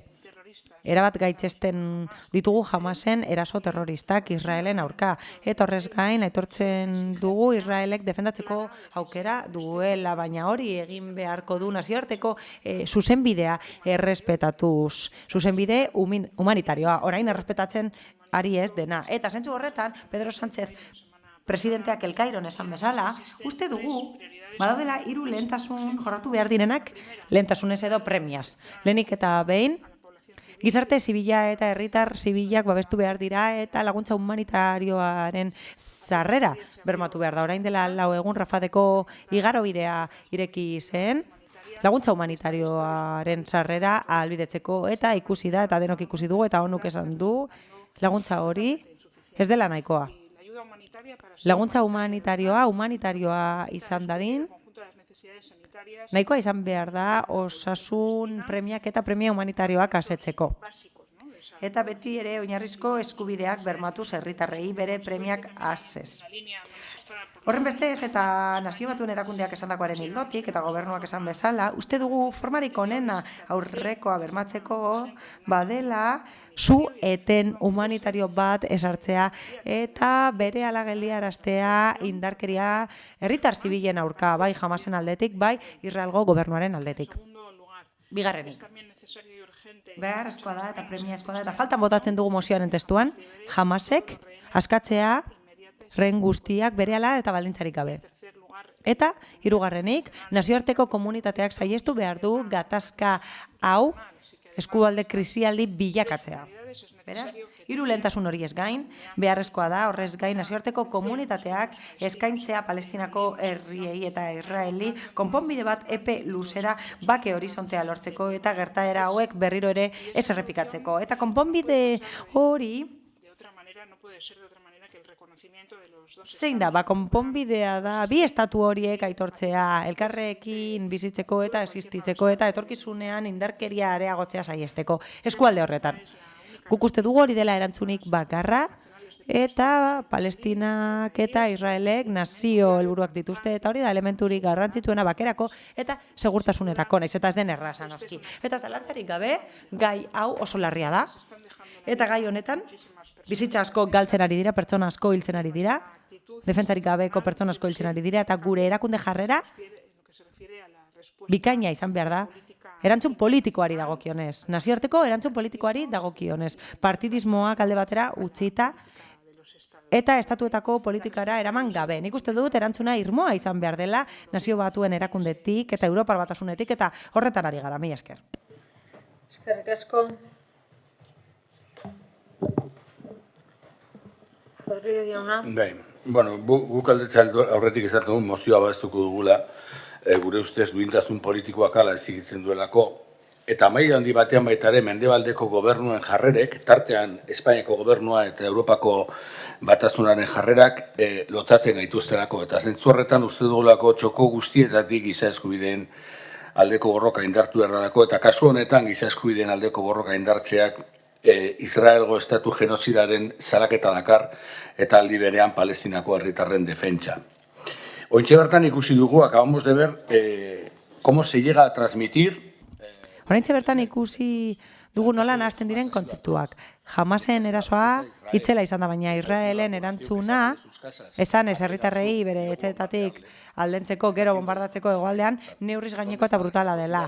Non daude atrozidadeak eta non daude neurriz gaineko gauzak eta eskutik joan zaizkigun gauzak. Egia esan, onartzen badugu Hamas antolakuntza terrorista dela, Europar Batasunak esan duen bezala, pentsa dezakegu zergatik den terrorista.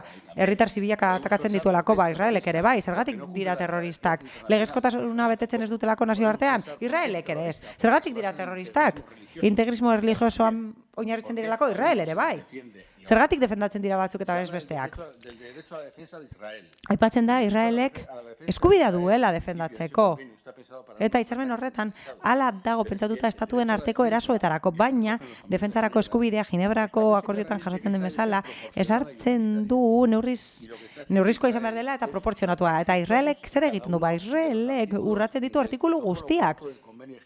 Ginebrako protokoloa urratzen du Israelek. Eta bertan esaten da, estatuek okupatutako lurraldetan babestu behar dituztela herritar zibilak. Erasoa guztiz justifikazioa izan zen, inoiz ditugulako babestuko jende zibilaren kontrako erasoak. Baina Antonio Guterresek esan duenez, Hamasen erasoa ezerretik etorri. Israel 2007 urtean ezarri zuen Gazako herriaren kontrako blokeo hiltzaile bat. Era guztietako blokeoa.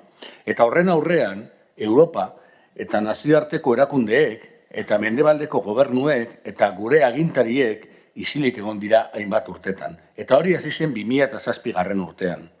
Hamas sortu zen 1987 urtean, baina Israel hasi zen zibilak hiltzen 1998 urtean, edo sionismoak hasi zen zibilak hiltzen, praktikak terroristak erabiltzen, hori ere azten zitzaizuen deneri, azten zaie, nola hasi zen Israelgo estatuak 1998 urtean baino harinago.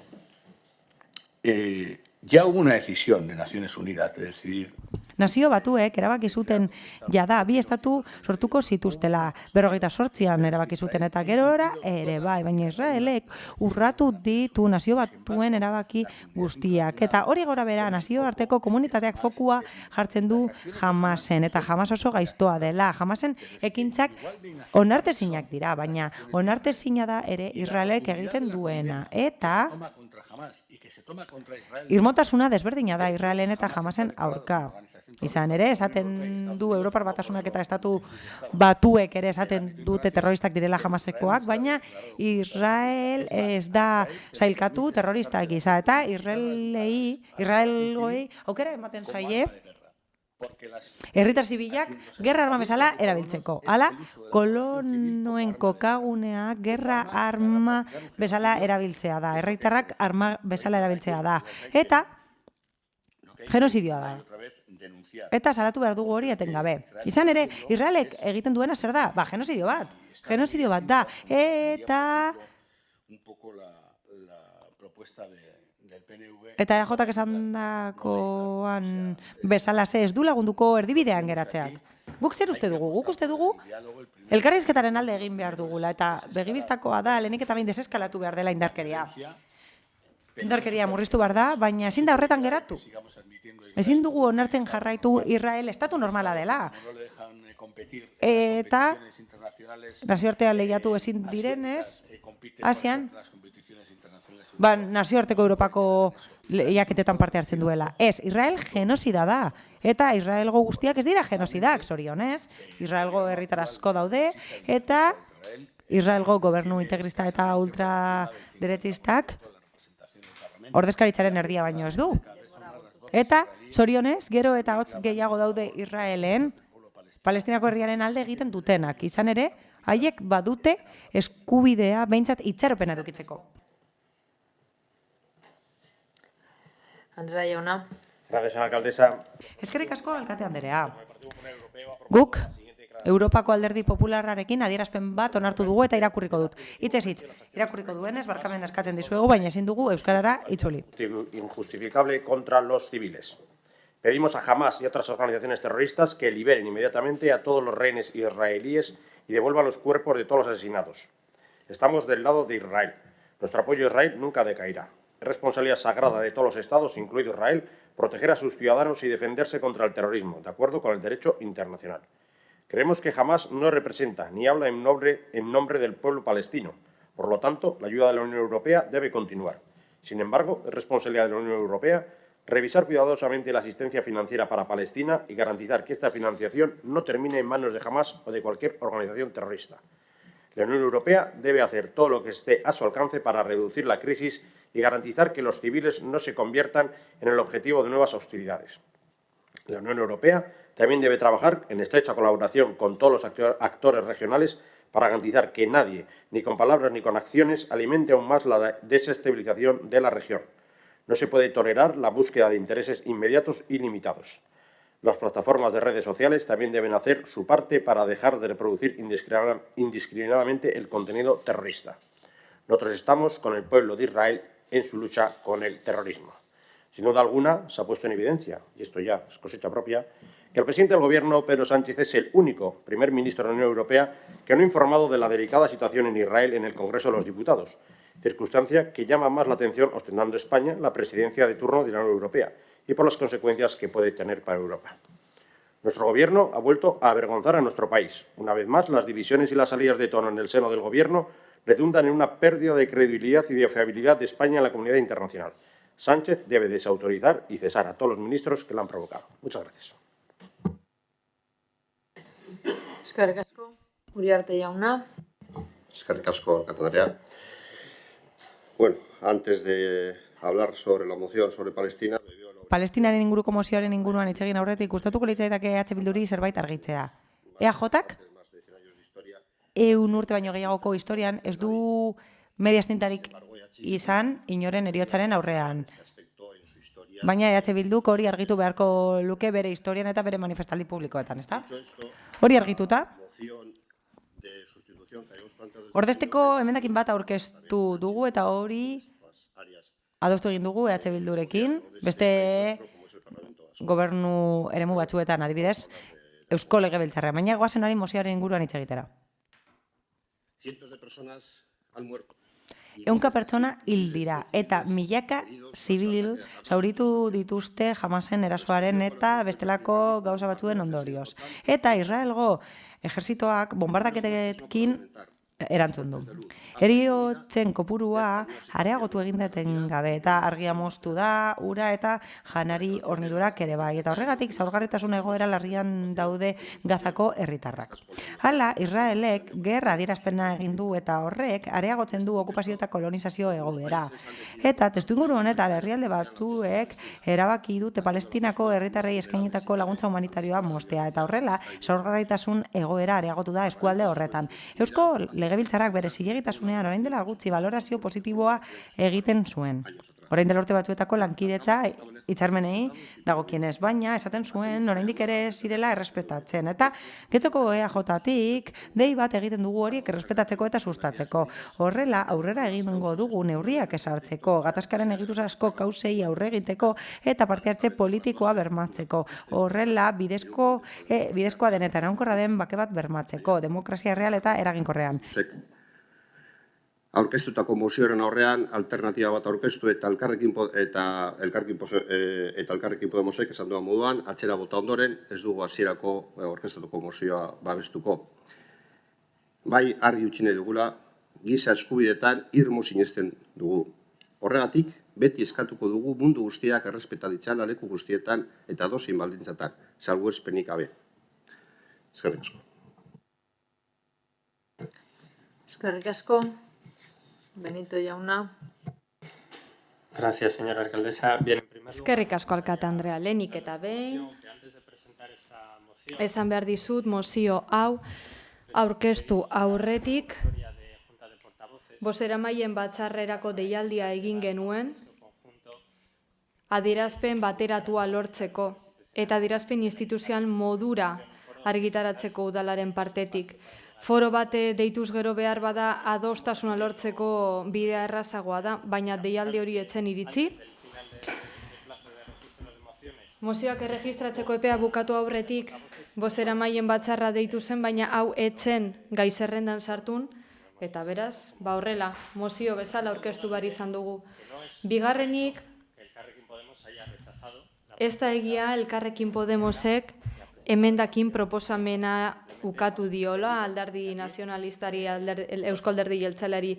Bakarrik esan duguna da 2 puntu gehitzeko eskatu zaigu eta horrei eman diogu ezetza. EAJ-tik esfortzua egin da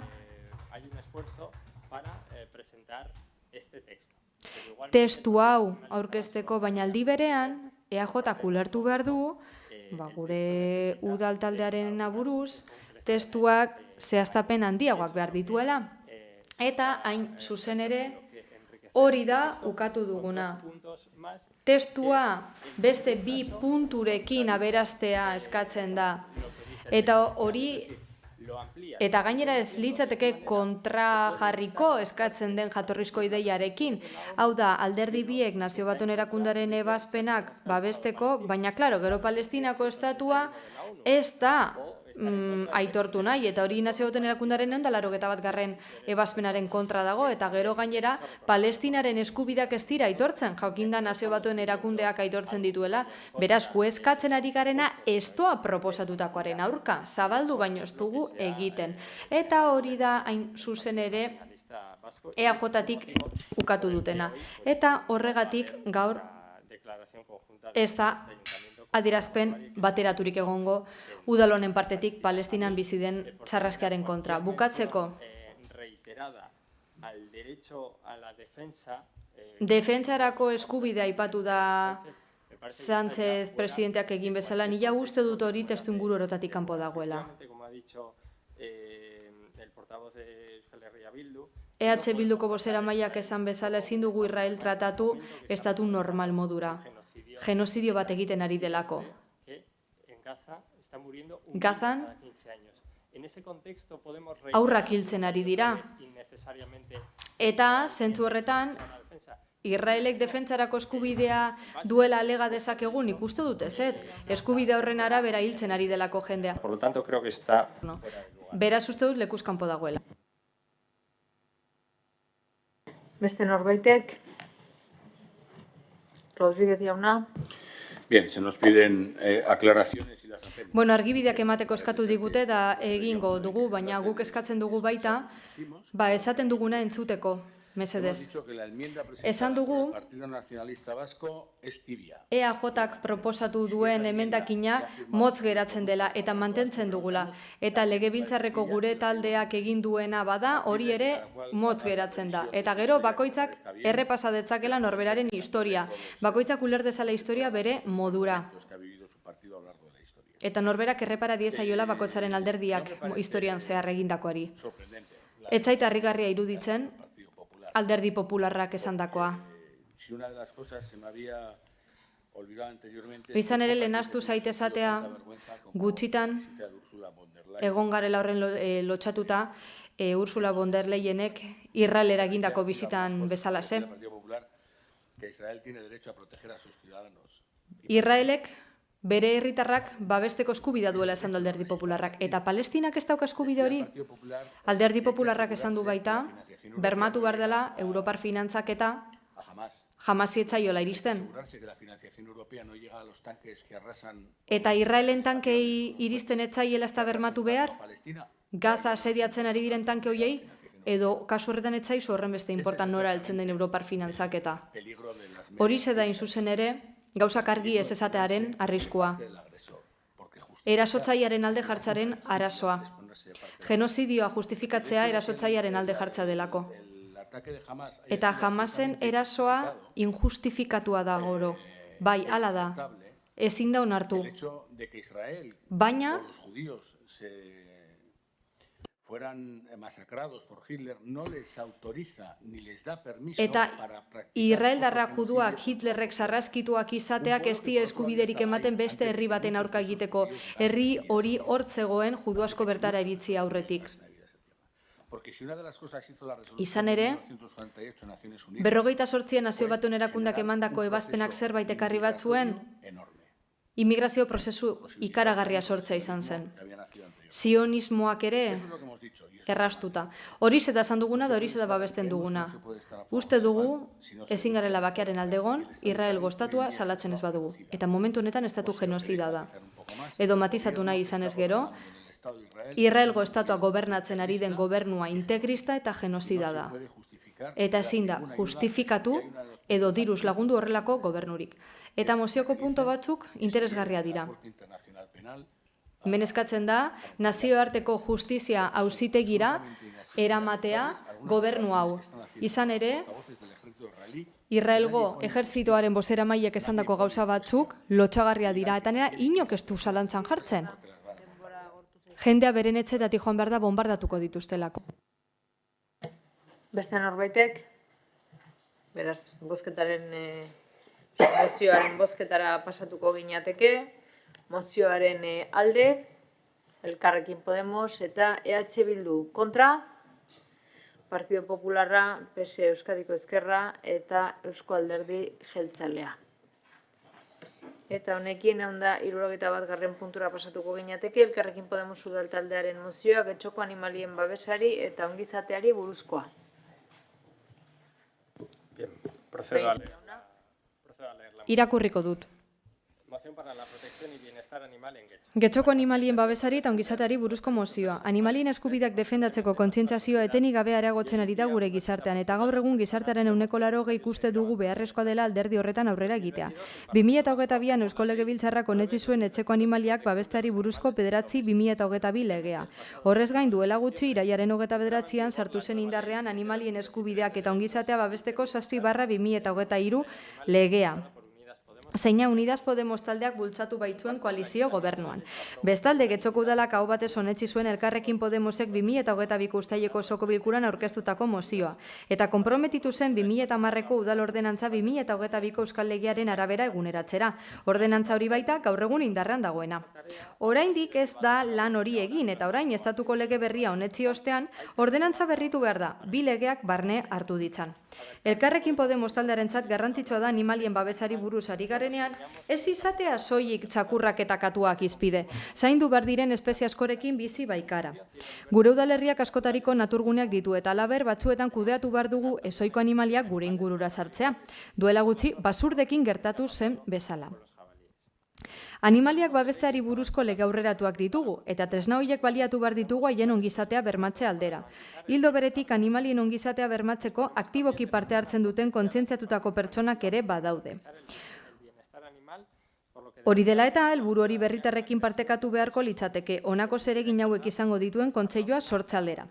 Ordenantza eguneratzea, txakurren ADN-ari buruzko proposamenari jarraipena egitea, animalien babesa eta ongizate helburu dituzten politika publikoak planifikatzea, kanpainak ebaluatzea, egon daitezken isurrien berri ematea eta horien gaineko jarraipena egitea. Eta urtean zehar Getxon bizi diren edo gure udalerria zeharkatzen duten espeziengan klimaldaketak duen eragina ebaluatzeko azterlanak egitea. Bereziki aintzat hartuta Boluetako ezegunea, Gobela ibaiko herribera eta Eskorri. Horregatik guztiagatik Getxoko udaleko osoko bilkura honi honako hau aurkeztu nahi diogu. Bat, Getxoko udalak animaliak babesteari buruzko indarreko ordenantza berrituko du EAEko naiz estatuko legeek ezarritako berrikuntzei egokitze aldera. Hirugarren puntuan aipatu den animalien ongizati eta babeserako kontseiluarekin batera egingo da berrikuntza hori. 2. Getxoko udalak 2023ko arauzko egutegian sartuko du lan hori 2022ko uztaileko osoko bilkuran hartutako konpromisoari jarraiki. Getxoko udalak 6 hilekopean sortuko du animalien ongizate eta babeserako kontseilua, eta bertan gutxienez honako hauek bilduko ditu. Gizarte eragileak, udalteknikariak, udalerrian lan egiten duten animaliak babesteko elkarteen ordezkariak, katu koloniak elikatzeaz eta kudeatzaz arduratzen den taldeko ordezkariak eta albaitari kliniketako ordezkariak.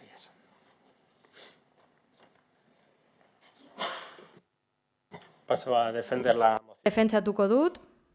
Bien, bueno, como he dicho en la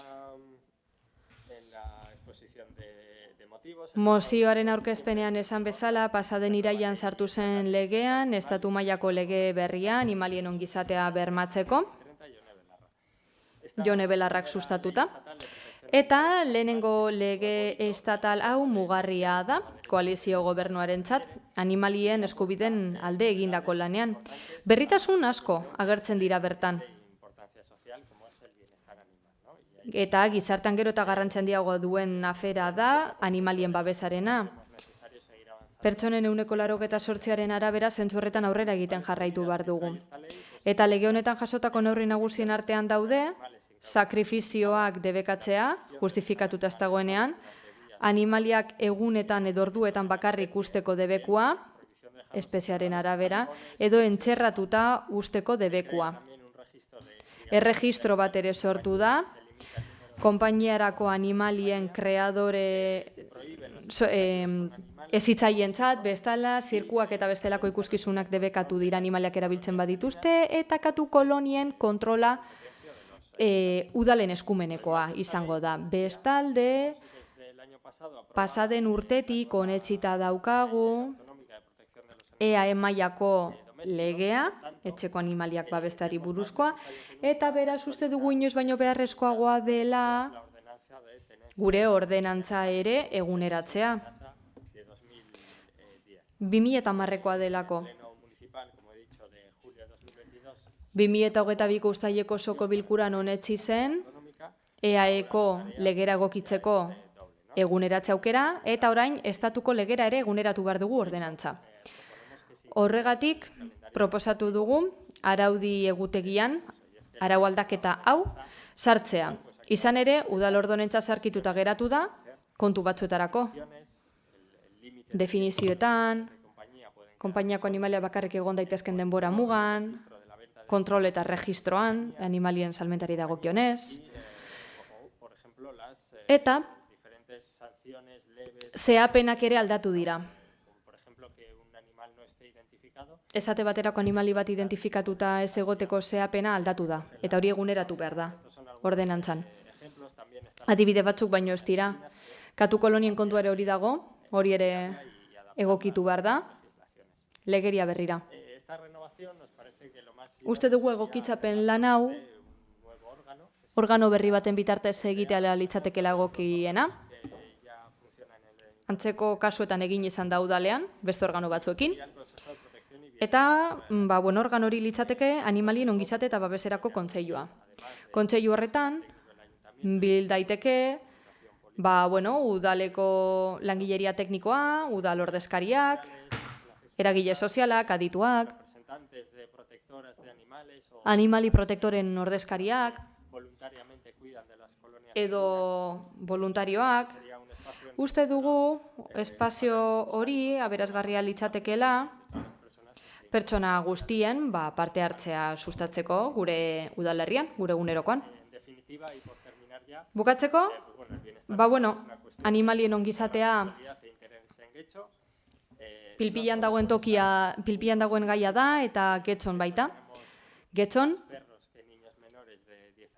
txakurrak gehiago dira, adin txikiko aurra baino, eta gainera, esan bezala, animalia basatiak ere badira getxon, eremu naturaletan, bolueko segunean esate baterako. Eta horregatik guztiagatik uste dugu udal gobernuak ezin duela gehiago atzeratu hau, inongo arrazoirik gabe. Lan honi ekin behar zaio, ekin behar dio, beto esan da bere osotasunean eguneratu behar du ordenantza, eta batez ere parte hartzea oinarri hartuta egin behar du, kontseilu hau sortuz. Besterik ez, eskerrik asko. Eskerrik asko. Beste norbaitek, bai, González jauna. Gracias, señora alcaldesa. Eskerrik asko alkate Andrea.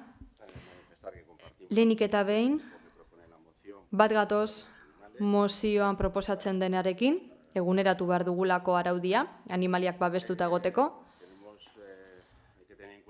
Kontutan izan behar dugu, ordenantzaren eguneraketa araudiaga egutegian sartzeko 2024ko egin beharko litzatekela. Ezin dugula 2023ko egin, baina zalantzak ere baditugu. Kontseiluaren sorreraren inguruan esate baterako. Hau udalaz gaindiko eskumena da. Legeak autonomikoak eta estatalak dira. Eta ezin dugu edozein tresna baliatu. Beraz hau, udalaz gaindiko administrazioetan landu behar da. Eta horregatik, hain zuzen ere uste dugu ordenantza logikoa den bezala, ahalik eta azkarren egokitu behar dela, baina ezin dugu mozio hau babestu.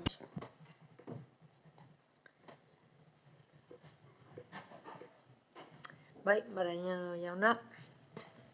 2019ko otsailean aurkeztu genuen mozio bat maskota eta pertsonen arteko elkarbizitzarako foro herritarra eskatzen.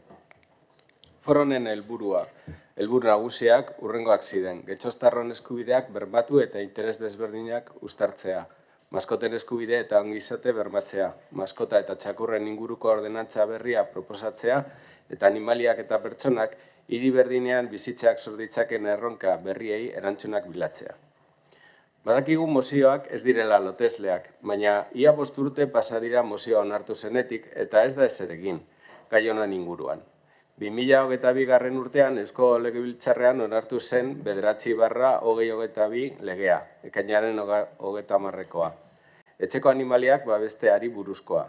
Naiz eta legeak esan udal ordenantza eguneratu behar dela, 9/2022 legea eta 7/2023 legeak betetzeko udal gobernuak oraindik ez du aurrera pasurik eman.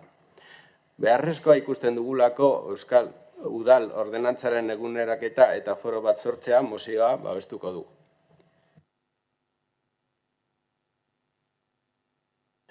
Eskerrik asko.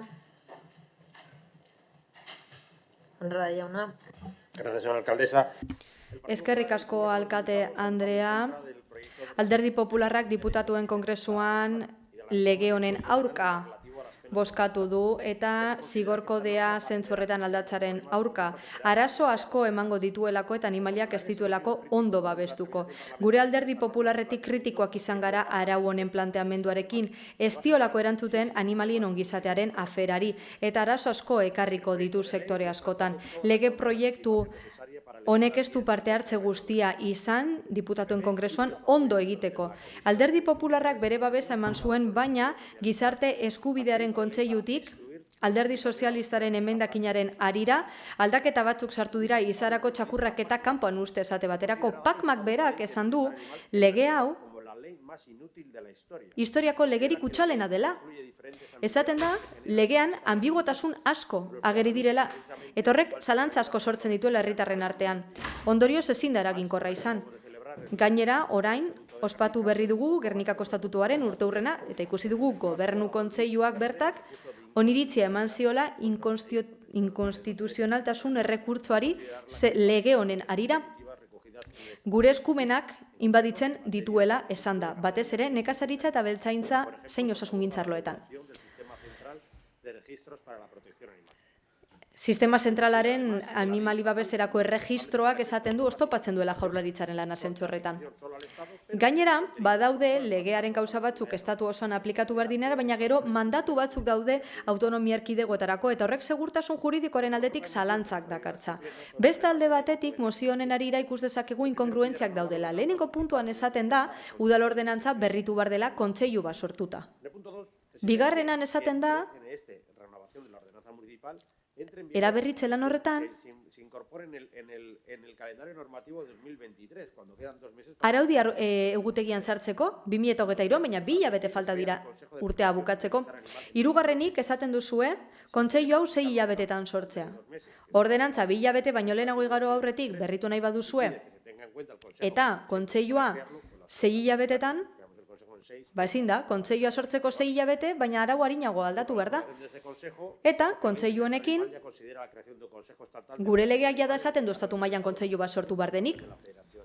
Eta udalak ordezkatuta daude horretarako federazioan. Duplizitatea da. Baina, abstenituko gara uste dugulako gure udal ordenantza epeekin egokitu behar dela. Eta proposatzaileak esan bezalaze guk uste dugu, aizia eremuetan ere sartu behar dela hondartzaren bat edo beste gure udalerrikoa, ordutegie zabalarekin. Hori ere eskatu izan dugu, baina abstenituko gara oro har. Eskerrik asko, Urkitza jauna. Bai, bueno, egunon guztioi, lehenik eta behin, argitu behar dute gobernu talde honek, beti egin dugun bezala, bere udal araudia egoteko duela legeak adierazten dizkigun xedapen irmoetara. Dicho esto, en este caso concreto que nos ocupa, la adaptación a la ley... Hau esan da, EAEko legea ekartzeko prozesua, udal ordenantzako horretara egokitzekoa ez da berehalakoa, eta eudelek pasaden urte amaieran lantalde bat sortu zuen, Getxon, Bilbo, Donostia, Gasteiz, hiri horiekin batera, denok batera lantzeko, udal ordenantzak egokitzeko lana. Eta guztiok batera ordenantza zirriborro bat idazteko.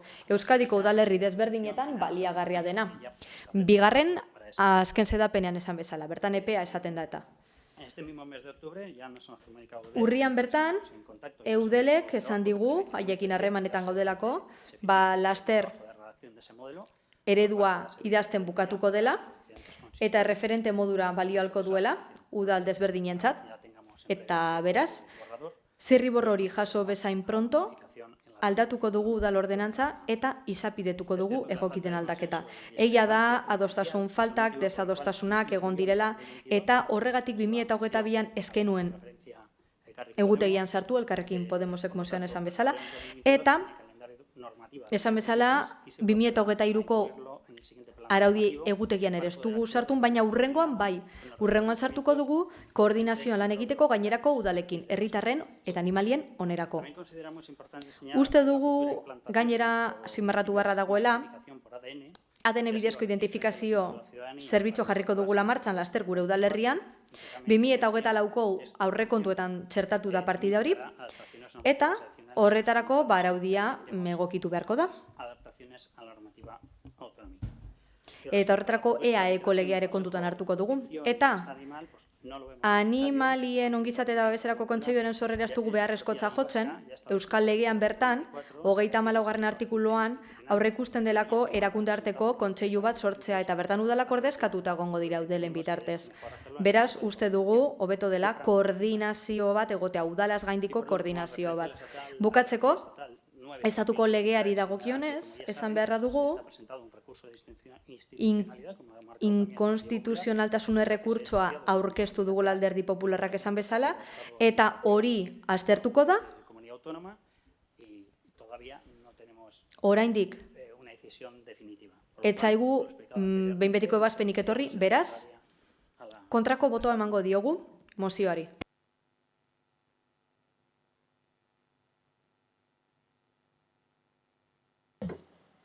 Eskerrik asko. Beste norbaitek. Benito jauna. Bigarren txanda. Brevemente. Bai, askar. Agerikoa da, lana dugula egiteko. Egia da, ordenantza egokitu behar dugula, indarrean diren araudietara. Eta, errekurtso aurkeztu bada ere, horrek ez dio eragiten lege osoari. Eta hori ere landu genezake. Gaur, esan da, jada sortu dela lantalde bat, erakunde artekoa, udalak bertan getxo tartean ordezkatuta daudela, lege autonomikoaren transposiziorako, eta bai aipatu nahi dudana da, eudelek markatutako epea, araudi autonomikoak markatutako epearen pare dela, urtebete ordenantzak egokitzeko. Beraz, uste dut, azkarrago joan behar dugula, bai udalaren partetik,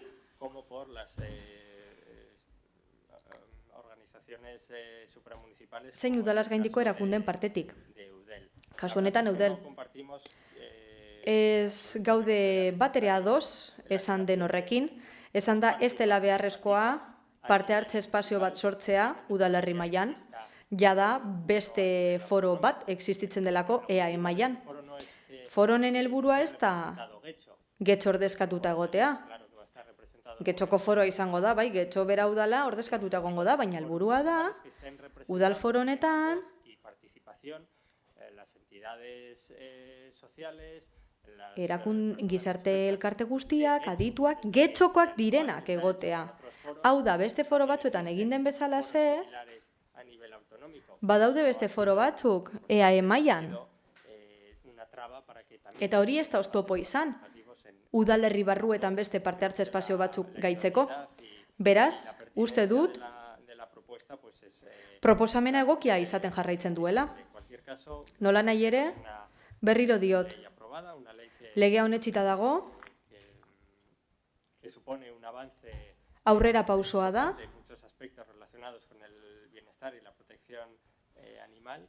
animalien ongizatea bermatzeko ezinbestekoa da, honetzi den legea, baina beste behin erakusten digu udal gobernuak zeregin batzuk dituela eta epez bete behar dituela.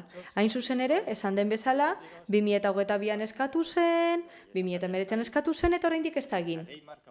Eta legeak epea markatzen ditu, epeak betetzen ez badira, sentitzen dut, baina hor daude. Eskerrik asko, beste norbaitek.